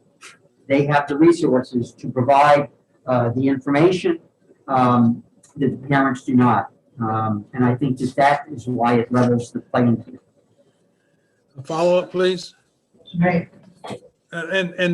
Who is the hearing officer in this, Mr. Cordelli? I believe that they are appointed by the Department of Education. So if I may then, an independent person comes in this hearing under this law, and rather, as I understand it, rather than having the parent having to provide whatever documentation, medical records, whatever they might be, the school district then would basically switch at that point in time, where the school district would then have to basically provide that burden rather than the parent. Is that correct? Right. They would have to convince the hearing officer that their proposed services plan does meet the needs of the child rather than the other way around. Okay. Thank you very much for that clarification. I appreciate that. Thank you. Are there further questions for Representative Cordelli? Representative Woodcock? Thank you, Representative Ladd, and thank you, Representative Cordelli, for just taking my question. I have two questions. The first one is probably the easier of the two, I guess. How are they going to measure a preponderance? What does that actually mean? Maybe I'll leave that if there's a lawyer here as to the determination of the preponderance of evidence, but I think it's the bulk of the preponderance being more than 50%. But I'll really leave that to a lawyer to further define for you. Follow up. So the school district could create this, as you said, volume of production. Wouldn't that be a preponderance of data? It's production, but it's not necessarily persuasion. So, and final question, if I may, Mr. Chair. How does this process that you're recommending differ from the current special ed complaint process now? When there's a special ed complaint. There are several steps that can be initiated by a parent, including mediation. Due process is the final step, and that's the existing process. So I'm not changing that process at all. I'm just changing in a due process hearing who has the burden of proof. Just one last final. So are you suggesting that there's not a difference between the due process hearing and a special ed complaint hearing? There is. This is applies to due process hearing. Thank you. Thank you, Mr. Ladd, for Chairman Ladd. You're welcome. Are there any further questions for Representative Cordelli? Representative Mullins. Thank you, Mr. Chair, and thank you, Representative Cordelli. So, okay, not to be obtuse here, but tell me if I've got this right. As the law is written right now, if a parent takes a school district to due process, the parent has to go in and produce all the physical evidence and the persuasion to convince the hearing officer that the school is not doing enough or not meeting the needs of the child. Is that, I'm sorry. that's the way it is right now, right?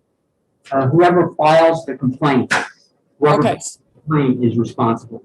All right, so in the case of a parent thinking that the school isn't doing enough, then the parent would have to come up with the argument and all the evidence. Right. But if we were to adopt this and a parent filed for due process and said the school's not doing enough, then what this would do is put the school in the position of having to go in and say, we are doing enough. Here's all of this evidence and here's the persuasion that indicates that we're doing enough. They would have to come up with the information to defend themselves. Yes. Okay, all right, thank you. Just making sure I wasn't chasing my own tail here. Thank you. Further questions? Not seeing any hands here or there. Thank you very much, Representative Cordelli. Okay, next speaker is Mary Gibbons Stevens, and I promoted her. Go ahead and welcome to education. Thank you. So yes, my name is Mary Stevens. I'm an attorney. I practice with a law firm in Kittery, Maine, and I've been practicing law for over 30 years in different roles in child advocacy.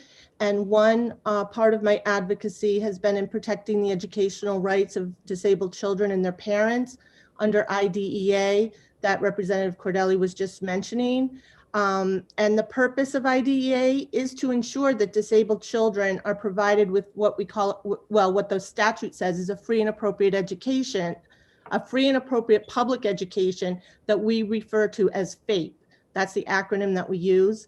And the purpose is also so that disabled children can achieve further education, employment, and independent living. So basically, in the big picture, the purpose is to allow children and to have states spend the money on children's education when they're young, so that when they finish their education, their secondary education, they can become taxpayers and fully, members of society and contributing members of our communities. So, but like many laws, while IDEA gives parents and children with disabilities several rights, it does not always, the intent is not always played out in reality, in practice. And parents really do. I want to say that I echo 100% from my, day-to-day experience, what Representative Cordelli has described and explained. I second it completely. So parents of disabled children often face an uphill battle regarding their children's education. They, in addition to caring for their children, they have to learn all they can about their child's disability. And they have to become experts not only about their own individual children, but about the condition or conditions that impact their development. Then they have to advocate for them to receive an appropriate education. Now, when parents are treated as equal members of the team, the system can actually work very well.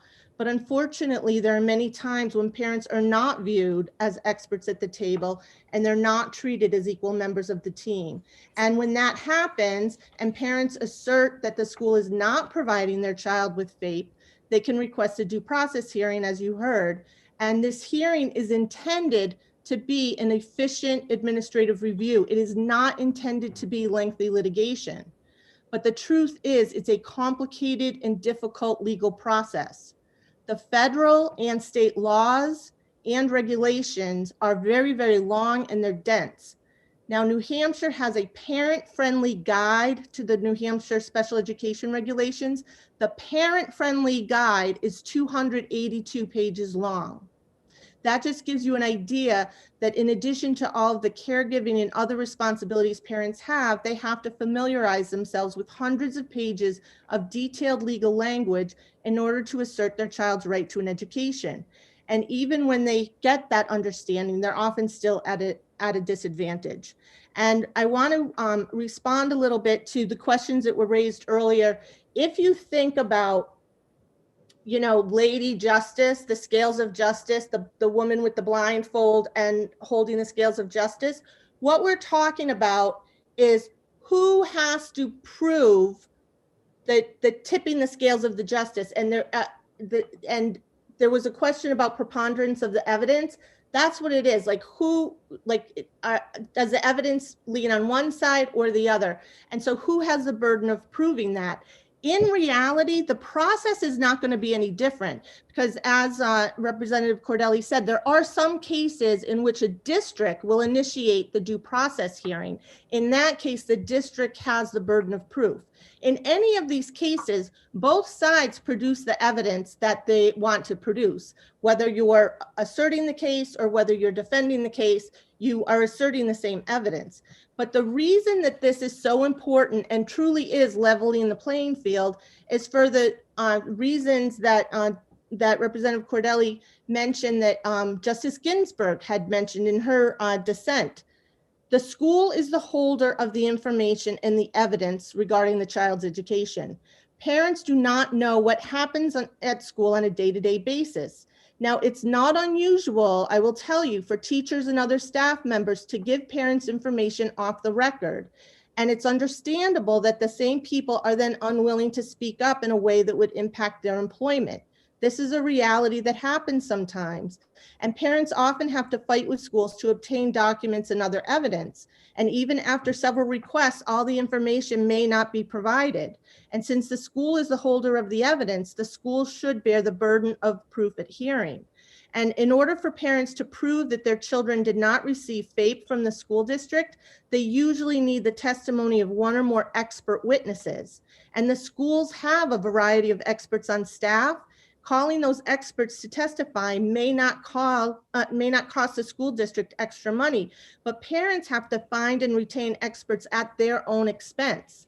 And shifting the burden of proof from the school, from the parents to the school may alleviate some of the expenses incurred by the parents pursuing due process because they don't have that hurdle, quite as high a hurdle to prove.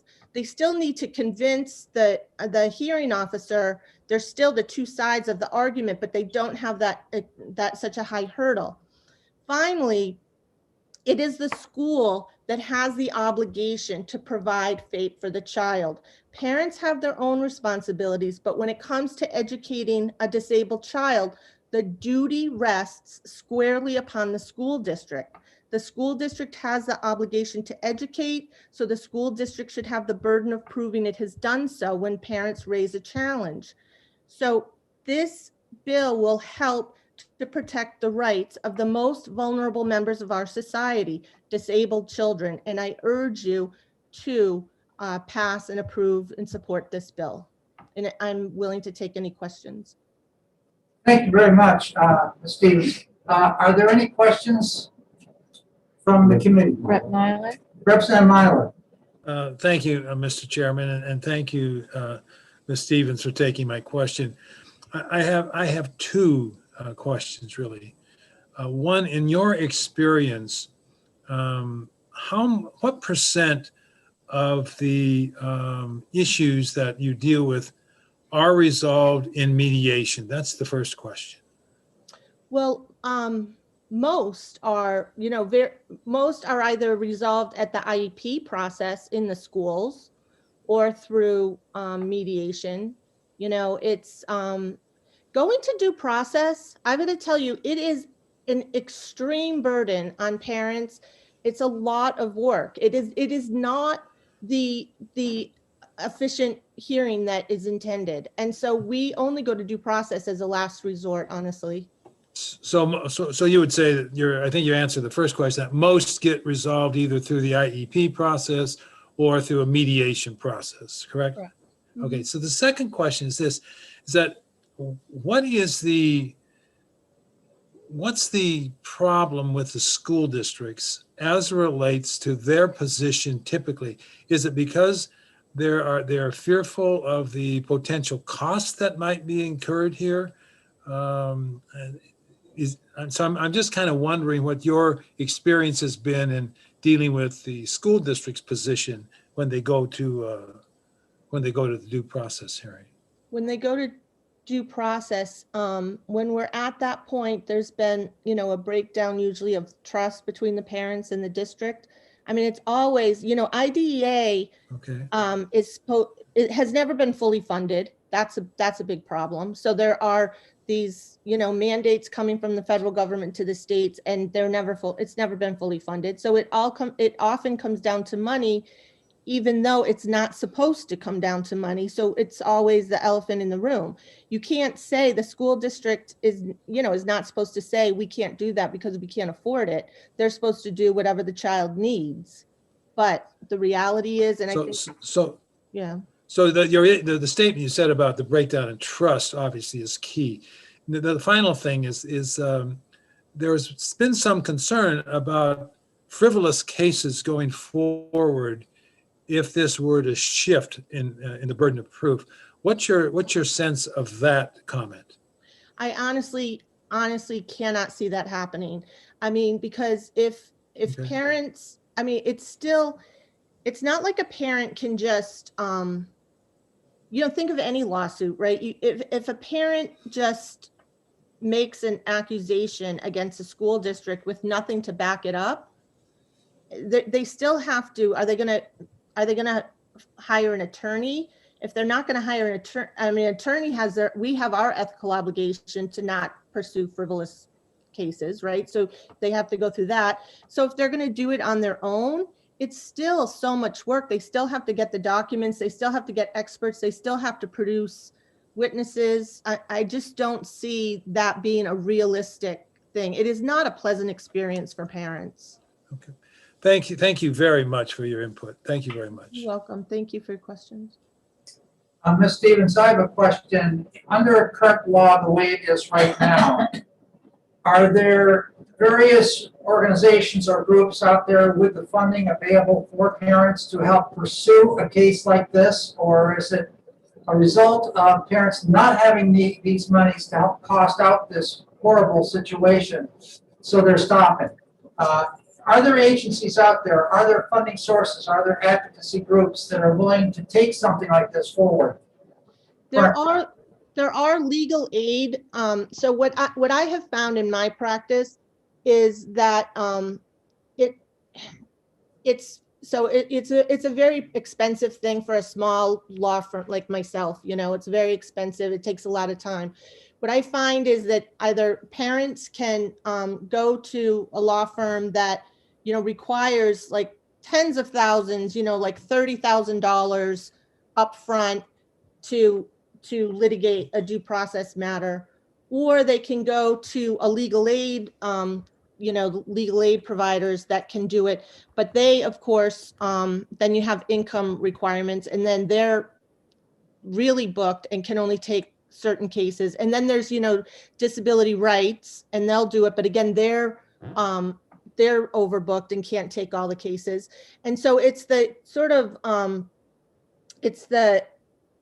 middle class families that have a hard time with this, that can't really afford $30,000 to, pay for this. And so there is a fee shifting provision in IDEA where if parents prevail, then the school district has to pay their attorney's fees, but that's after you go through a whole hearing. So sometimes we're able to negotiate and get some attorney's fees paid in mediation, but it's always, nickeled and dimed. And then, but other things are not, like expert witnesses are not paid for by the school district, even if the parents prevail. So they still have often very high costs. And then what happens is that, I mean, just to be frank, we end up not being paid our full price. Our full fees, we cut it in our effort to try to resolve these matters.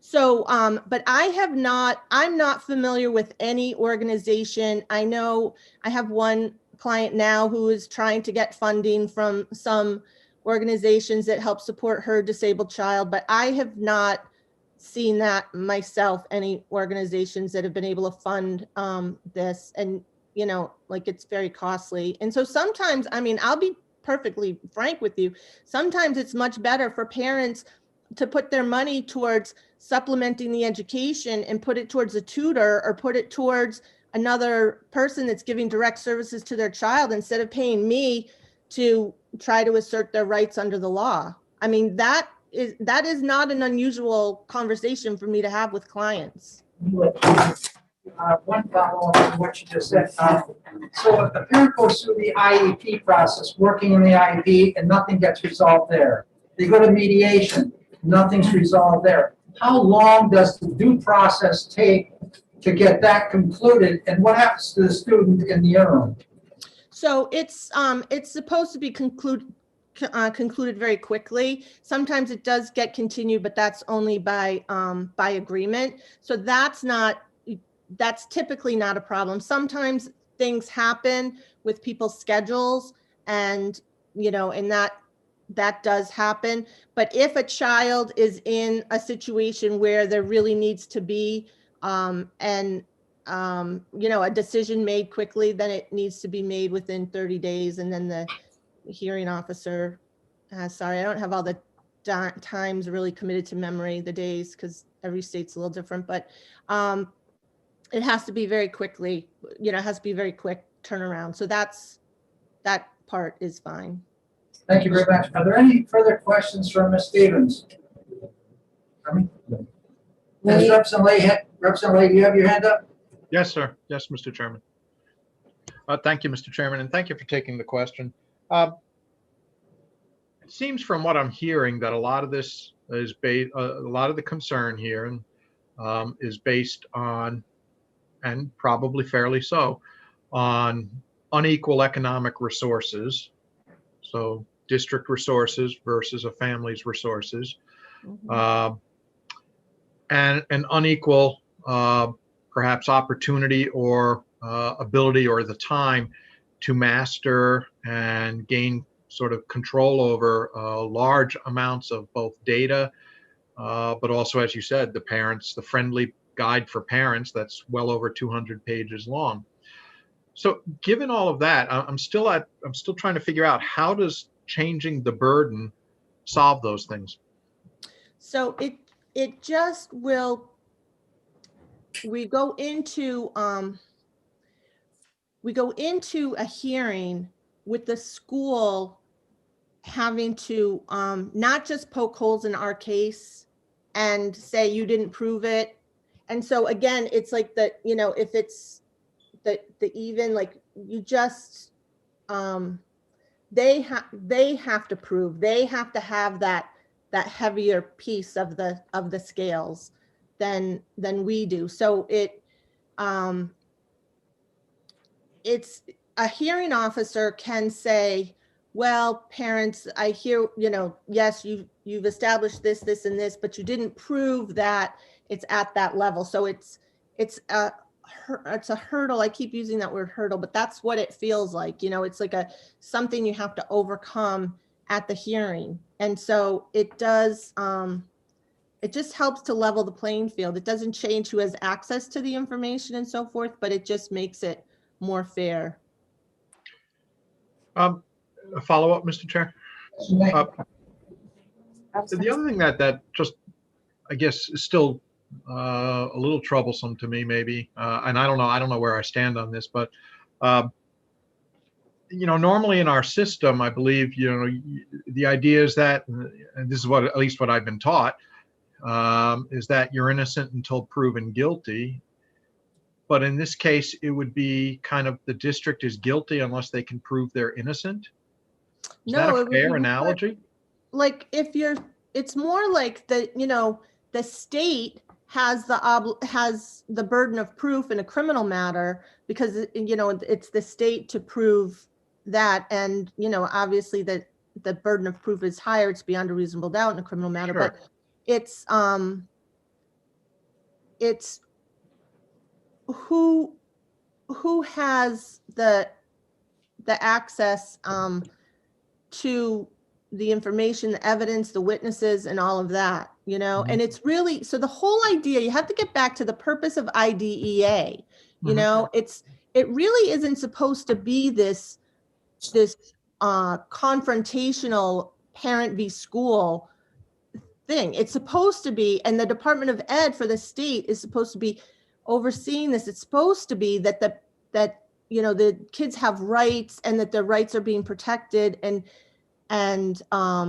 and so the school just comes in and said, this is what we're doing, and this is why we're doing it, and this is enough. And it's schools and superintendents and teachers have a lot of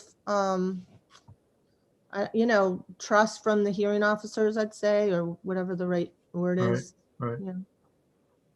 I guess my concern, or the thing that sort of sticks with me, and even just following with what you just said, if I'm suing the state because I believe the state is abridging my rights, the burden lies with me.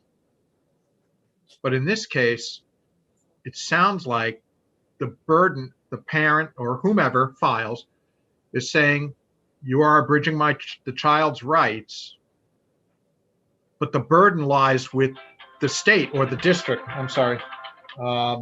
The burden lies with the state or the district in this case to say, no, actually, we're not. So again, it seems, to me, it just seems to reverse what is the norm. I'm not saying that that's problematic. I'm just trying to get my head around this. That's all. Well, that's why, the Supreme Court defaulted to that and said, it's the party bringing the action has the burden of proof. So when the school district brings the due process, they have the burden of proof. But you just think of like even access to evidence, access to witnesses.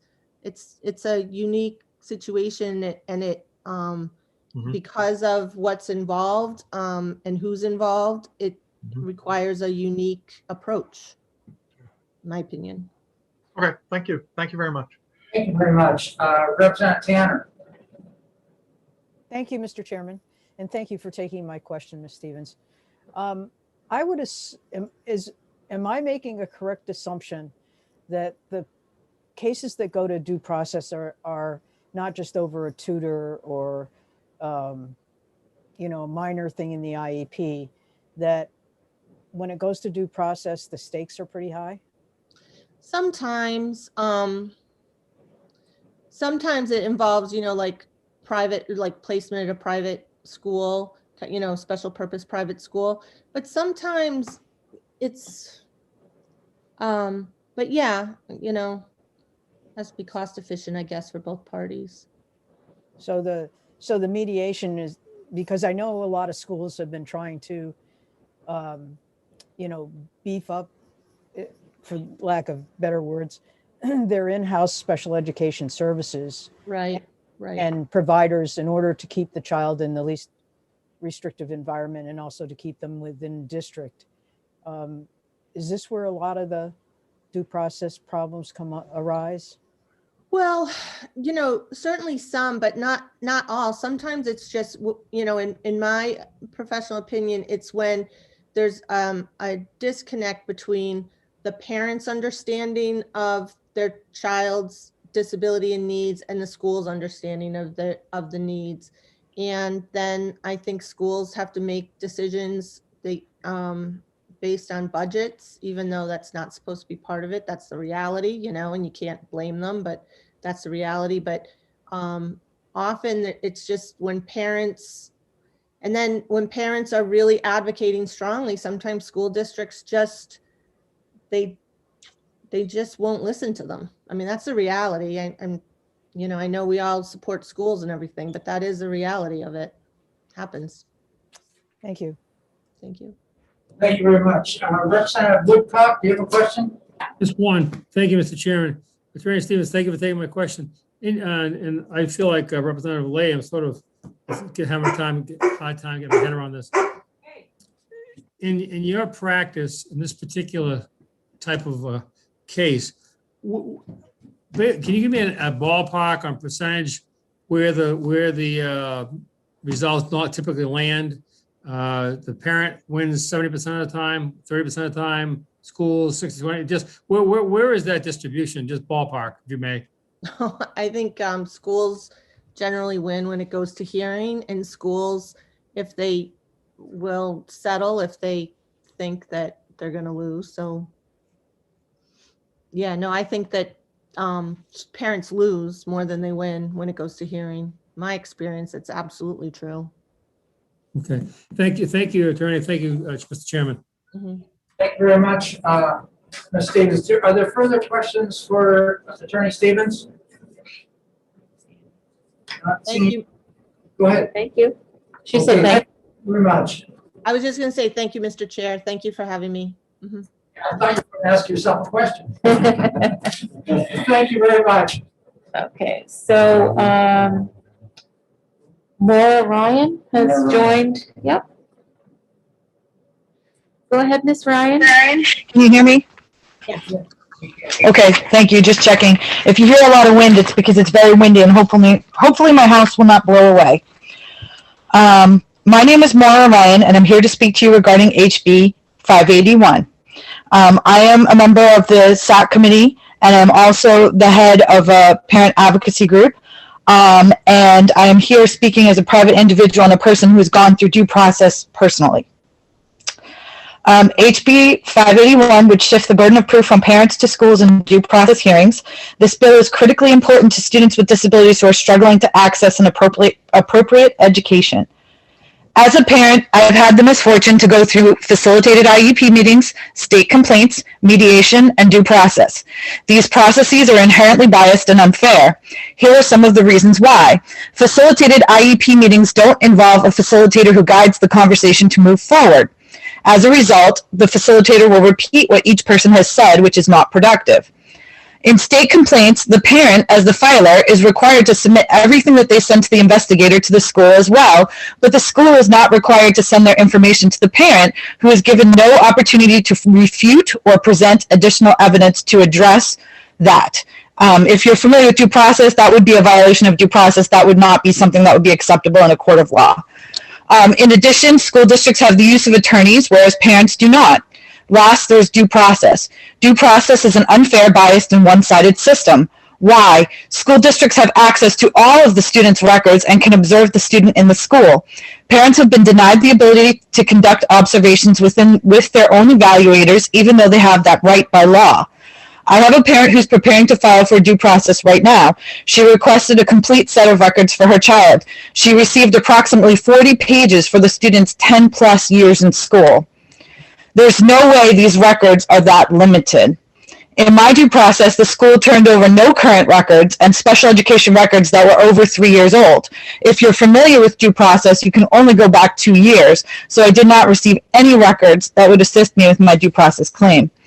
Exhibits are exchanged 5 days prior to due process, and if the school has put in an exhibit that the parent wants to challenge with new evidence, it is virtually impossible to get it entered into the record. In my due process, we are not able to get any discovery or use any exhibits and had to rely completely on what the school gave us. They slanted things from the records and they misinterpreted them to suit their purposes. I was not permitted to hear all of the testimony that the school district gave, but the school LEA was able to hear all. I was not permitted to hear all of the testimony that was rendered, but the school LEA was able to hear all of my testimony, plus all of her employees' testimony. In addition, the testimony of 2 witnesses went missing, the evaluator and the classroom teacher, and were never entered into the record, rendering the record inaccurate. I had an expert evaluator who taught at Harvard Medical School and did specialty residencies in Columbia who was an expert in autism. The school had an evaluator who had an 8-month master's that she got at Revere College, had no medical training, was not a specialist in autism, and could not understand the statistical relevance of the outcomes of her own testing.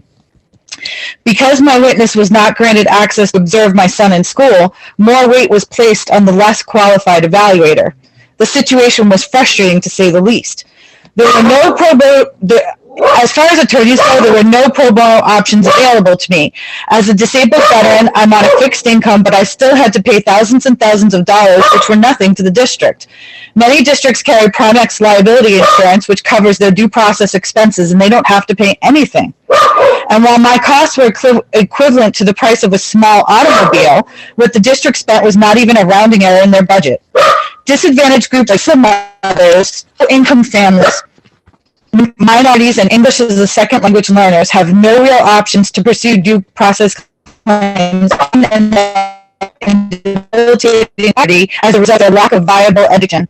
IDEA says we must act in the best interest of the child at all times. That includes the school. Is that happening if these children are being left unable to care for themselves once they leave school? Because the school controlled the information, had unlimited funds, and did not have to prove anything, the debt was stacked against me, and that was only the beginning of the problems. My child is high-functioning autistic. Because of this, the school feels that my child is less deserving of help.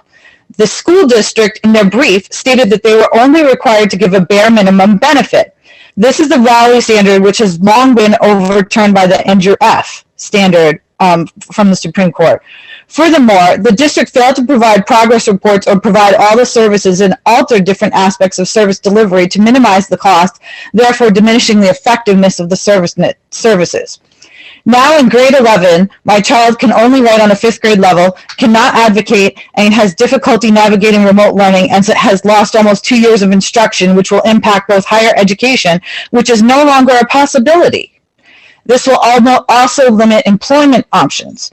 As a junior, my child's counselor is helping figure out what my child can do after school, but school has given up on him and devalues his presence in the world.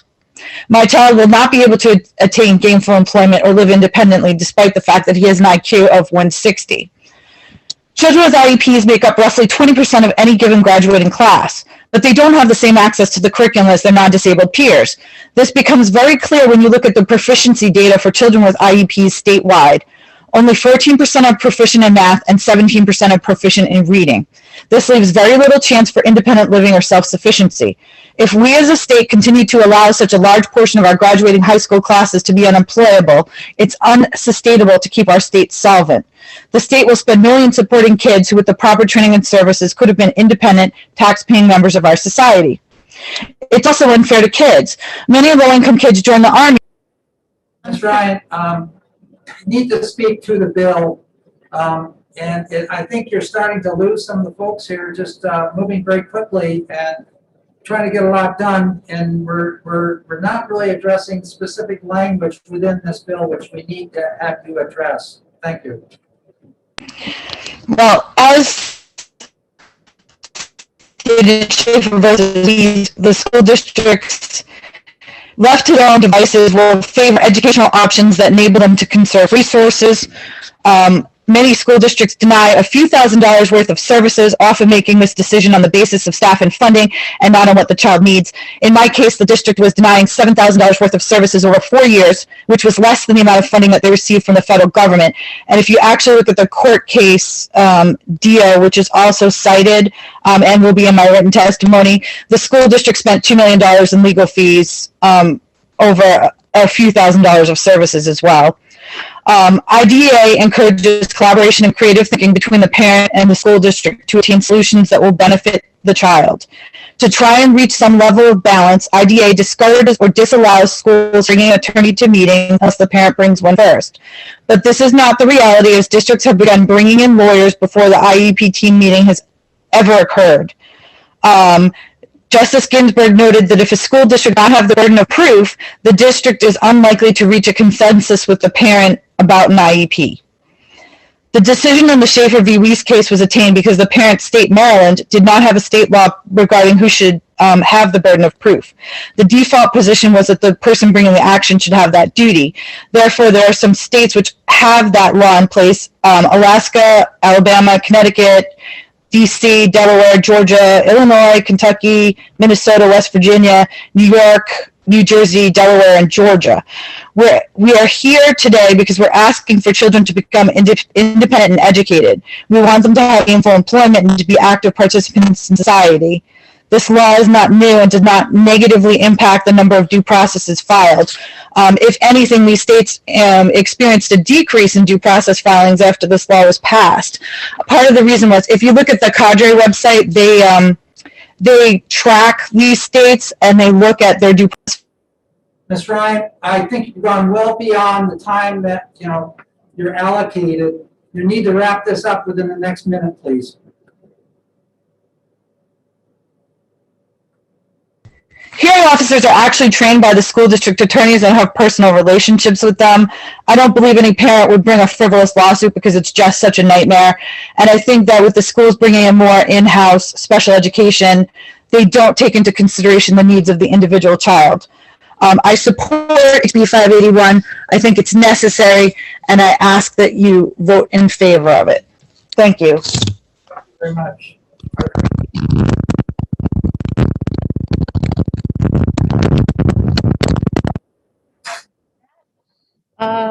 Okay, next we have,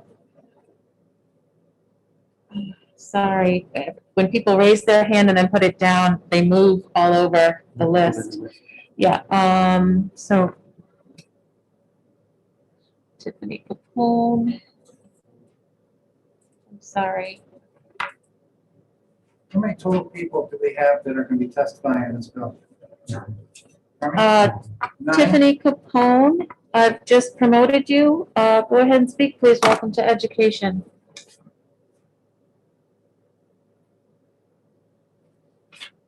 Are you there? Yeah.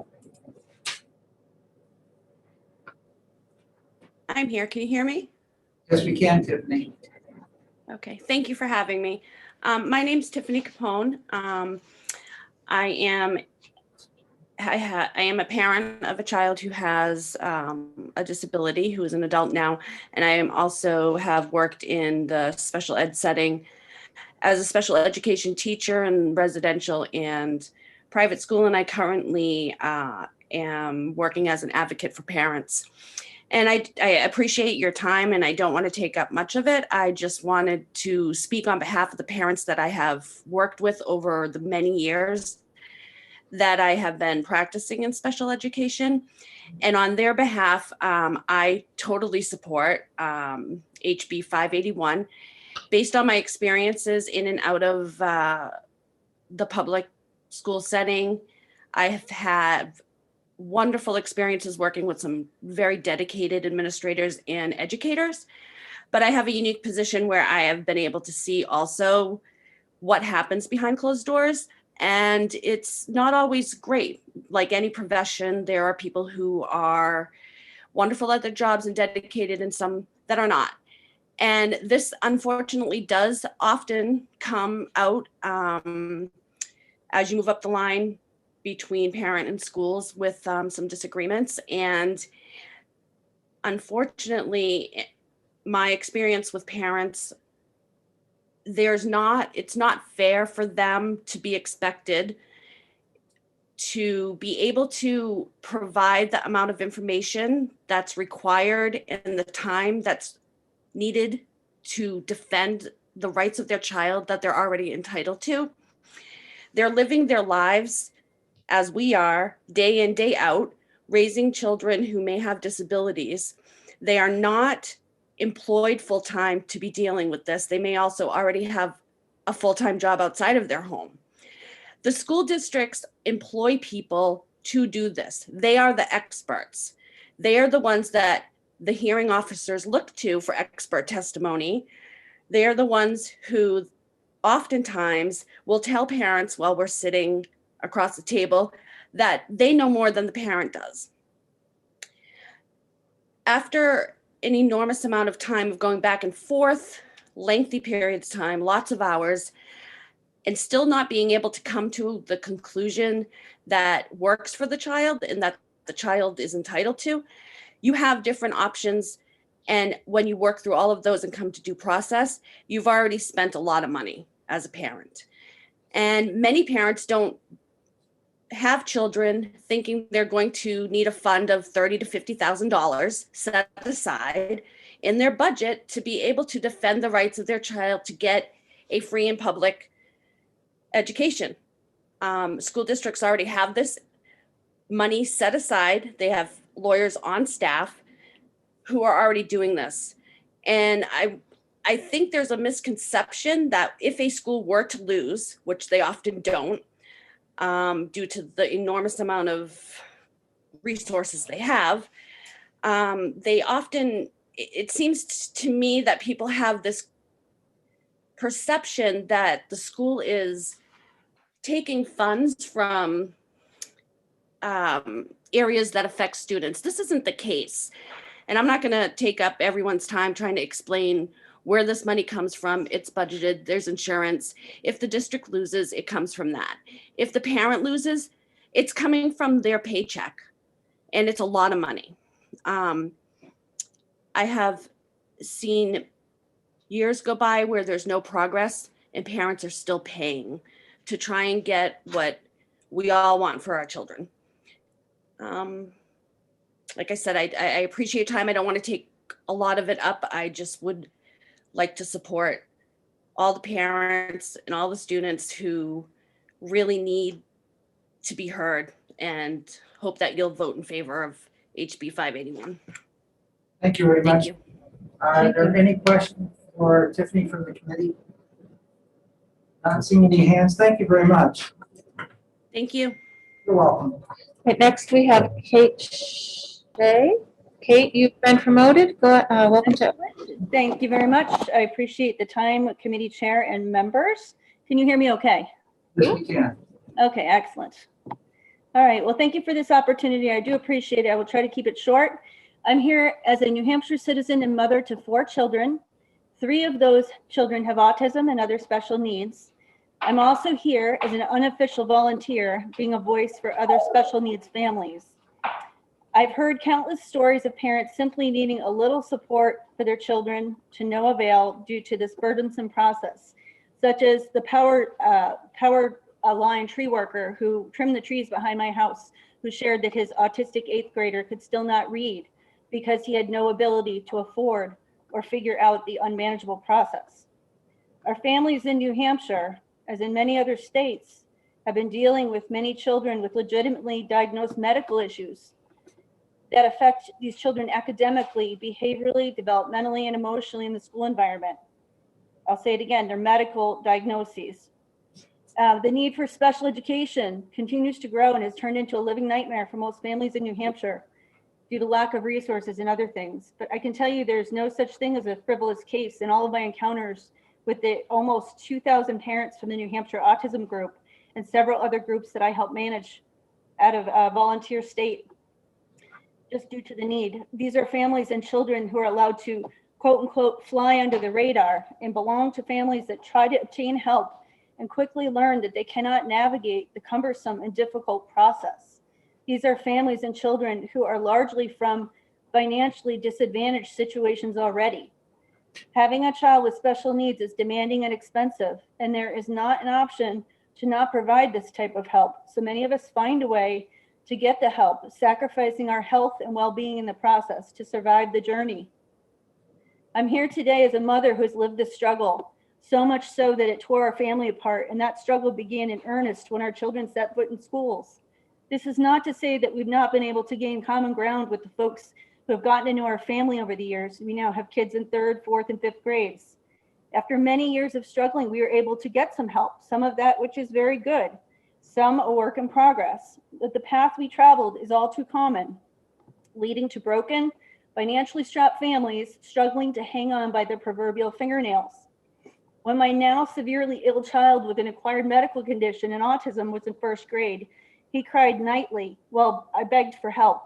He was not able to have anyone even check in with him, while the head of the PTA had a one-on-one para for her son due to anxiety. My child then went through a series of spiraling downward physically issues due to the massive amount of stress he encountered the following years with little to no help. He's now gotten some response, but without my ability to hire an attorney, having just gotten out of a 6-year complex divorce, not of my choosing, we are not going to get very far.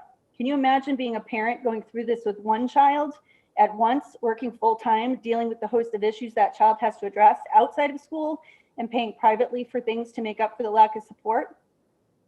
What I'm here to say, however, is for any of us involved, it does not need to be this painful and hard, not for anyone, not for the school administration, which are usually stretched thin. There are people that are teachers and assistant principals. They're playing multiple roles. And the system has an opportunity for us to work better together, not using the legal system, which is based on a system of opposition of one party to the other. We're not talking about suing a school district necessarily. We're talking about small matters that can be worked out for the most part. As Attorney Stevens mentioned earlier, the same evidence is provided on both sides. A huge difference, however, is that parents might as well not even try to present evidence or spend the money to get help because they lost before they even started. Most of us have been told we cannot even go to mediation unless we have an attorney. This is a common request from educational advocates. As it stands today, under IDEA, schools already only have to consider medical diagnoses like autism, not just accept them. And coupled with the way the New Hampshire law is written now, leaves typically financially stretched and life-burdened families with even more hardship. I speak not just for me, but for the many teachers and administrators who can't say a word, but they know things need to change. Flipping the burden of proof makes sense, both from a stretched educational system perspective and also from a hardship to families perspective. We need to encourage a more collaborative process. These matters are not frivolous or the same as a lawsuit in any way. These are generally matters of a child needing a weekly speech or occupational therapy session of 30 minutes, a child needing a little paraprofessional support, and that's generally about all. Our neurodiverse kids need a common set of help and supports, a set of things that's nearly standard for all of them, and none of them should require fighting individually, the same battle over and over and over. These supports are very basic and relate to providing a free and appropriate education as justified by legitimate medical diagnoses and documentation, often more than would ever be required even in a court of law. And because of the burden of proof, it's never enough. How would you feel being denied a wheelchair if you couldn't walk? How would you feel if you were forced to demonstrate you cannot walk because somebody can't see it? There is no difference here. Please help our kids and schools come together in a better way. Let our families and schools work out a better process. We don't need to invest this kind of time and money to fight over whether a child needs basic supports and services. Let's invest where it makes sense. Please approve and support this bill. Thank you. Thank you very much. Are there any questions? Representative Shaw. Kate, it's Barb Shaw. Can you send a copy of your testimony to me or to all of the I'm education? happy to. I'm sorry I didn't get it to you guys in advance. Thank you. Thank you, Kate. Thanks for hearing me. I do have a lobbyist, yeah, opposed. Thank you very much, Kate. Are there any further questions? Thank you very much. Thank you. Okay,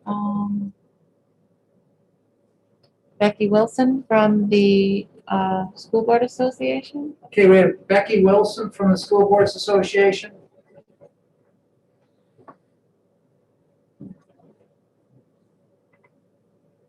Go ahead, please, Ms. Wilson. Good afternoon, members of the committee, Chairman Ladd. Thanks for hearing my testimony today. I will try to keep it brief. I know it's been a long day for all of you.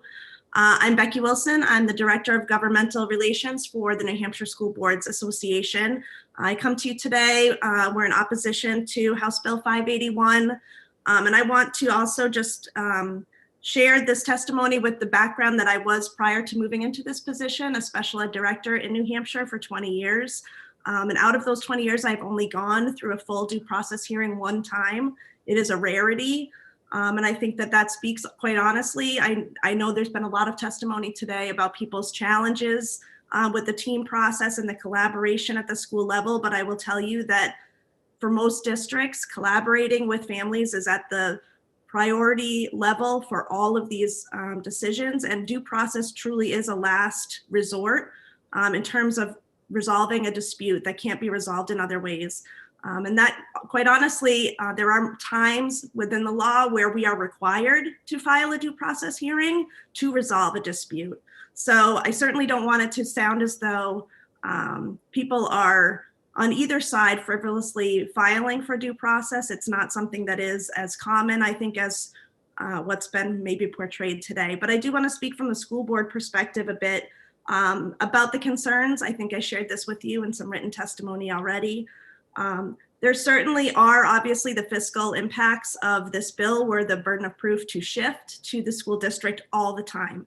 As some other people have already testified, there are times already where the district has the burden of proof because they are the ones that filed for the due process hearing. So this does not necessarily resolve it completely. It's already resolved for a lot of the time when these are filed.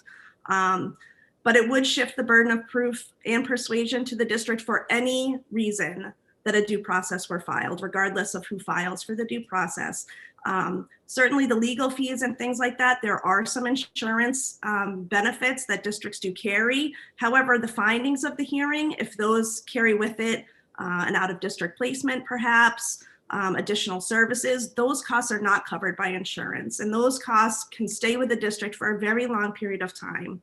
It's rare that a case would go to due process towards the end of a child's school career, quite honestly. In the last 2 or 3 years, most of these things are happening at a younger level. And some of the hearing findings or what's mandated to the district as a result, if they were to not win the hearing, so to speak, are years of placements that then would fall into the operating budget because they would no longer be considered unanticipated.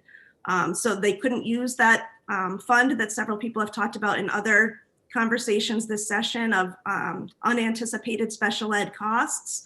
Those can't be accessed once you know that this cost is now to be anticipated for a number of years. Those costs are going to downshift to the operating budget and are going to fall to the taxpayers. So that certainly is a piece of the fiscal impact. Secondly, going to hearing is a lengthy procedure, regardless of whether you are the family or the district. If you are the district, you are taking a high number of staff quite often out of the building, out of the classroom to prepare for a hearing, to attend a hearing. You don't know how long it's going to go. It could go for 2 days, it could go for 2 months. And you are taking staff out of the buildings and out from the classroom of all the other students that are looking for that person's instruction and those service providers to be there for them. The district is incurring substitute costs as a result, as well as district staff needing to be tied up, so to speak. And lastly, I will just say, and I want to speak a little bit to I think there was a comment made earlier about the human cost of going to due process. And having a case go to due process early on in a child's school career does erode that relationship with that family quite often between the family and the district for a very long period of time. Districts do not want to go to due process hearings. There are many other ways to resolve it. There's neutral conferences, there are mediations, there's facilitated IEP meetings. Shifting this cost, shifting this burden of proof to the district all the time, I don't see how that really allows the parents more financial ability to secure the support that has been brought up. Shifting the burden doesn't necessarily somehow allow for more resources to be diverted to the parent unless there's a belief that by shifting the burden, more parents will prevail in these cases. And some of the findings will be for the district to have to reimburse for the cost of these parents' fees and outside evaluations, et cetera. That's the only way that it makes sense to me of how this shift in the burden would somehow allow families to have more ability to pursue due process hearings. So I'm happy to take any questions from the committee. I apologize for going over my time. Thank you, Becky. Are there any questions for the School Boards Association? Yes. No. I don't see any. No, I don't see any hands. Okay, thank you very much. Thanks, Becky. Okay, next we have Patricia Eno. You signed up to speak for 4 minutes? I think what I'm going to do from this point on, because we still have quite a few to speak, I'm going to limit people to 3 minutes, please. Thank you. Okay, go ahead. Thank you to the Can you hear me? Yes, we can. Okay. Thank you to those who wrote this bill and brought it up for hearing. Please consider my position as a parent, victim of New Hampshire's special education due process. I feel strongly that under the current rules, the burden of proof in one of these hearings is absolutely insurmountable to any parent. You might think that this is shifting the burden from the person who brought the action to always the school, but there's very few defined cases where the school has to file for due process. If there's an initial evaluation to provide initial services to the child, or if the school does not wish to pay for an independent educational evaluation. Only in those cases does the school have the burden of proof. Please check the percentage of due process hearings that are actually brought by the parent versus the school district. The parent will only file because the child's not making progress. If the parent were ever to win any type of complaint, the most concerning outcome for the district is that they would be compelled to do what they were supposed to do in the first place. Regardless of the type of complaint they could win. Quite a bit has been said about mediation. Mediation is absolutely optional for both parties, and it was refused by my school district because they wanted to put the burden of proof on me. I'm not a public speaker, and the lawyer and the team of lawyers behind are.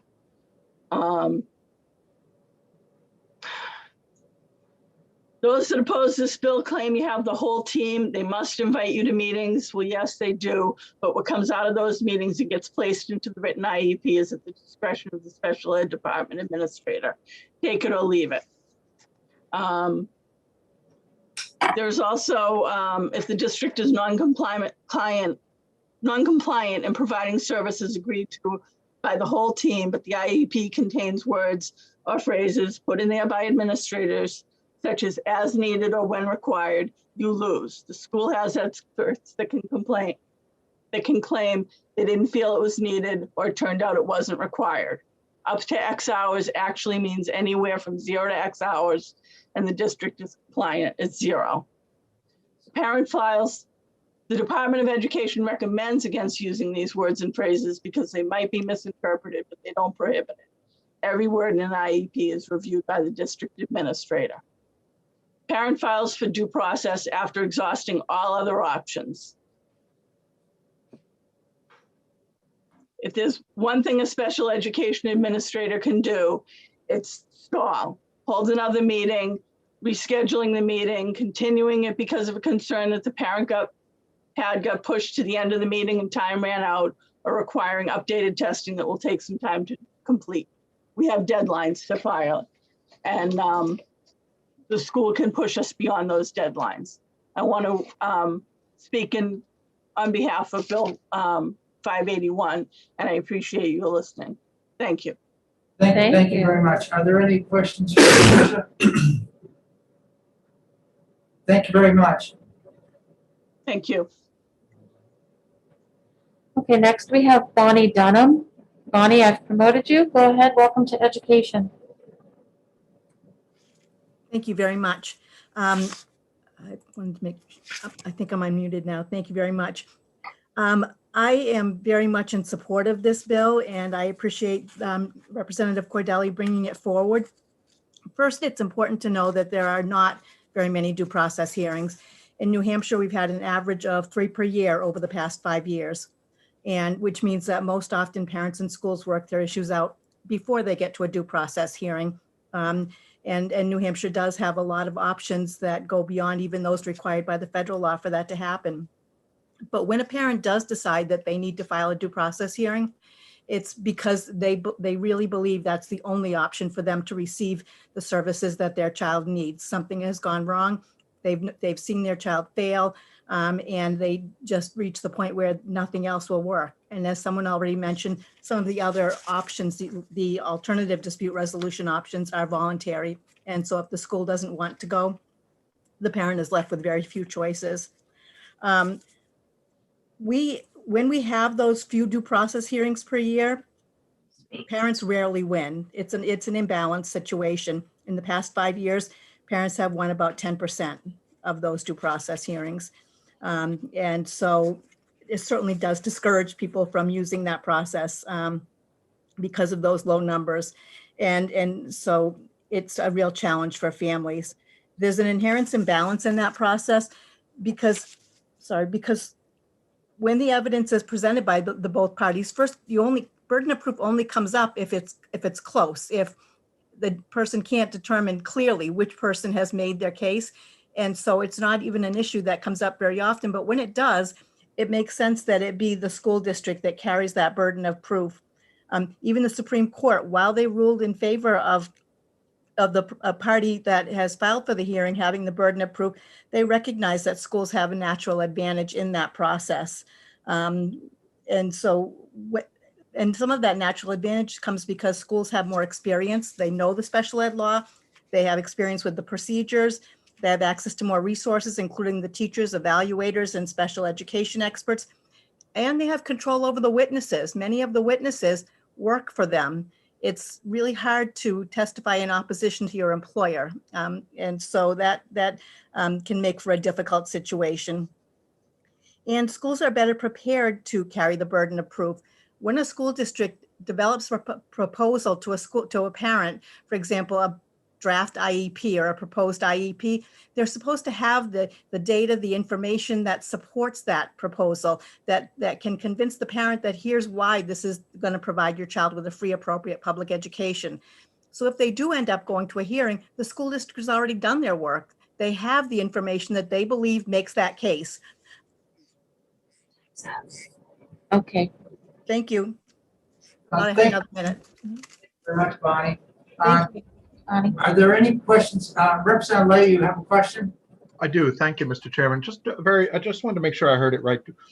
Ms. Dunham, you were saying that there's approximately 3 cases filed per year of late. Is that it? Was that correct? There are approximately 3 that are held. Sometimes people resolve prior or they withdraw. Okay. Just a brief follow-up, Mr. Chair.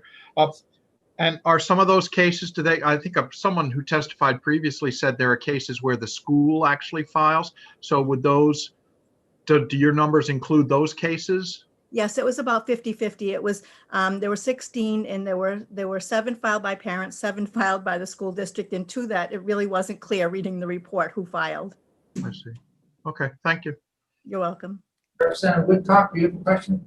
Yeah, thank you, Representative Ladd. Ms. Dunham, just at the beginning of your presentation, I didn't catch, I must have missed it, who you represent or what your. I'm a parent of a child with disabilities, and fortunately, we were always able to work with our school to get what our son needed. But because of my professional job and my connections to many support groups, I speak to a lot of parents, and I know this is a huge concern. I also serve on the State Advisory Committee for Special Education, but I am not representing any of those groups. I'm representing myself. Okay, thank you. I just appreciate the really thorough presentation. Thank you very much. Bonnie, I do have a question for you. You've worked with flood groups and with us many, many times over the years here to try to improve special education and services to charter schools, etc.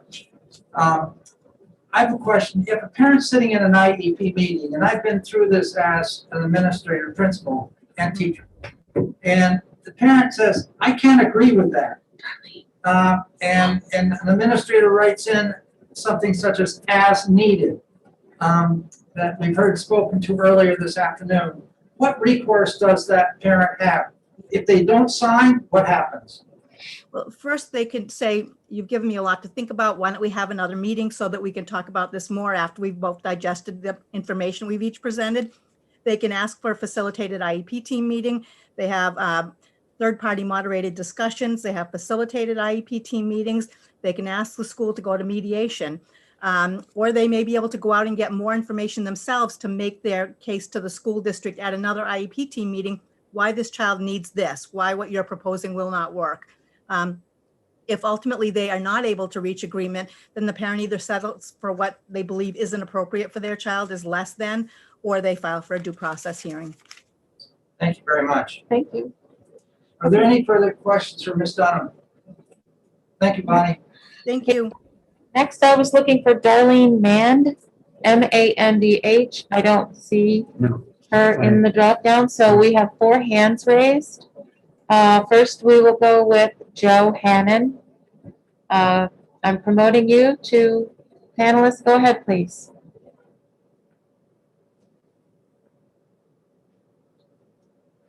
Welcome to education. Hello, can you hear me? Yes, we can. Sorry, I was just dropped and just got back on. Hi, my name is Joe Hannon. I'm a former state rep, and I'm the parent of a 6th grader with who has a diagnosis of Down syndrome. My wife has been actively involved in the Down syndrome community and different activist groups, but she's unable to be here today because of work. Earlier, there was mention of the ideas of innocence and burden. And I'd like to say that, first of all, every child is innocent, and the burden to provide a free and appropriate education is on the state and the school districts. And a little background about my daughter. I am very fortunate that my wife and I were both doctors. We have a lot of resources to provide for our children the best that we can. And we only had one dispute with our school with in regards to my daughter's IEP, and that was early on. They wanted her to have part of her activities were to enhance core strength, so they had pole dancing as one of her requirements. And I was the only male in the room, and I said, well, it's probably not a good idea. So they quickly dropped it. No court cases. It was all fun and well and good.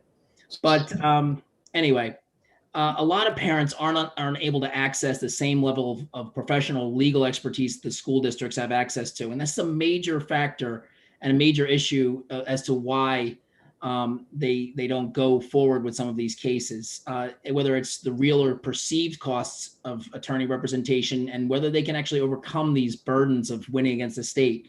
We heard someone just say that about 10% of the people win these cases when they go to that level. In some states like Maryland, which has been discussed significantly earlier, about 15% of the cases brought are won by the parents. And a lot of states that have the same burden on the person bringing the charge are very similar. One of the big reasons, the lobbyist earlier, who, mind you, all these parents and people coming today are mostly unpaid people, but the people trying to stop this actually have the money to bring a paid lobbyist in. And that person said that a lot of these cases actually occur early on in the education of the child.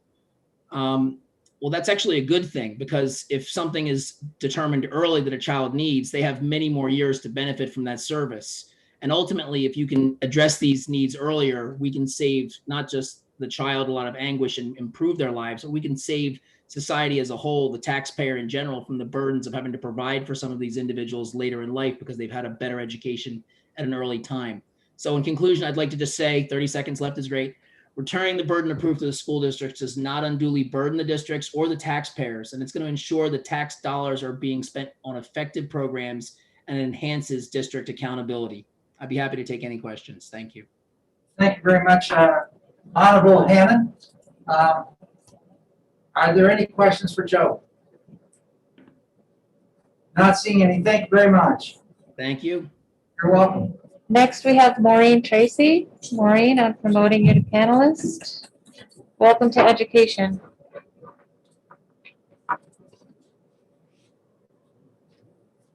Might just want to unmute yourself. There you go. There we go. Hello, everyone. Thank you. So good afternoon, Chairman Ladd and members of the Education Committee. My name is Maureen Tracy, and I've been a resident of Merrimack, New Hampshire for about 30 years. I have 4 grown children in their early 20s. One of my children experiences a rare disability called Prader-Willi syndrome, which was diagnosed at birth. It's kind of like autism plus food. I'm asking that you support House Bill 581. I have been in education for over 25 years, teaching in private schools, as well as public elementary, secondary, as well as higher education. I worked for the University of New Hampshire in collaboration with the Bureau of Special Education as an educational consultant for many school districts in New Hampshire.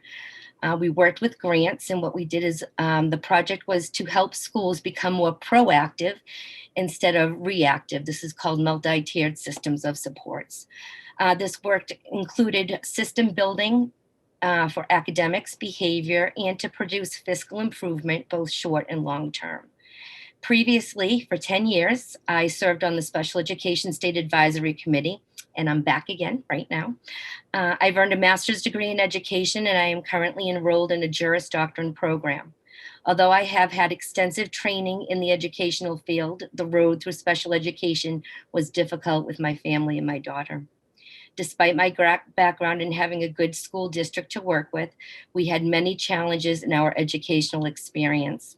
One of the big ones, starting with the school trying to suspend my daughter from the upper elementary school because of behavior difficulties, which behavior is part of her diagnosis. The IEP team had decided to have her attend a private school, and I was in agreement. I always say this is my first time ever having a however old child with a disability. I had no experience before.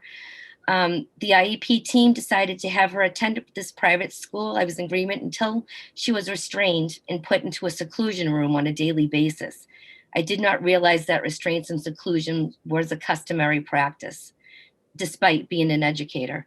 After finding bruises on my daughter, I pulled her out of that private school. However, the public school did not let her come back. The school said she was too dangerous for the public school now, since she had been restrained. Suddenly, after 7 years of public school, she was too dangerous. I filed a complaint with the New Hampshire Department of Education. It was only through the help of the Parent Information Center, specifically Bonnie, that I had any idea on even how to do this, again, despite being an educator. I had documented everything, so the results of the complaint were in my favor, and they ordered the school to have my child return to public school and for the district to have training in her rare syndrome. The pain and tears that I experienced are what continue to fuel my desire to help others. Due to my unique background, I have worked in well over 50 schools here in New Hampshire. I know what happens in schools. Mostly, it's a systemic problem, not a person problem. Schools typically work in a reactive state, and it's hard to be more proactive, especially in special education. However, I will be honest, there are some districts that have administrators who engage in bullying and retaliation to whether it be other employees or families. You can spot this when you see that the person never mentions the child's name throughout a whole meeting. It becomes about adult problems and not children problems. Parents do not have a fair shot in the special education due process procedures. It is expensive, emotional, and it is unfair to have the burden of proof lie in their laps. The school districts, with the taxpayers' money, hire attorneys to represent them, not the student. Despite the committee's well-educated background, without expensive representation, I would argue that anybody on this committee would be able to win a special education due process hearing. The schools have the expertise, they have the money, and they have the tenacity. Currently, I'm sorry, your time is up. Oh, yeah, do you want to close the sentence or? That was my last line. Currently, the special education due process burden of proof is imbalanced, and this bill is the right thing to do for New Hampshire families. Thank you for your service and for your time. Thank you very much, Maureen, and Thank thank you very you. much for your testimony. Are there any questions for Maureen? Not seeing any. Thank you very much. Okay, next we have Will Caruso. Oops. Go ahead, Mr. Caruso. How are you there? Yeah. Somebody should tell him. He looks like Mark Twain. Mr. Caruso, are you able to hear us? Okay. We'll go to Alicia Houston, promoting you, and we'll go back to Mr. Caruso if there's time. Yeah. Go ahead, please. Where'd you go? Seems to be a black hole in the, there she is. Will Caruso has his hand up. Nope, they had their, they were not on the list. Can you hear me? Okay? Hello? Yeah, go ahead, please. Oh, okay, sorry. So I want to start with hello representatives, and thank you for allowing me to speak. I am a proud New Hampshire resident and a parent in our amazing Granite State. As a mother of 2 children, both which have learning setbacks and require special education assistance, I am testifying today in support of House Bill 581. I have to share that as a special education parent, the current process is broken when relative to the burden of proof being held on the parent. As a mother and constituent, the process of advocating for my children has and will continue to be a full-time role to which I am not compensated, nor do I expect to be. We need to shift the burden of proof to help families throughout New Hampshire to hold districts accountable to federal and state laws. In Nashua alone, we currently have a number of state and federal complaints to the Offices of Civil Rights in conjunction with countless individual education plans amendment meetings, and we also have had to file compensatory service requests for refusal of services. House Bill 581 would not only help the financial constraints for families, which often do not have the financial backing to fight their district, but it would also help avoid significant financial setbacks for the schools to begin at the ground level with proper construction and formatting of their administration for special education.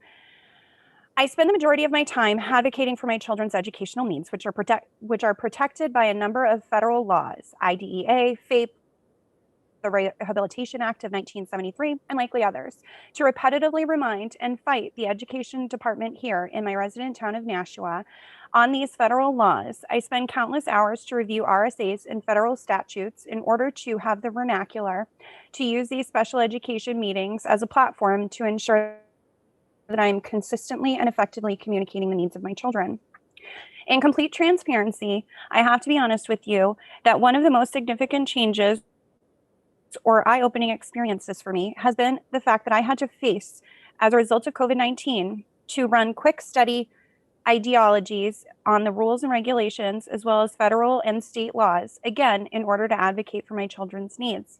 In 11 months, many parents in my district alone have faced a direct refusal of services in combination with a special education department who went so far as to implement strategies to deny and refuse services to many special education students. I would like to end with another statement of gratitude. I encourage you to look into the positives of this bill and hold special education departments to forcibly discontinue unlawful practices by way of shifting the burden of proof. Hold on, I'm so sorry. The only way to do this is to help our children and families who do not have access to unlimited funding and to shift the burden of proof in order to force them to review their processes and compliance. So in conclusion, I implore you all to vote yes on House Bill 581 to shift the burden of proof, which would ideally enforce these districts to create policies at the bottom in order to avoid potential risk outcomes through litigation, due process, and mediation expenses. Thank you so much. I am available for any questions. Thank you very much, Ms. Houston. Are there any questions of her? Not seeing any hands. Thank you very much, Alicia. Okay, we're gonna try, whoops, Mr. Caruso must have left. Okay, Heather Young. Go ahead, please, Ms. Young.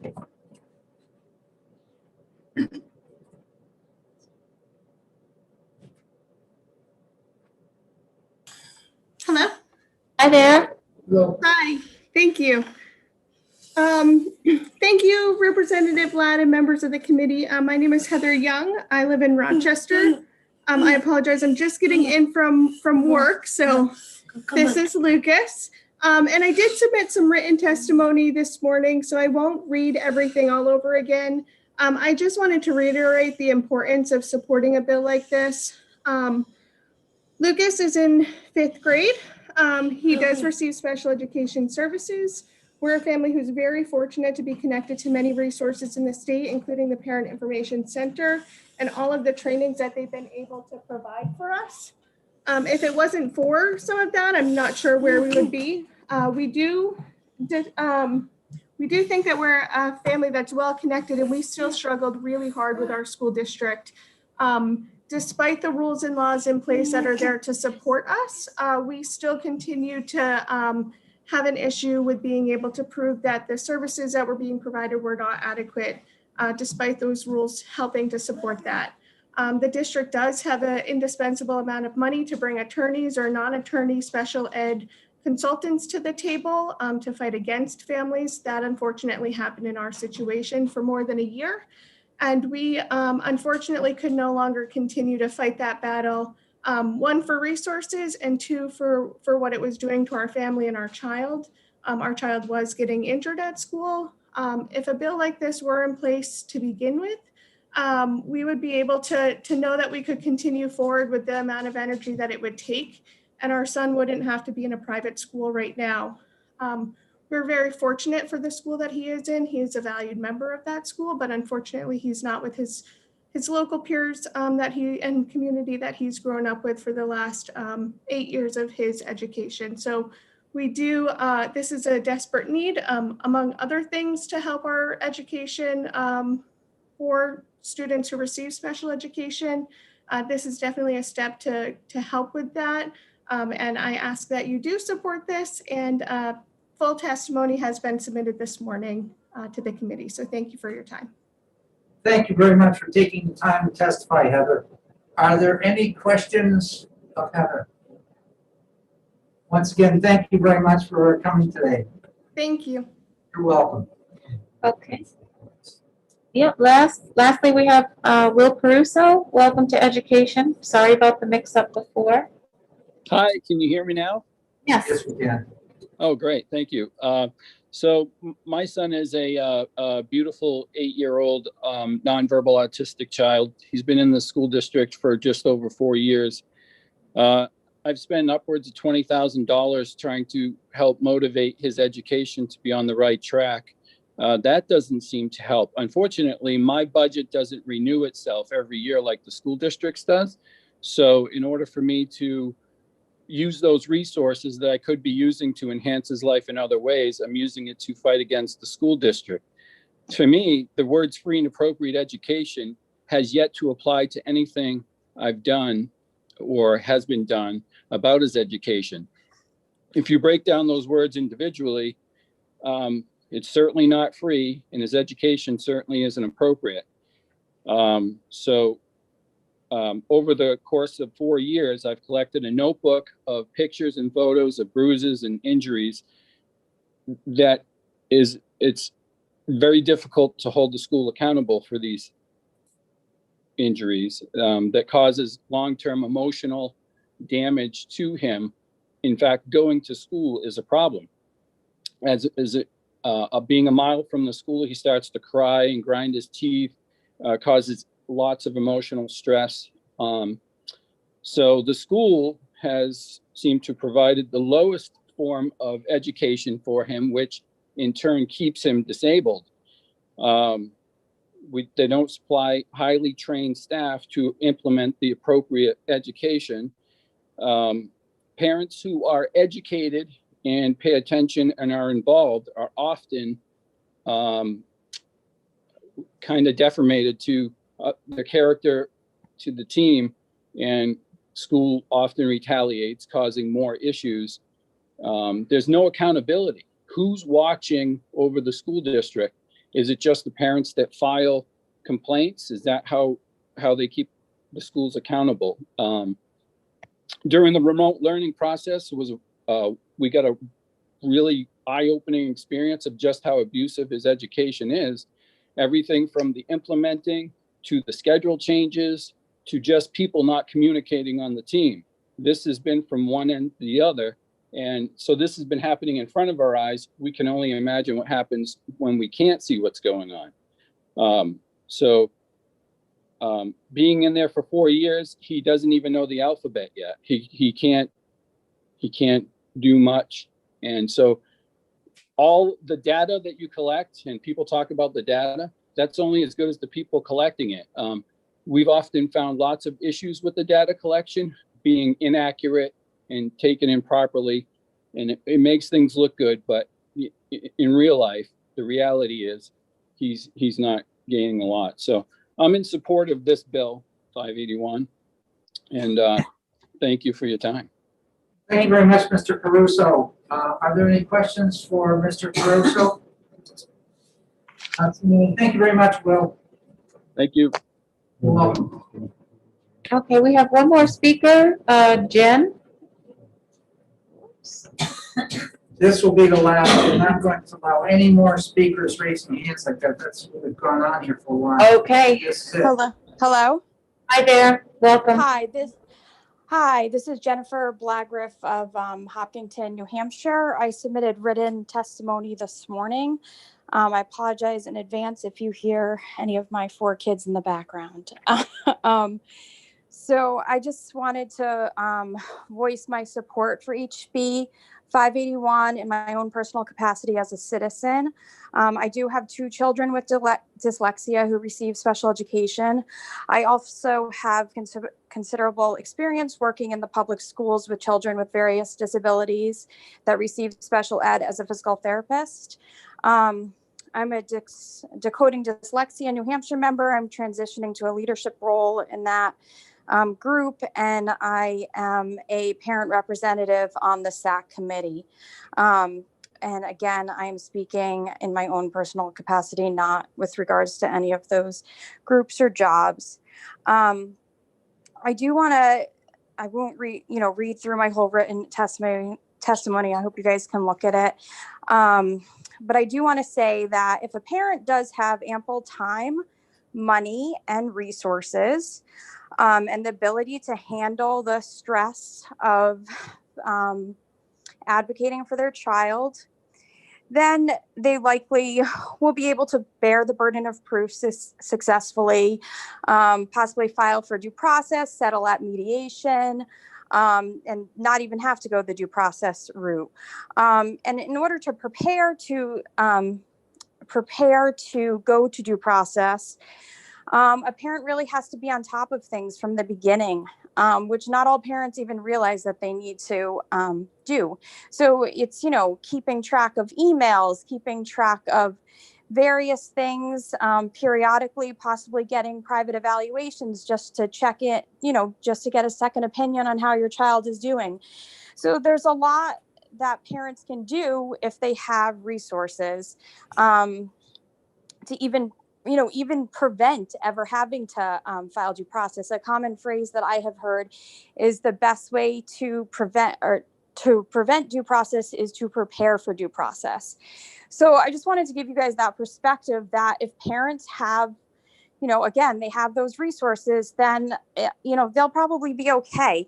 And I'm not concerned about those parents. I'm concerned about the millions of parents in the state that have children with disabilities that are not able to research special education laws. They might not even know there are federal laws in place and state laws in place, and are not able to be on top of everything in the beginning. I'm concerned about those parents who, it might be after a bunch of things have gone wrong that they start researching this stuff and have to go down this path of filing for due process, and they may not be able to afford private evaluations that can cost thousands of dollars. And then on top of those private evaluations, they would need to pick a private evaluator that could come to a due process hearing. So that might not mean going to the best hospitals in Boston. That might mean getting a very well-respected private evaluator that you could actually pay to come to a due process hearing. So it's just a really, really complicated process. And it is at this time, I feel, strongly stacked against parents that do not have the resources. And this bill, I don't think it will solve all of those problems. There'll still be parents that can, afford expert witnesses and all of that stuff. But for the parents that can't afford that, this should help them a little bit. The schools have the resources. They have the specialists in the schools. And they have the people to do the evaluations. Sometimes it's just a matter of picking the correct evaluation for the student. So picking the most appropriate evaluations for a child with dyslexia, as opposed to, picking things that aren't always considered the most appropriate for kids with dyslexia. So anyway, I just think that this bill is really important for those parents that are disadvantaged, and I support HB 581, and I encourage you guys to read my written testimony and really, really strongly consider supporting this to help make sure all students in New Hampshire have access to a free and appropriate public education. Thank you very much, Jen. Are there any Thank- questions? Are there any- Not seeing any hands. Thank you very much. Okay, thank you. Welcome. What was the total? Oh. 71. 14. Oh, 71. support, 30 opposed.